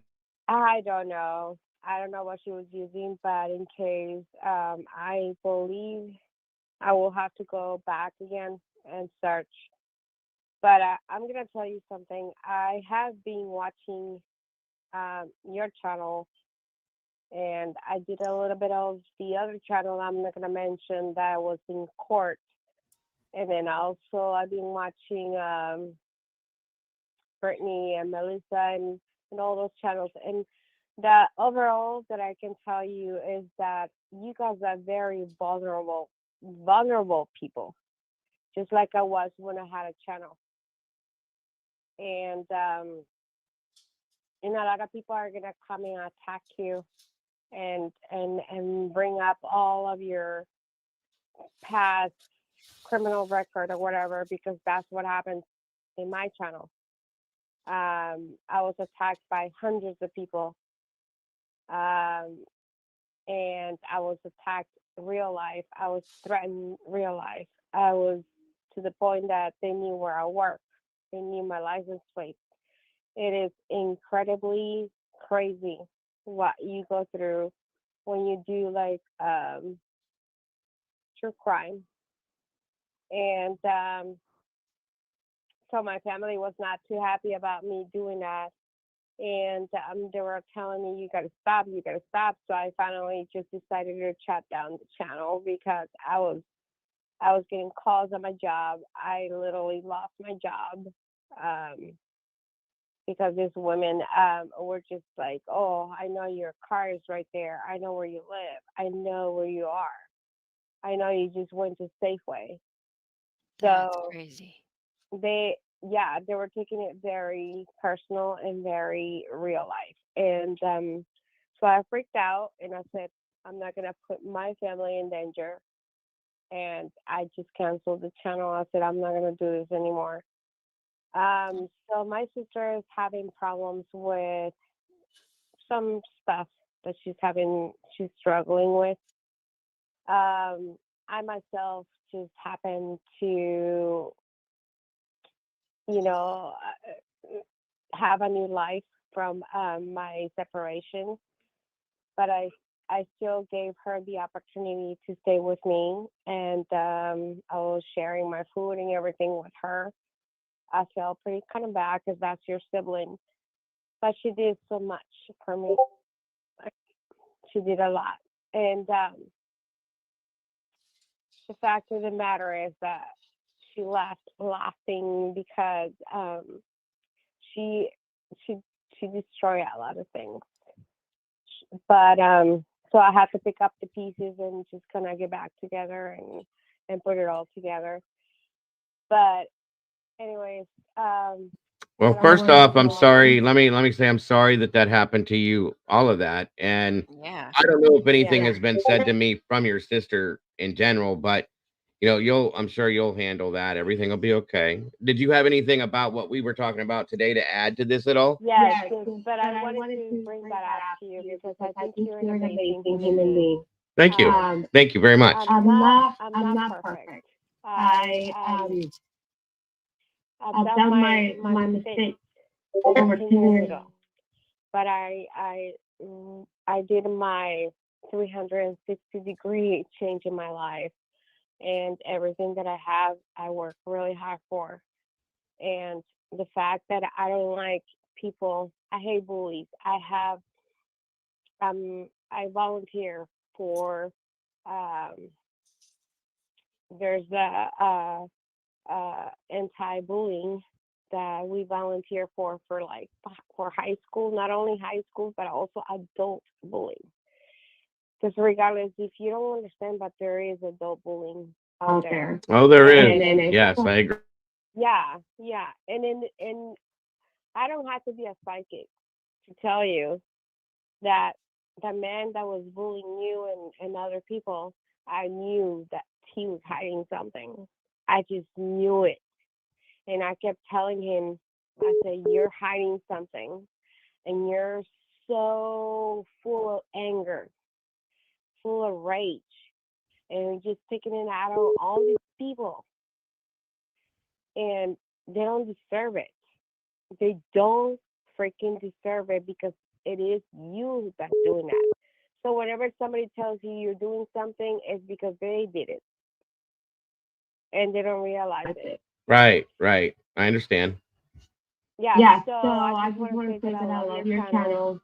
I think you're an amazing man. Thank you very We're much. not perfect. We're not perfect. I am not perfect. No. I made mistakes in my past. I would say 10 years since, whatever situation I went through. And I just fixed my life. It was like a turnaround. And Awesome. nobody's there to judge us, because just because we made mistakes in the past does not mean that we don't have brains. Does that mean that we are not people that can actually, I think the fact that we know what's going on out there, I think we're that best thing that judges and lawyers can actually come to us, and because we have knowledge of what goes on in the streets. I never had any situation with drugs or anything like that, or prostitution or anything like that, but I can tell you that I have seen it in the streets of San Francisco. I have seen how sad it is. I have seen young men, 23, 22-year-old, in bright daylight, shooting themselves with who knows what. That's horrific. Horrible. Uh-huh. That is horrible. Yes. Horrible. Yes. And they're right by the center of San Francisco. I don't know if you've ever been to San Francisco, but they're right in the center where you see the library and the, what do you call it, where the mayor lives. The courthouse, I don't know, what's the name of the place where the mayor lives. In that area, like in the back of it, you will see so many homeless shooting themselves in the middle of the night. And as I was doing, because I used to do driver because my ex left me in the middle of the pandemic. And so as I was doing all the Uber and Lyft and whatever, I saw so many bad things on the street. Call from Janet Brooks, also known as Spirit Walk. to accept, press 1. To Hello? Sorry about that. Janet, hello. Hi. Caller before that, I'm sorry. It kicked forward somehow. I don't know how that does that, but my apologies. Thank you for calling in, caller beforehand. So very much. I appreciate your thoughts, your feelings, everything. So my apologies that it knocked you out. Janet, okay. no. I was just telling the lady that called before you. She just got bumped out. I don't know how. That's crazy. Wow. Anyway, welcome, Janet, and I appreciate you calling in as well. But caller beforehand, thank you for your call as well. I very much appreciate you. Go ahead, Janet. Okay, the reason I'm calling in is, do you have access, or maybe you have it, do you have anything from Reddit when it was first posted about the Idaho 4, where the I've looked at a Okay, bunch of so- stuff from there. Yeah. All right. So what I'm interested in is the picture of one of the frat boys holding a K-bar knife, and he has a metal helmet on his head. And then he has also, I think, a cloth, thing to put over your head. They had those things, okay? Right. And then right. if you watch that film, which I did in so many times, at the very end, there's a fight that breaks out in a text war between the frat guys. And they start calling each other out by name. And it got so intense that the one frat guy actually gave the name of the killer and what it was over. And all of a sudden, it got shut down. I mean, it got shut down. It was like a big whoops. And it was not even up there. Like, I think 2 days later, it was gone. I remember seeing that picture with the helmets and the swords and knives and all that stuff. I didn't get any more from that other than the picture. I didn't see any text or any kind of anything goes with it. It would be with the page where the killer supposedly wrote about how the crimes took place. You have a copy of that? And he talks about how he killed each other individually. Based on what was on the 4chan stuff beforehand, is that what you're talking about? Yes. I don't have any of that anymore, but I do remember reading that. Yeah. Okay. Let's see. Grizzly has a copy. And Truth and Transparency has a copy. All right. Okay, got you. I'll have to go back and take a look and see if I can find that. Right. Then. Well, here's why it's so important.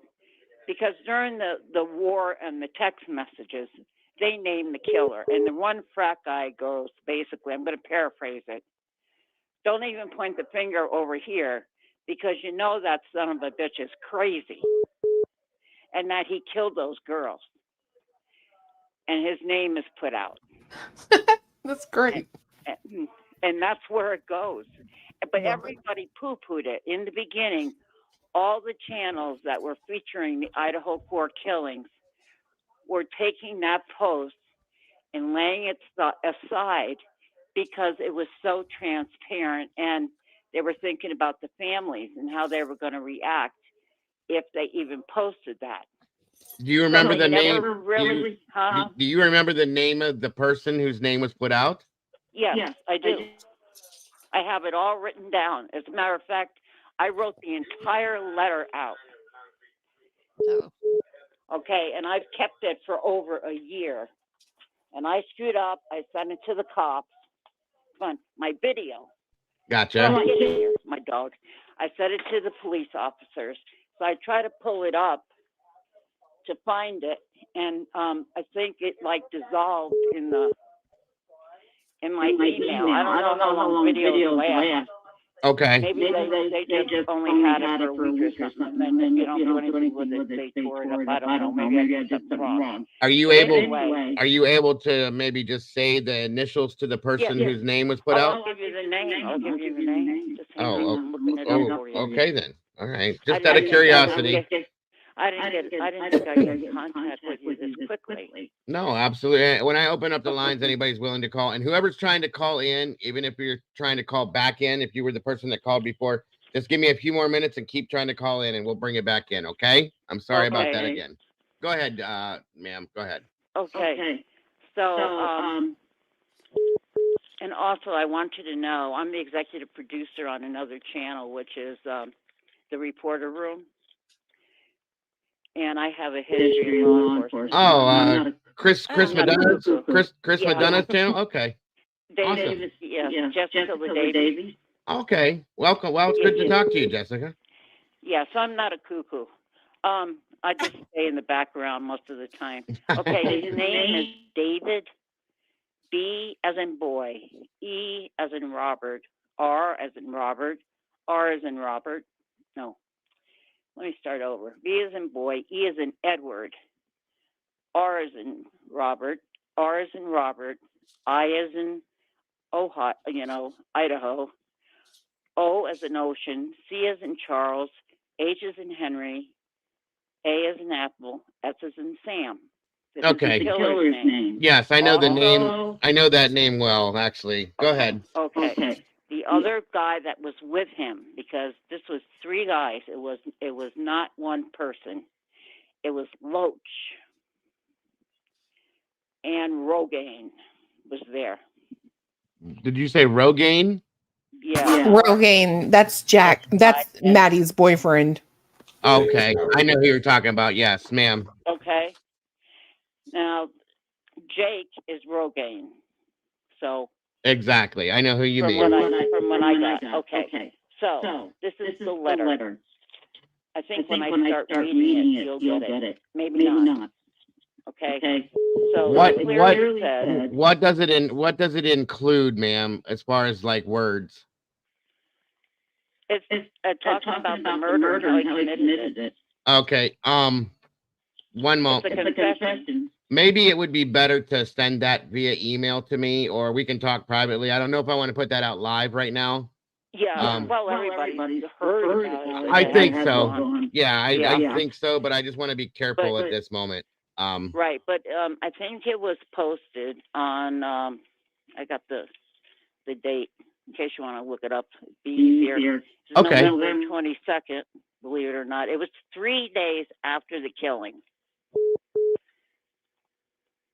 Okay, I got that written down again. I will go back and check it. Sorry about the echo, guys. I'm trying to keep it down. Okay. Jessa, I appreciate this very much. And I I don't appreciate know. you calling. It's going to make sense to you, I think, when you put it together. This is real simple. I was listening to the police officer today, and he just triggered some things in my brain. You have to know that 9.99% of the crimes are all committed by someone you know in your own social circle. It's never this strange guy that just crawls through the window out of nowhere and decided to target you. That's a burglary. That's totally different. This is a major killing with a lot of hate and revenge. And from what I understand in my investigation, this David character he was the one on Roy's that they got into the argument with over at the Sigmund. Right, right. Absolutely. Okay. And he was the one that said they were planning on killing these girls anyway, from what I understand. But that night, Maddie was pushing him and she was chiding. You know how you egg everybody on, and you make it worse? Because they were all intoxicated. Yes. So the girls were just like really going after this guy about his gonads and how shriveled they were, and he probably couldn't do anything anyway. And they said he is insane because he takes steroids all the time. Well, I was thinking, and I've arrested people on steroids, and it's like they're on PCP. Gotcha. You gotta have 10 people to hold them. Right, So right. I've they seen were that there. scenario too. When being an EMS, I've dealt with that as well. Okay. So you understand what I'm saying then. I can just skip to the chase. So you know that if that argument left the party and then it continued in a fight outside and it landed inside that house, that things got out of hand. And it went way past what it was supposed to. Gotcha. Well, look, And this is why that one Jack's father pulled him out of America so fast. Because he was either in on it or he knew about it and he was supposed to help, but he got scared at the last minute, that type of thing. Okay? So his dad yanked him out. Right. The other Jack just went home because he knew there was going to be trouble, but I don't think he suspected a killing. But Gotcha. Dylan did. Dylan closed the door and minded her own business. She could have called the cops, and she didn't. That's the bottom line. So was she involved? Yeah, after the fact, but she was still involved. Gotcha. Because she had the hots for Maddie. And you got to remember, Kaylee just left. She was going down to Texas. Supposedly, she had packed and everything. She would be back for her dog, but not right away. All of a sudden, plans change, and here comes Kaylee back. Well, here's Dylan ready to put the moves on Maddie, And there's that damn Kaylee again. And so when this was going down, she sat in her room reading a magazine. I'm telling you.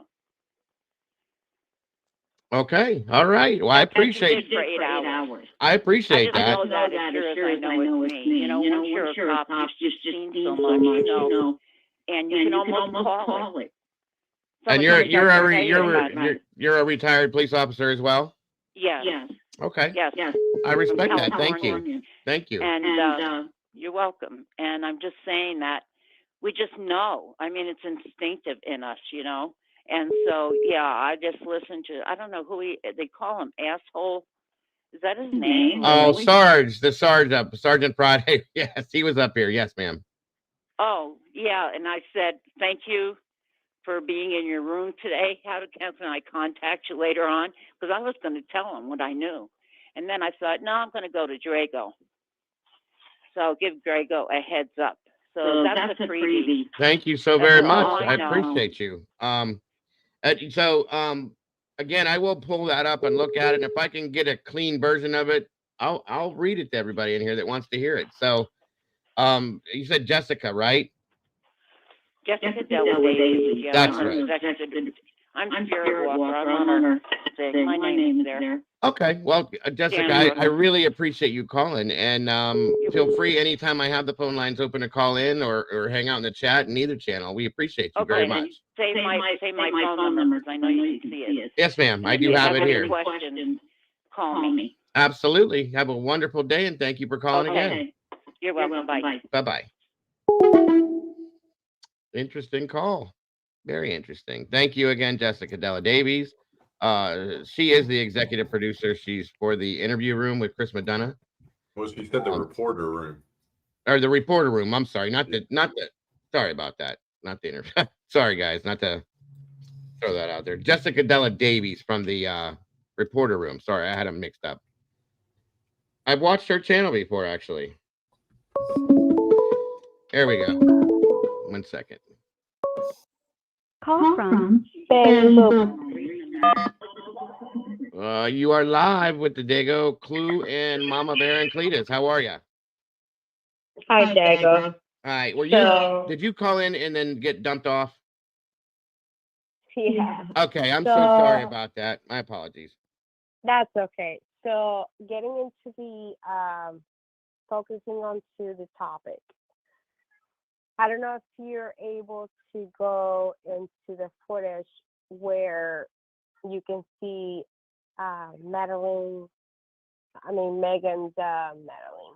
Megan's room.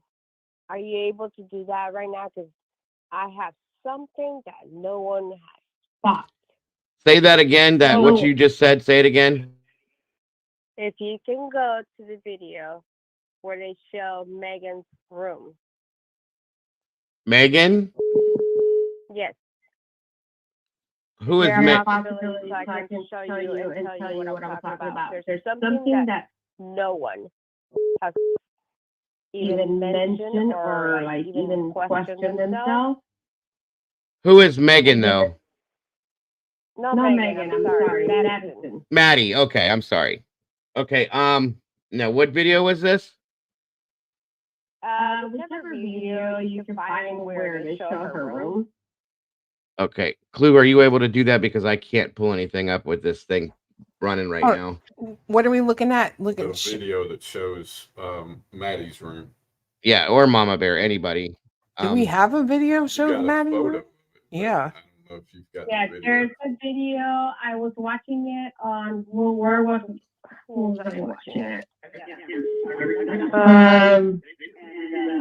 I don't know if I can pronounce the name of the channel. And then that's where I caught something up to my attention and I said, why hasn't anybody thought about this or even mentioned it?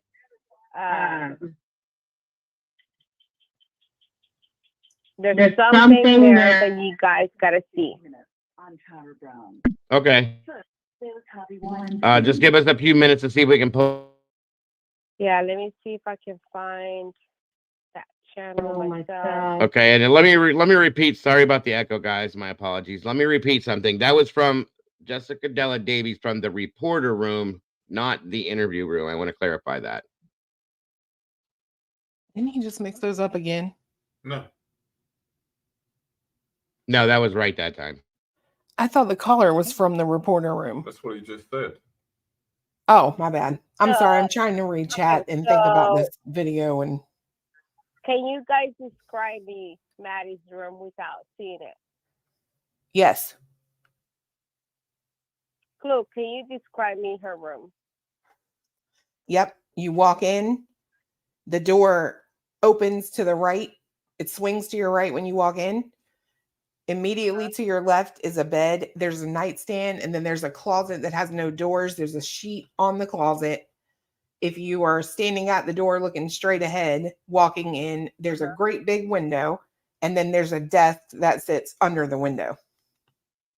What's out the window? There's a pink M that's probably made of wood, and a cowboy boot, two pink cowboy boots, and a desk. You still haven't caught it. That's all I see or remember. I literally have to have a friend of mine from Moscow. She's not my friend, actually. She's a friend of my sister's friend. So that she lives in the area. And then before they put the house down, and she even said, "Do you have a channel?" I said, No. But she brought to my attention something in specific that no one has mentioned it, like in terms of like how they're showing that there's a room where Maddie and Kaylee was sleeping, but the room is so tiny. It looks like a basement, not like a room with lighting from outside. So I'm gonna show you what I'm talking about. If you can find the footage, and I'll show you what I'm talking about.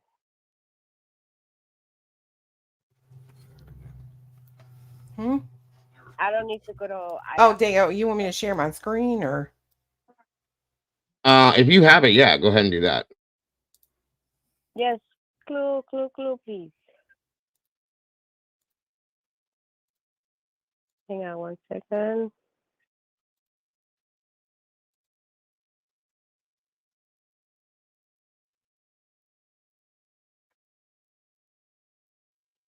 Can you see that, ma'am?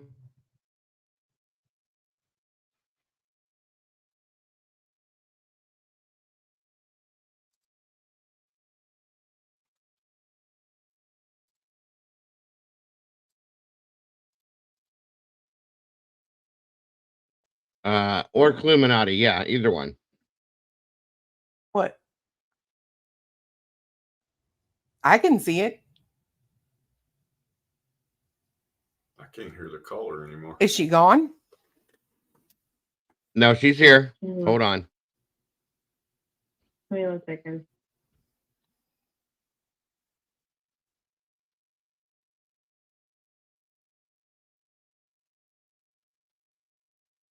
Are you still here, caller? I just heard her.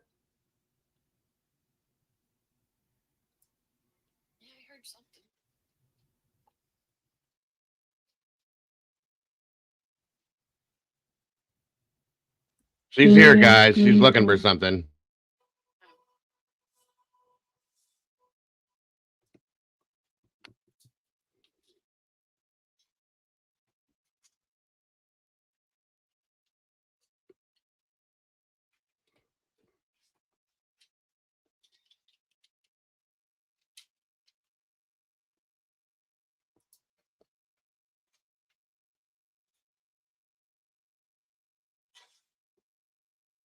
Well, what is it that we're looking for in the picture, ma'am?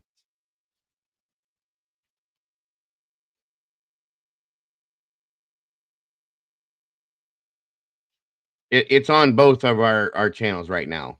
We're sharing the channel tonight.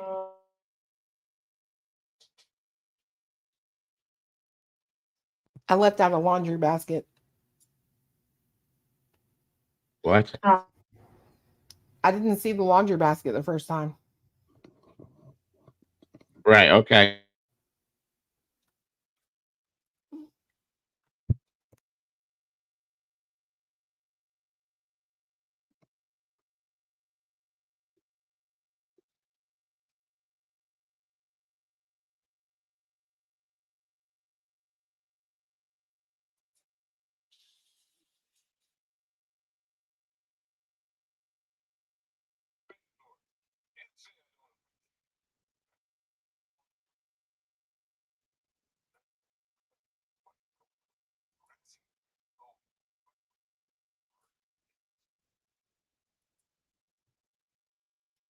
Whoever's trying to call in right now, just give me a few more seconds with this, and then we'll get this off, and we can bring the next call in.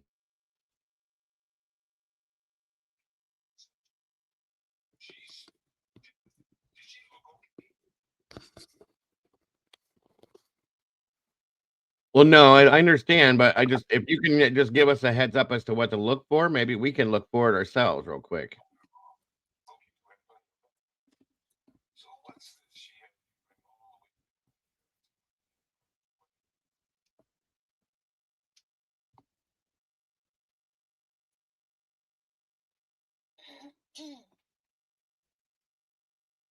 Yeah, she's still here, guys. I don't think they can hear her because I'm the one sharing the screen now. Does that make Right. sense? I just figured it out. Yeah. She's still talking, y'all, but you can't hear her. I can't hear her either.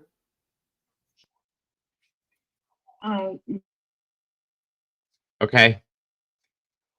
Yeah, we're there right now. We're looking at a picture of Maddie's room with her in it, wearing a pink I don't see sweatshirt. it. I see the four of you only. You might be on a delay then, because there's a picture on screen right now. It says breaking news, and it's a picture of Maddie leaning over, smiling in her bedroom, wearing a pink sweatshirt.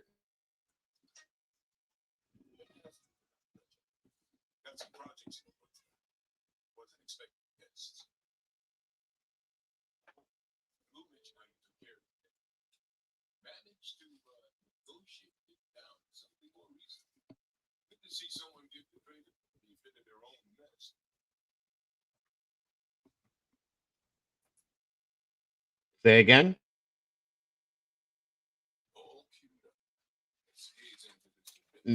Just this one that we have pulled up on screen right now.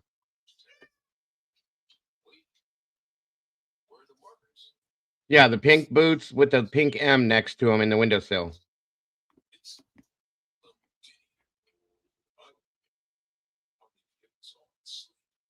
The balcony's on the outside of the window, yeah.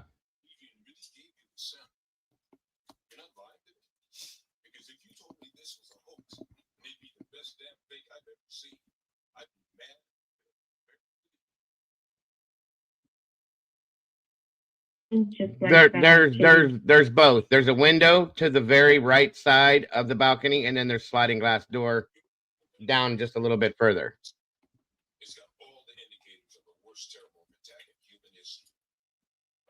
Yeah, I mean, you can see the railing of the balcony behind her. See? Okay. Right there. Can y'all even see my damn mouse?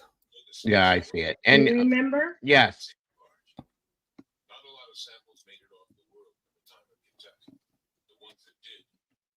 Turn around. Every now and then I get a little. Before they Yes. go into the house. Yes. Yes. And then that's the window. No, okay? that's no. Listen, Maddie's room was in the back of the house. The window he was climbing out of was the front of the house that's near the road.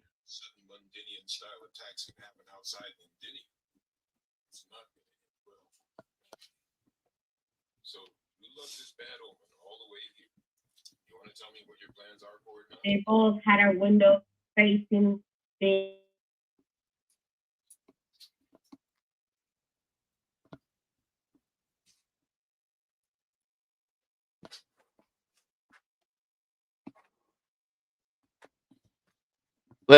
Okay, well, just so I understand, the house itself, if you were in the parking lot to the house where the front door is, okay, and you were to look up from the door, to the right side was Xana's room.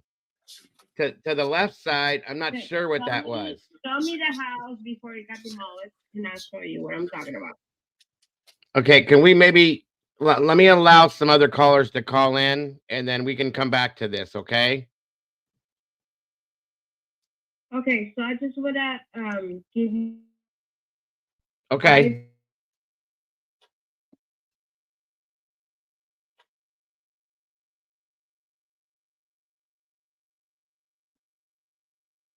If you ever notice. Right, exactly. I'm looking at it right now in that picture.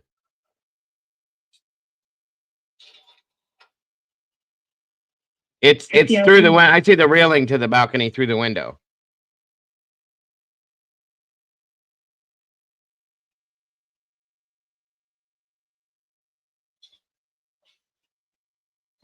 No, there's a window, and then to the right, about I don't know, 2.5, 3 feet is a sliding door.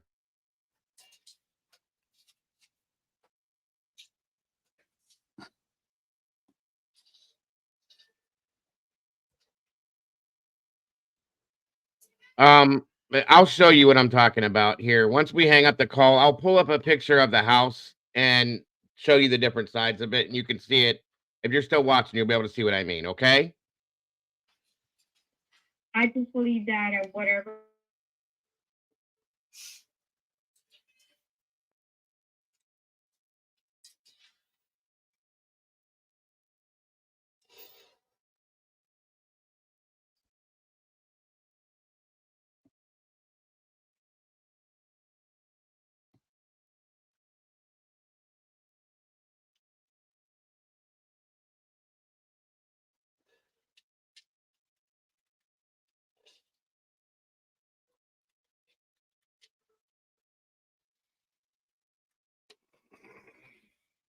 And Okay. I can tell you right.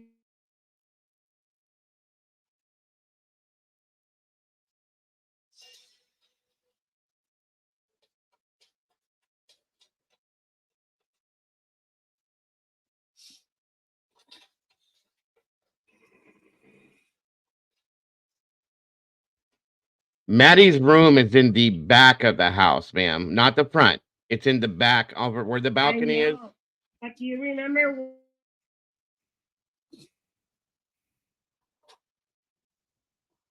I mean, there's no one else with an M name.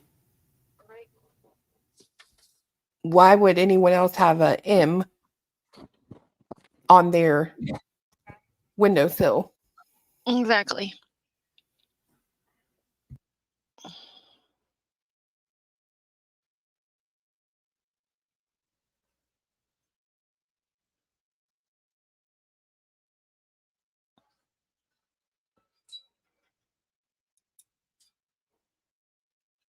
Okay. Okay.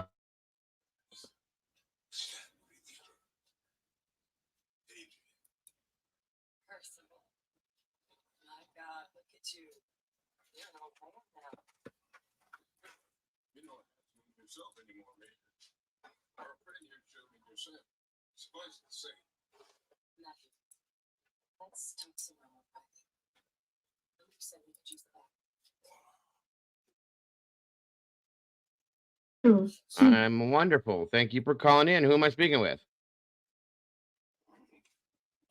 Say that again. Violet. Welcome. Welcome. Good to have you here. Thank you. What can we do for you?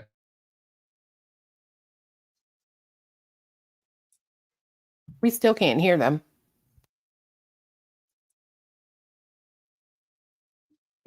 Okay, hold on 1 second, Violet. I got to readjust this so everybody can hear. Hold on, guys.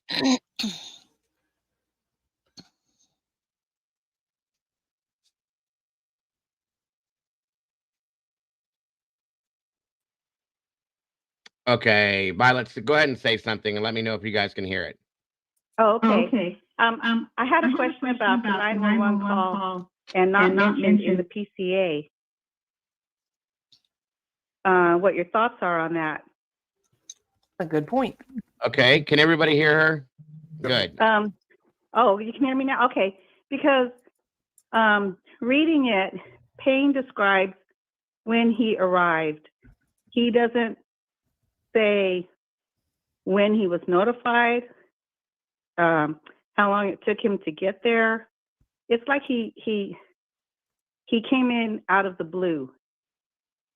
There's no 911 call. There's nothing that begins the PCA. There's nothing that begins the investigation. Oh yeah. Oh, Yeah, you well- mean it's that there's nothing that refers to the 911 call in the PCA? Yeah, it doesn't Yeah, even Payne, say like we were Payne didn't say, dispatched. there was a 911 call made at 11:56. ISP responded. I arrived at 4. It doesn't. It seems to me that it should begin at least with the 911 call.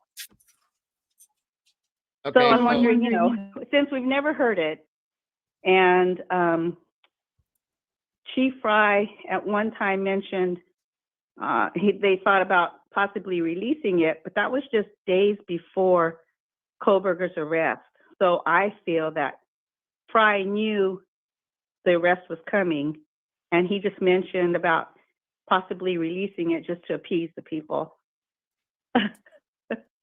Possibly, I agree. What do you think, Clue? I do find that fact super interesting. The fact that it just starts with Sergeant Blicker and I showed up at 4 p.m. right as ISP was on scene. Like that is something that's super sketch to me. Typically in a PCA, the responding officers would have some type of responsibility for writing out a report of what they saw, observed, heard, smelled when they got to the scene. I And you agree. weren't the responding officer. Yeah. I've just always found that, pretty interesting, and why it's not included in there. So that was my question. That's a great question. Great point. I appreciate it, Violet. Thank you very much. Thank you, guys. Been listening to you all day. Keep up the good work. Really love watching you guys and your brains. Thank you so very much. You are appreciated. All right. Bye-bye. Bye-bye now. Take care. Bye. All right, guys. I think that's going to do it for the phone. I'm going to lock that out at this moment. And what I'm going to do now real quick, because I am so confused from the caller before. And I don't mean that in a disrespectful way. I'm just confused. I'm trying to figure out what she was confused about. So I want to pull up by the way, Violet, that is a really interesting point, and I agree with what Clue said as well. And I said a long time ago that, first of all, I didn't think Payne should have wrote that to begin with, because he wasn't the responding officer, but that's okay. Or at least put something from them in the PCA. There was a bit of a referral to Officer Smith, I believe. And Nunez. There was 2 officers there. Yeah. True. So here is the house itself. Okay. This is, as we can tell how small this is, Maddie's bedroom. Or wait a minute. Maybe I got Kylie's. Kaylee's room. Kaylee's room is the one that had the slider on it. Am I wrong? No, that's right. This is Maddie's room. Okay. Where's the window? No, it's not. This is it's Kaylee's not. room. Gotta go across the hall. Yeah, there you go. It's all right, Mama Bear. I just I It's looked okay. at it. There. Okay. There we go. Okay. So I was confused on what she got me confused too. I'm sorry, folks. This is Maddie's room right here. Okay. And as we saw from the outside, Kaylee have the one that had the slider? In turn, my idea was because she had the slider, she could put Murphy out on the deck that was back there, right or wrong? Yeah. We had the sliding door. Yeah. Okay, that's what I was thinking. All right, so let's this would be Maddie's bedroom. Okay, again, very small, so on and so forth. There's the closet she was standing in front of. There's the window. You can see through this window here, the railing for the deck right here, or the whatever that is, the balcony back there. Okay. Yes, and there's the boots in the window. Thank you. Wow, you're moving right to where I was going. This is crazy. And the M for Maddie. So that's the room. Now the other room that we were in with the slider is Kaylee's bedroom, which is across the hall, directly across the hall. And the only thing in between it, excuse me, is a bathroom, right or wrong. Right. Yeah. There's the bathroom. You come out, make a left, and you walk into Kaylee's bedroom. Yeah. And then the stairwell, of course. But there's Kaylee's room. And then that's the one that has a sliding door. And they're in the back of the house. Somebody correct me if I'm wrong. No, you're right. Correct. Okay. They're So on the that's side facing the trees to be. yeah, just that lay little out. back parking area back there is where they would lead to. Right. Exactly. This is Kaylee's bedroom. Yeah. So what I was confused is where I got confused is where she was confused at. Well, I think there's been, so I know we've seen a couple of variations of layouts of this house. One of them actually was on a mainstream news outlet. I remember she and I were watching it, and they had the layout wrong. Mm-hmm. It was one of all of the ones, but we actually did see it, and they had the layout of that house wrong, and it was not. I've seen that old. too. It was actually fairly recent.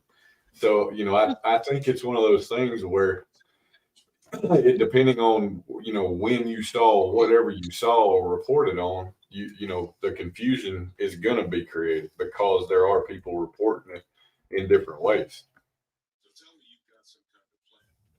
But I mean, even the PCA, if you go by the directions and the locations of the rooms in the PCA, and you look at a map and the layout, I mean, it's all there, and that is accurate. This 3D model is accurate.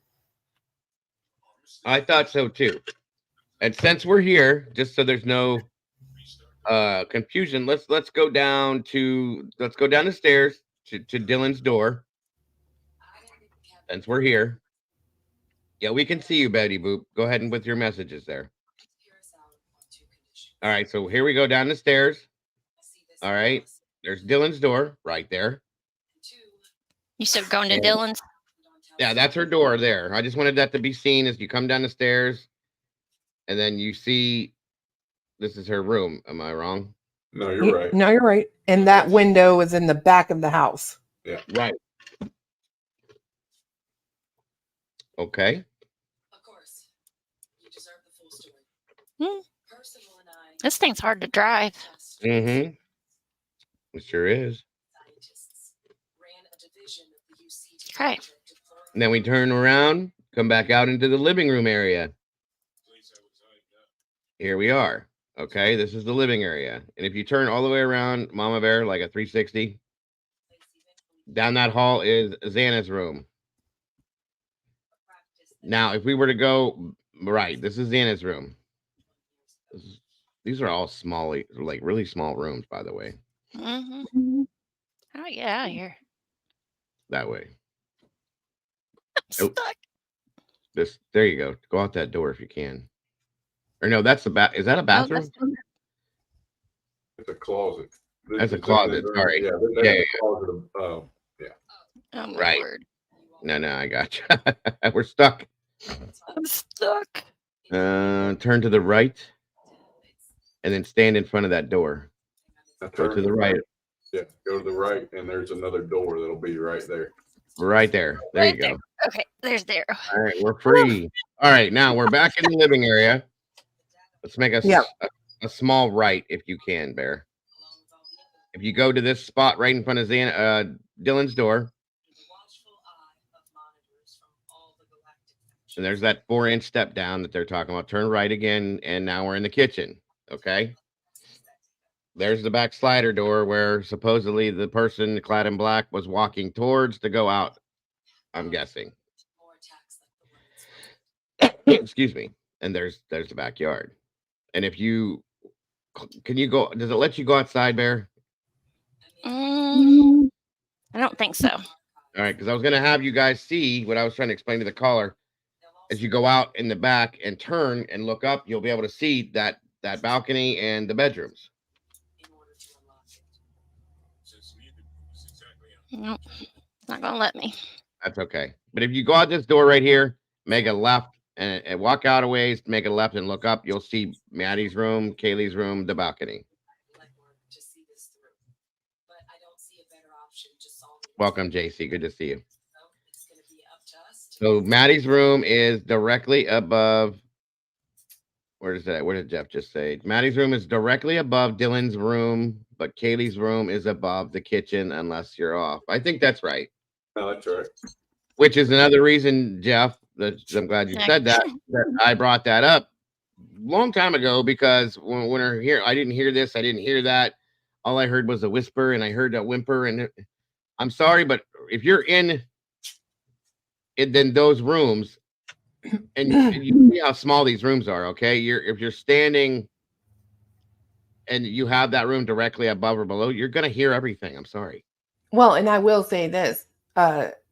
Stevie said, the more times you do this, it becomes more abundantly clear that the killer made a choice to kill specific people. Because from the beginning, it's like if you walked in the back door, literally the first room you encounter is Dylan. Right. So if you were just going in there all willy-nilly with no target, why wouldn't you try the door? That's a great point. Great point. You said Stevie? Yeah. Okay. First of all, thank you, Stevie.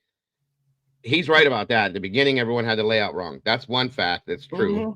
Take that into account first, folks, for the very beginning. Where's the other? Did he make the other comment before or after that one? After.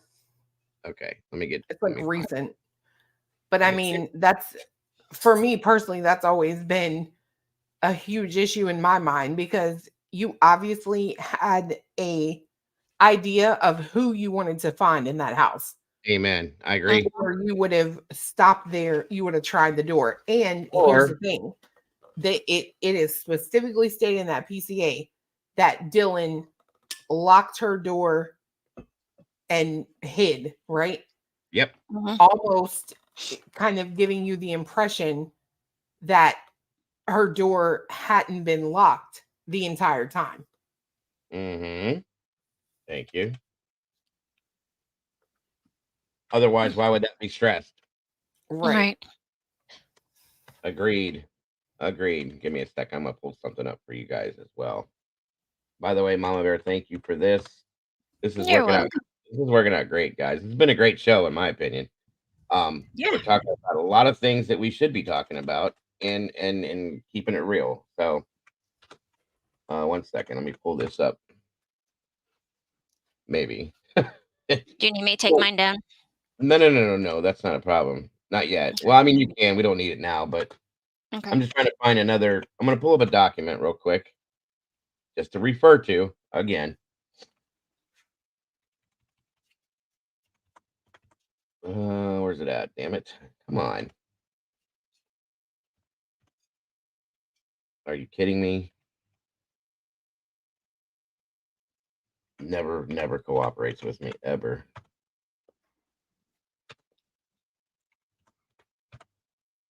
There it is.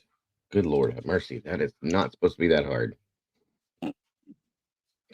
Just saying. Just saying. It's not supposed to be that difficult. All right. Oh, it's the first one, I think, if I can find the damn thing. Here we go. Boom. Bingo. Okay.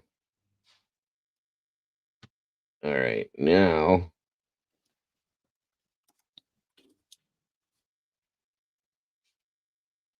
All right. Here's the PCA. Okay. I see you, Betty Boop. I can see you. Your message is fine.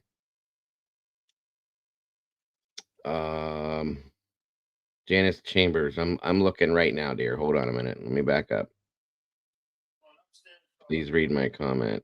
I'm still looking. I'm trying to find it. 1 second. The door would have opened the wrong way to see his face. Oh, I agree. That's another thing I said.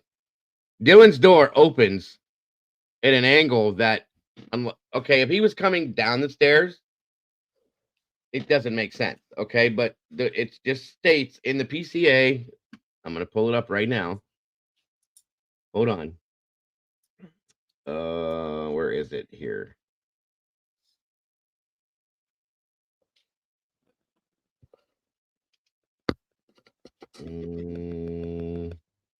Okay, yeah, they do refer to Officer Nunez, saying, I later learned from review of Officer Nunez's body camera.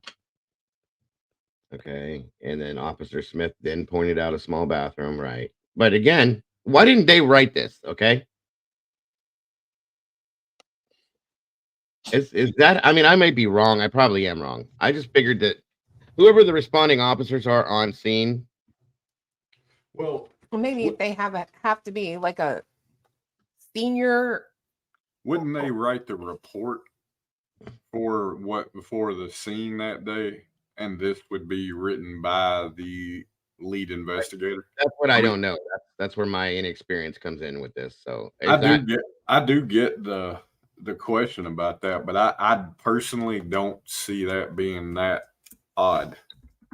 I do think that it's odd that, you know, some of the that like the report and things like that I would imagine were taken and made that day aren't available when this is. But, you know, I don't really know that I find it that odd that somebody that wasn't the initial person responding wrote to PCA. Okay, I respect that. Like I said, it's just something I took.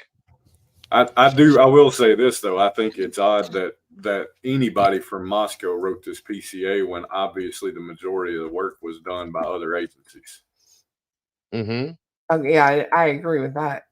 And also, I guess maybe what that person was trying to say, you were talking to like about Dylan not being able to see the person. I don't necessarily agree with that, because if you open your door and you're immediately at the like opening of like if you open it, you got to stand to the left of the door, right? Mm-hmm.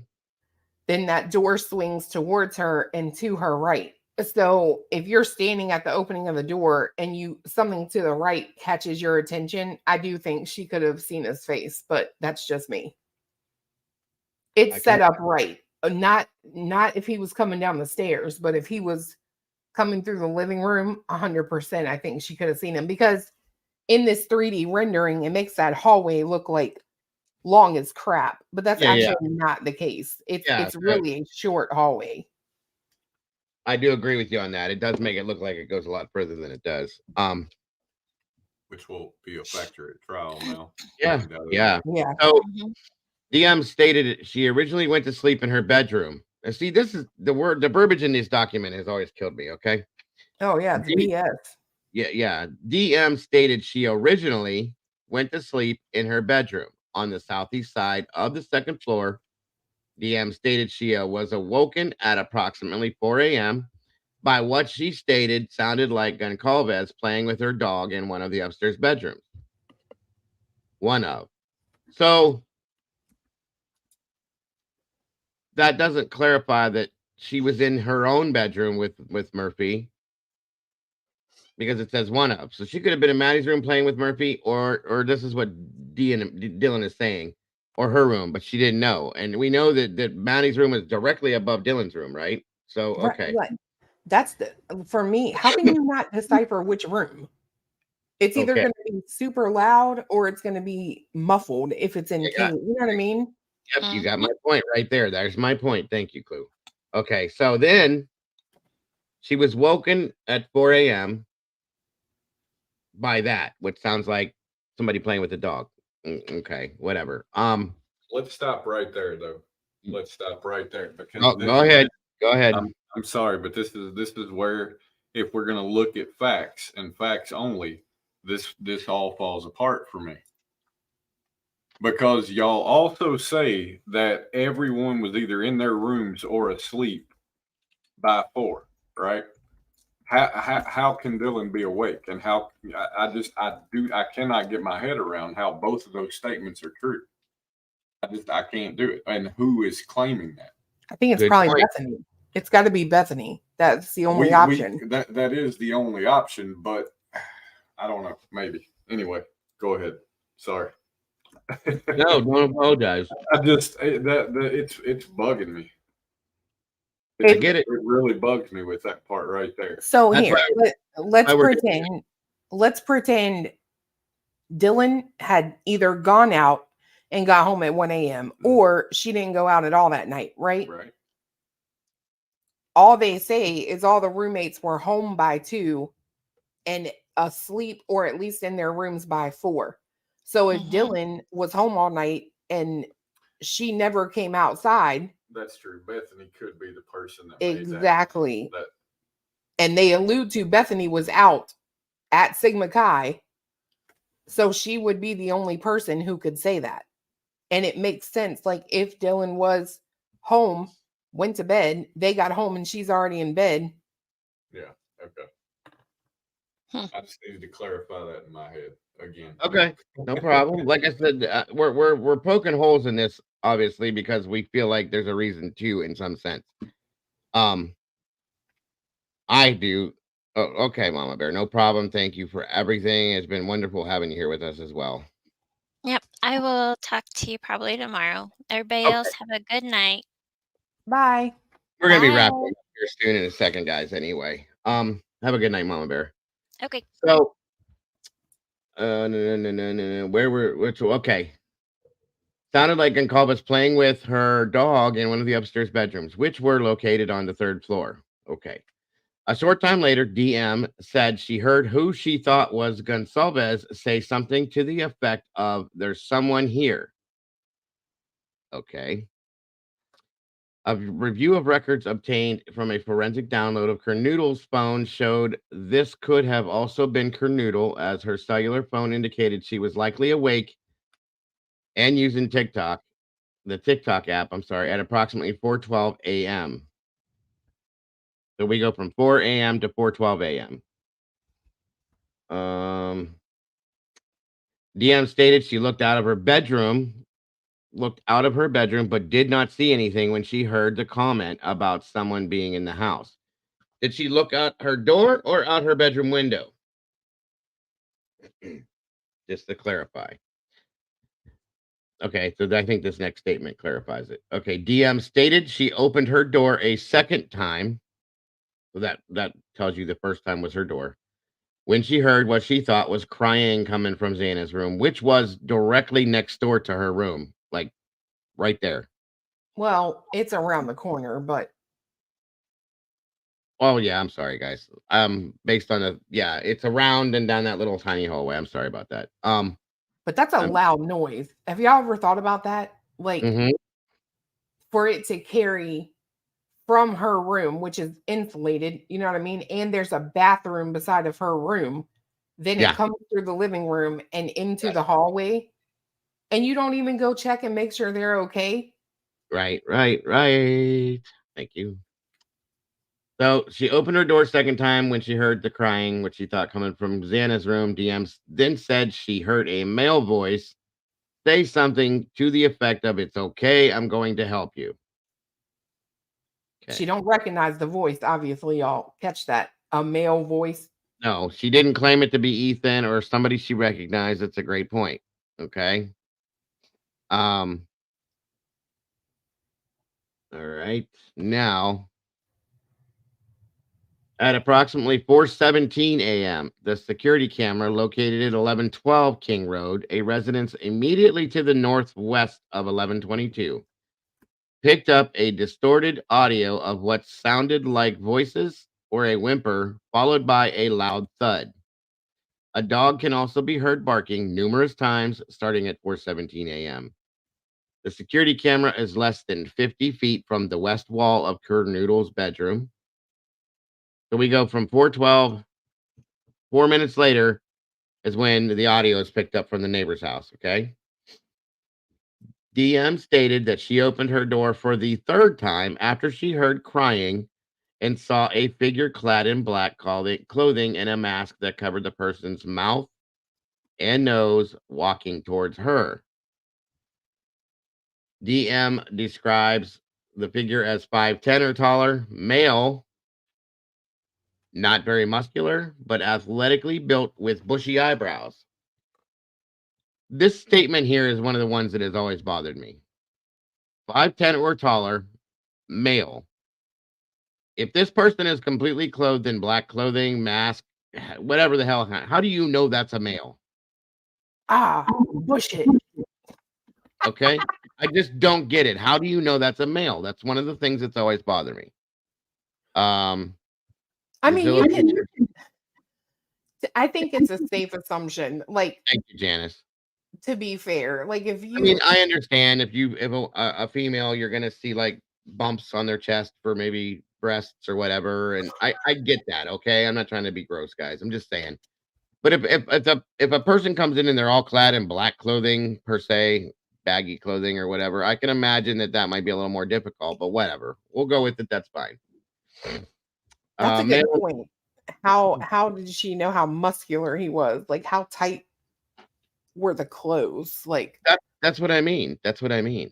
I don't. Anyway, I'll let it go. But athletically built with bushy eyebrows. Okay. Again, I disagree with that. The male walked past DM as she stood in a frozen shock phase. Why? Why was she in a frozen shock phase? If you're used to having people in this house, what's the big deal? Okay. The male walked towards the back sliding glass door. DM locked herself in her room after seeing the male, which said she was scared, obviously.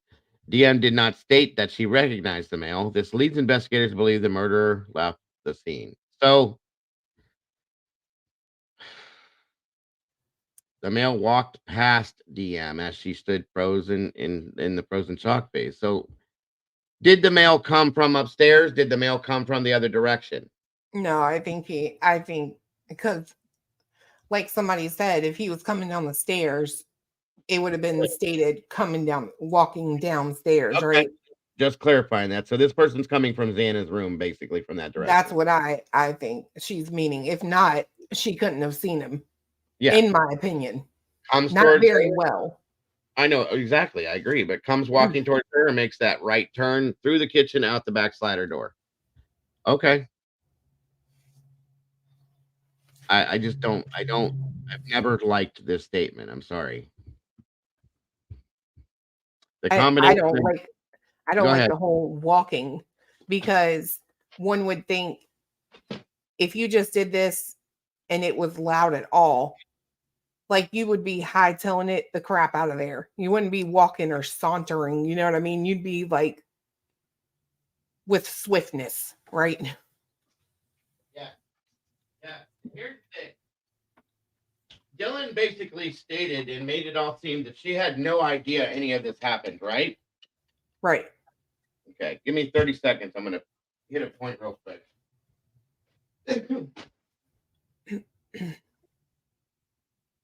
Turn around. Every now and then I get a little bit.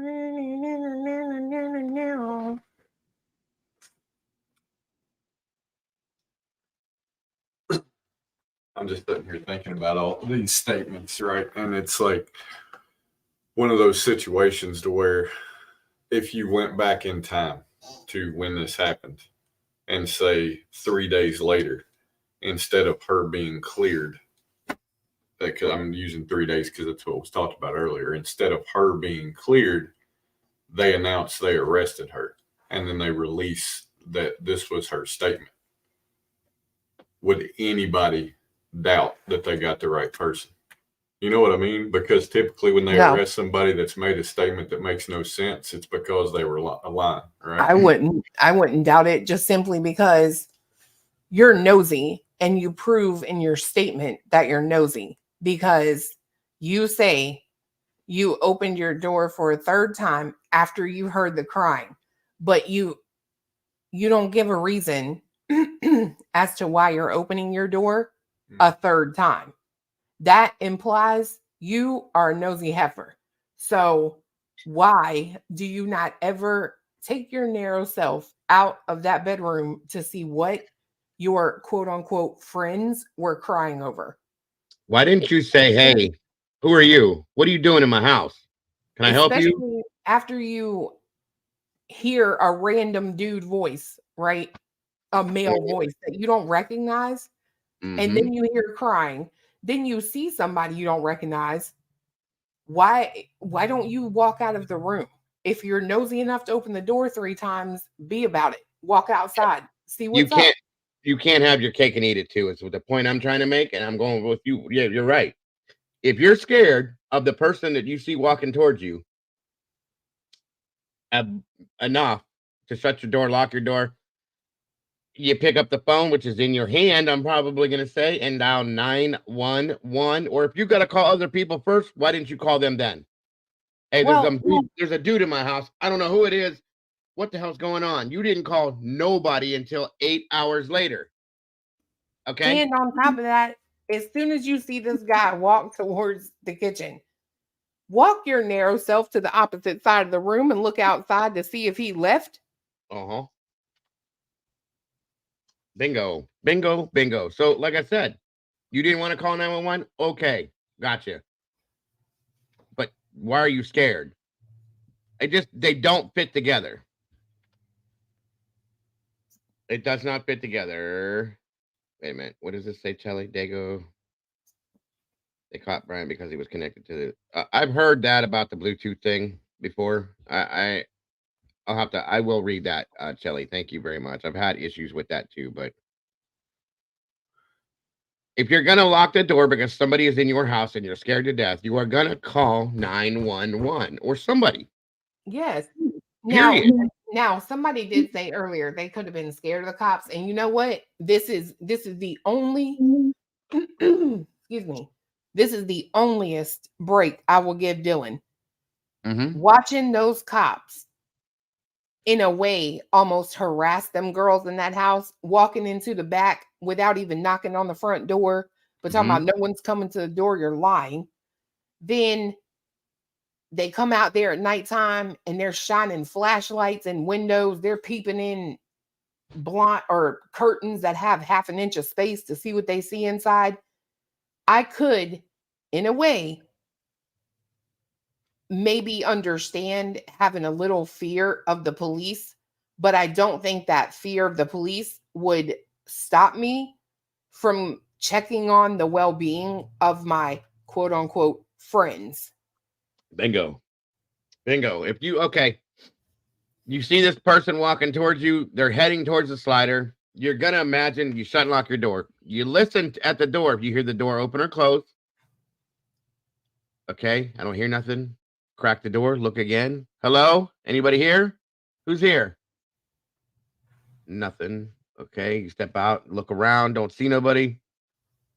Anybody here? Let's say the slider's open a little bit.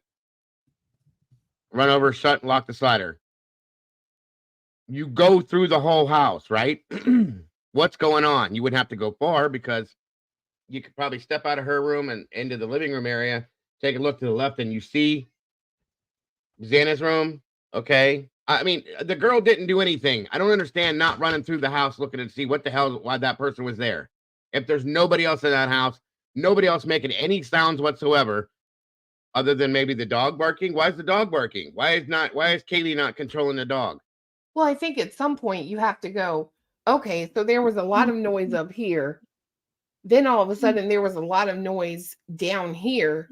And all of a sudden, I think what would bother me more than the man walking through the house would be the eerie quiet that just fell over the place. Bingo. Because most people, like, you're not gonna, if you're a girl, God knows, y'all ladies, just admit it, own it. We're emotional. We wouldn't be up crying and then all of a sudden just like pass out. You're right, exactly. And was it ever spoke about that she heard a car pull off? Not in the PCA. So no, we don't know that. She didn't hear a car leaving. If somebody's leaving at a high rate of speed, if there's no more noise going on in that house, you would hear that, right or wrong. Well, I can tell you who would have heard it without question would have been the person that could claim that everybody was in their rooms or asleep at 4 a.m. And that would be Bethany, because it would have been right outside her window. Thank you. And that's not in the PCA either. Well, to be fair, she could have seen a car. So this is what I think may have went down, because it seems like Bethany and Dylan were definitely closer together than the other girls. They're the same age, same grade. They were both new, right? Yeah. Right. So I think there's a high probability, I'm going to say, that Dylan had texted Bethany and said, I just saw like this strange person clad in black with a mask on. And Bethany then could walk to her window and look outside and be like, well, I just saw a car leave that's da da da da da. And so they just went to sleep. Okay. But we know they were communicating during the time that the crime was going on. Remember, Steve said that they know that for a fact. Okay. What were they talking about that neither one of them decided to call the police? Well, technically, Howard Bloom said that. Oh, that's true too. Yes, I agree. Well, but I don't think he would risk his reputation. I agree with that on too. something that he hasn't at least Heard some form of. Yeah, I agree. But verified in some way or form, right? Yeah, right. Exactly. I feel like that may be, I don't doubt it, right? But I also feel like that could be one of those things that an assumption has been made from, because it says, talks about the forensic downloads of both of their phones being what led to them determining the time frame. Okay. And I mean, there's it's when you read that and you think about, well, how could that make sense, right? The first thing you come to is, well, they were obviously talking to one another, but that doesn't necessarily mean that is what happened. Right. No, because like they look at Xana's, right? They know she was on TikTok at 4:12. They could just say they saw that they were up and messaging. She could have been messaging Quinn. Yeah, I mean, there's a lot of possibilities, but but to me, it makes it for me, it only makes sense that they know they were communicating with each other. Because even unless they're just reading the messages, like if she texted her boyfriend and said, there was just this strange dude in the house, I'm sick of this place, ugh, I want to move out, right? Then they would see what time that message was sent. Does that make sense? Yeah, it does. Yeah, it does. It does. Absolutely does. I do agree. I'm still not convinced Bethany was even there. And that's why, with that statement that you were talking about, Dylan said she originally went to sleep in her room. Originally. I think that girl texted Bethany. Bethany may not have been there. And so Dylan went to her room to sleep because it was loud and she couldn't get to bed. Because that old boy, Richard Bowtie, says that yes. Right. I always thought that in there somewhere it said she was at home at the time of the crime, but he does not say that. All he says is she was present 8 hours later when police arrived. Right. Thank you. Now the people that do say the roommates were home, I believe, is in this PCA somewhere. It is. So you just gotta wonder, right? Well, I mean, I think going down the train of thought where Sarge was at, or at least the angle of looking at what's presented as fact and considering everything there is fact, right? Lost my train of thought. I literally went easy to do. I went completely blank in the middle of that damn sentence. You pulled a you're pulling a Dago. It happens all the time, bro. I got no idea where I was going. Real quick, I want to thank anybody that donated towards these links today or any day. Actually, thank you so very much. It does definitely help me keep going, pay the bills, so on and so forth. So God bless. Appreciate you. Anyway, moving forward. Did you just say that there's something in here that states that in the PCA somewhere? Yes. I thought, I don't know where it is, but it says the other roommate. God Almighty, where exactly was it, and what exactly did it say?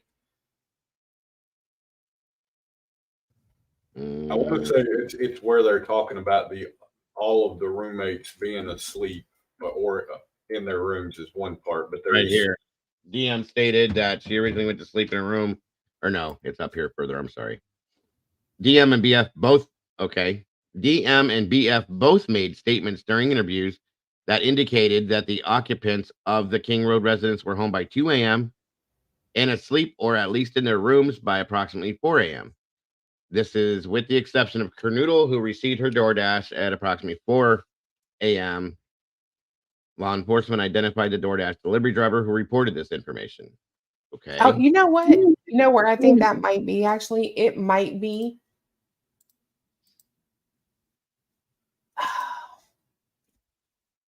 maybe in one of the press conferences. Okay. Well, I know in the press conferences it talks about the other two. One of the press conferences, they say the other two roommates were asleep on the first floor. Mm-hmm. They say that in one of them. That is true. I remember that. Yeah, I mean, there's a bunch of news articles that say it, like 2 other roommates home at time of killings, but declined to call 911. Here's another one. The other two female roommates were also home at the time of the attack, but were left unharmed. So it kind of makes me wonder, and I'm going to dig on this week to see if the police or anything like official ever says that. Because if not, then no, I swear I can see Chief Fry, his old red cheek self right now, saying 2 other maybe roommates were home at the time of the crime, but were unharmed. Yeah. I mean, So we looked into this. I think it's something that was said by the police. Right.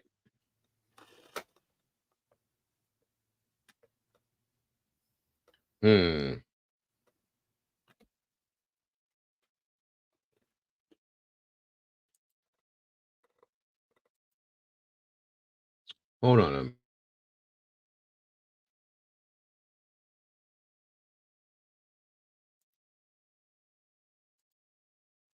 On the evening of November 12th, 2022, Chapin and Kernoodle are seen by BF at the Sigma Chi house on the University of Idaho campus from approximately 9 p.m.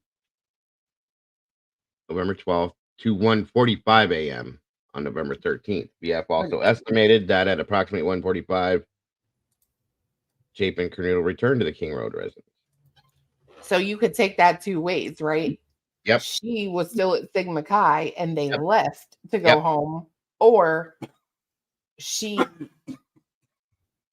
I don't know, maybe only one way. I mean, it depends. It depends.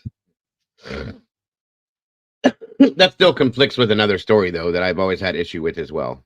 Well, if you look at Dustin Blaker's statement, he takes out the 1:45 a.m. part. He only says she sees them from 9 p.m. blank. Yep. No end time. And we also had that the statement from Jeff Kernoodle that they called him at midnight, said they were having pizza, watching movies. Now, you can't take that with a wholeheartedly, I guess, because sometimes I've always said sometimes kids tell their parents what they think they want to hear just so that they'll relax. But it is what it is. You know what I mean? But it's like, how does she talk to you? Like, if they're at a party, they must not party like we used to party, because I don't know how you would even talk to your dad and it be quiet enough for him to think you're actually just at home watching a movie. Well, you got to run outside, find a quiet spot. Like, I've done that before, but it is what it is. I don't know, guys. I feel like we've looked through this 1,001 times. And I feel like every time I read this, there's something. I feel like there's something in here that we may have missed. I'm probably wrong. Maybe it's just the feeling that I want to find something else in here, but I don't know. I think there's a lot of things you can look at with. I mean, it's a big document, right? Like it's a lot to it, yeah. Information. Oh, definitely overwritten. And it's confusing because it doesn't make sense in a lot of ways. And so I think that's why you can look at it. You could look at it a million times and find different things to point out with it, because it's a damn mess. Agreed. So yep. Everyone is saying that they were home and eating pizza. I personally, like, we literally just the other day on a show went back and listened to that interview with Jeff. Yeah. He don't say nothing about no pizza. No, I'm he gonna doesn't. say again, I doesn't. think that You're just right. might be more misinformation from Yes. Kara. Because she's so specific saying that you can even see the pizza boxes in the trash can. And I'm like, lady, did you see These are all college that kids. trash in Yeah, the kitchen? that could have been from 2 weeks ago. Right. Right. Why would they walk that out to the freaking trash can? Like, you got a 8-day-old Starbucks Yeah, right. And like sitting I on said, the no. the pizza thing's never been clarified ever anywhere by anybody. So And look, regardless of who it came from, right? It wasn't so this person's talking about what Jeff Kernodle said. Well, that's not firsthand information. And what we hear Jeff say doesn't allude to that. And it's the same thing as what I was thinking about and talking about the other day with Steve. And a lot of the things Steve says, I think could be I know I'm guilty of it. I hear what he says and I assume he's got more information, but it could absolutely be that he's presenting the same information the prosecution has that's already out there. But it's yes. just his way of saying it, and it sounds different, so we think more about it, right? I mean, I hadn't heard about her being in the corner of the bed, slumped up, like sitting up, kind of No. slumped over. No, and That's I do brand agree. new. That's brand new. Yeah. There are things that I think he does know about, but there are other things that I think there's the possibility of it being just misconstrued as new information, and I think I've done that myself. Is why Yeah. my mind has went there recently. Yep, I got you. I see your comments, Janice. Your Bethany comment. Let me go back to that one. I don't see that one. Hold on, let me back up. There, and that comment right there, Angel. The fact that we all still read it for the zillionth time and it's still confusing. Okay, the fact that an attorney has read it a zillion times and it's still confusing. That says a whole lot, in my opinion. Sorry. And she clearly stated yesterday they've read this time and time again, multiple times, and they still don't understand. So it's not us, folks. It's not just us. When somebody that has a huge education in law is reading this and they're saying, huh? It's the same thing. I'm trying to find your comment, Janice. I don't see it at this point. I'm getting there. So yeah, guys, I mean, there's a lot. This coming week, like I said, because I think we need to wrap this up. We've been live for quite a while. Yeah, my butt is numb. Yeah, I gotcha. This coming week, we're gonna do, like I said, I don't know if it's gonna be Monday or Tuesday, but we're gonna go back and we're gonna look at the hearing, break it down into pieces, and talk about it all. So be here for that one. You guys probably won't see me here on my channel tomorrow at all. I usually don't on Sundays because that's the only time I get to spend with my beautiful wife on Sundays because she's off for sure. Oh, here we go. Is this it? And what about Bethany saying that she saw? See, I think that is rumor, maybe. A naked man? He wouldn't have ran out naked. Then Dylan would have seen a naked man. I mean, depending on where they are in the house, unless the dude ran laps around the house, I don't know. But I think that was a rumor, wasn't it, guys? I haven't seen anything official. Mm-mm. Hello, Exactly. helicopter. Exactly. Are you talking about the naked man running Yeah. around? Hello, Yeah, helicopter. I don't think that it was only reported by the Mirror. Well, we know that the Mirror is that is a purely fiction scenario there. It's like what? the Mirror. It's like the Inquirer. Oh God. And that's what I'm saying. Like, Chris, that's a good point. Okay, I agree with JB. Sorry. Who? JB. Enon would run out naked. Just saying. Now that I could agree with. Okay, he's weird. I can imagine that, but I don't know, guys. We're gonna get into some more of this kind of stuff and talk about these things and break some other things down too and talk about those. But at this point, guys, I think tonight we've had enough. It's okay, Janice. Please don't ever say you're sorry. it was a good stream. It was a good show. It was great, actually. I really enjoyed this. I like talking about these things like this. You said she thinks it was a typo in that article because, especially if someone's using like a phone or an iPad, if you mistype the word masked, it changes it to naked. I mean, it happens. It's happened on my phone where I've said different, not that specific word, but you know what I mean, where I'll say something and it changes it. So it still doesn't make sense. So here's the only thing that doesn't make sense to me about Bethany seeing anybody run by her window. If they don't show him parking, if they don't see him park and then go into that house, he wouldn't run in front of the house because obviously we can only deduce he would have parked out back. There you go. There you go. Good point. Good point. Good point. Who in the right mind would take the chance of being seen, well, other than Enon, by everybody or anybody, even in the middle of the night? It's a college campus. Right. And it's so dark. Like if you ever look at that footage where they come up there at nighttime and they don't have them lights on out front, it is a super dark area. I'm talking about pitch freaking black. Yeah. Yes. But we do know those lights were on in the front, right? Because when they showed up, they were on. They stayed on for like months. So I just don't think you would run past lights when you could just run out the back and stay in the darkness. Agreed. I do agree. Definitely. Do you guys have anything else to add? Any closing conversations, arguments, statements, anything? I still say there might be a chance that it was Enon and Murphy was barking at his cat, but that's just me. Well, why would he bring his cat with him? An excuse. I had to go out and walk my cat. So, well, I mean, yeah, okay. I got you. There are people that do that. They put it on a little leash and everything. I know. I've seen it. I know. I mean, listen, Enon's always been suspicious to me, 100%. And he does that mail-in knife thing where it comes in the mail. All he's got to do is be like, I didn't like it, and send it right back. Now it's on a shelf somewhere waiting for someone else to purchase. And in the infamous Linda Lane footage, there is a cat that runs across through there at some point.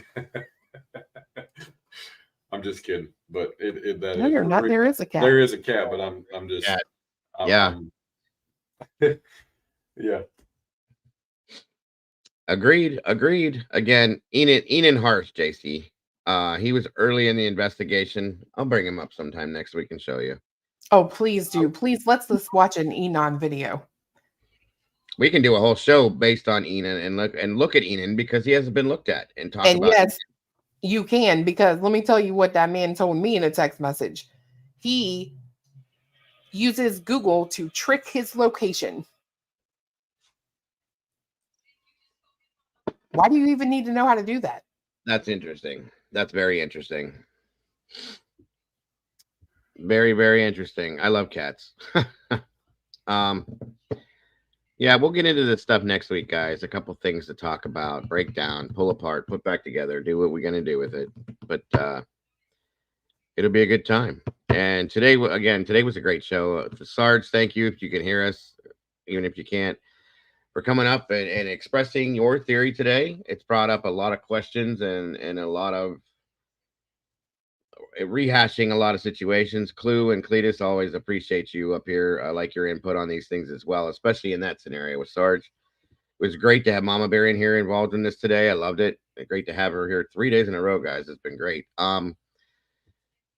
It just in all around, I'm happy. Today was a great show, I think. It was long, but it was a great show. So, if that being said, Clue and Cletus, thank you once again for joining us and opening your side of things up to this as well. Clue and Cletus's community, thank you for joining us and being here. I appreciate every one of you guys so very much for joining us on this today. It was a great show. Of course, my community, which we all share a lot of the same people, but I appreciate and love all you guys to death. You know that so very much. Other than that, guys, don't forget to love yourselves, love each other. It was an amazing day. Don't change a thing about yourselves because you are the beautiful people. Besides that, guys, have a wonderful. Oh, wait a minute. Sorry.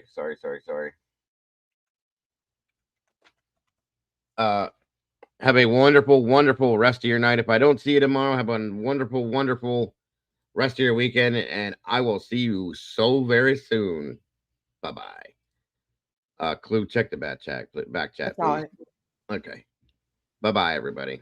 Bye. Bye. Maybe, there we go.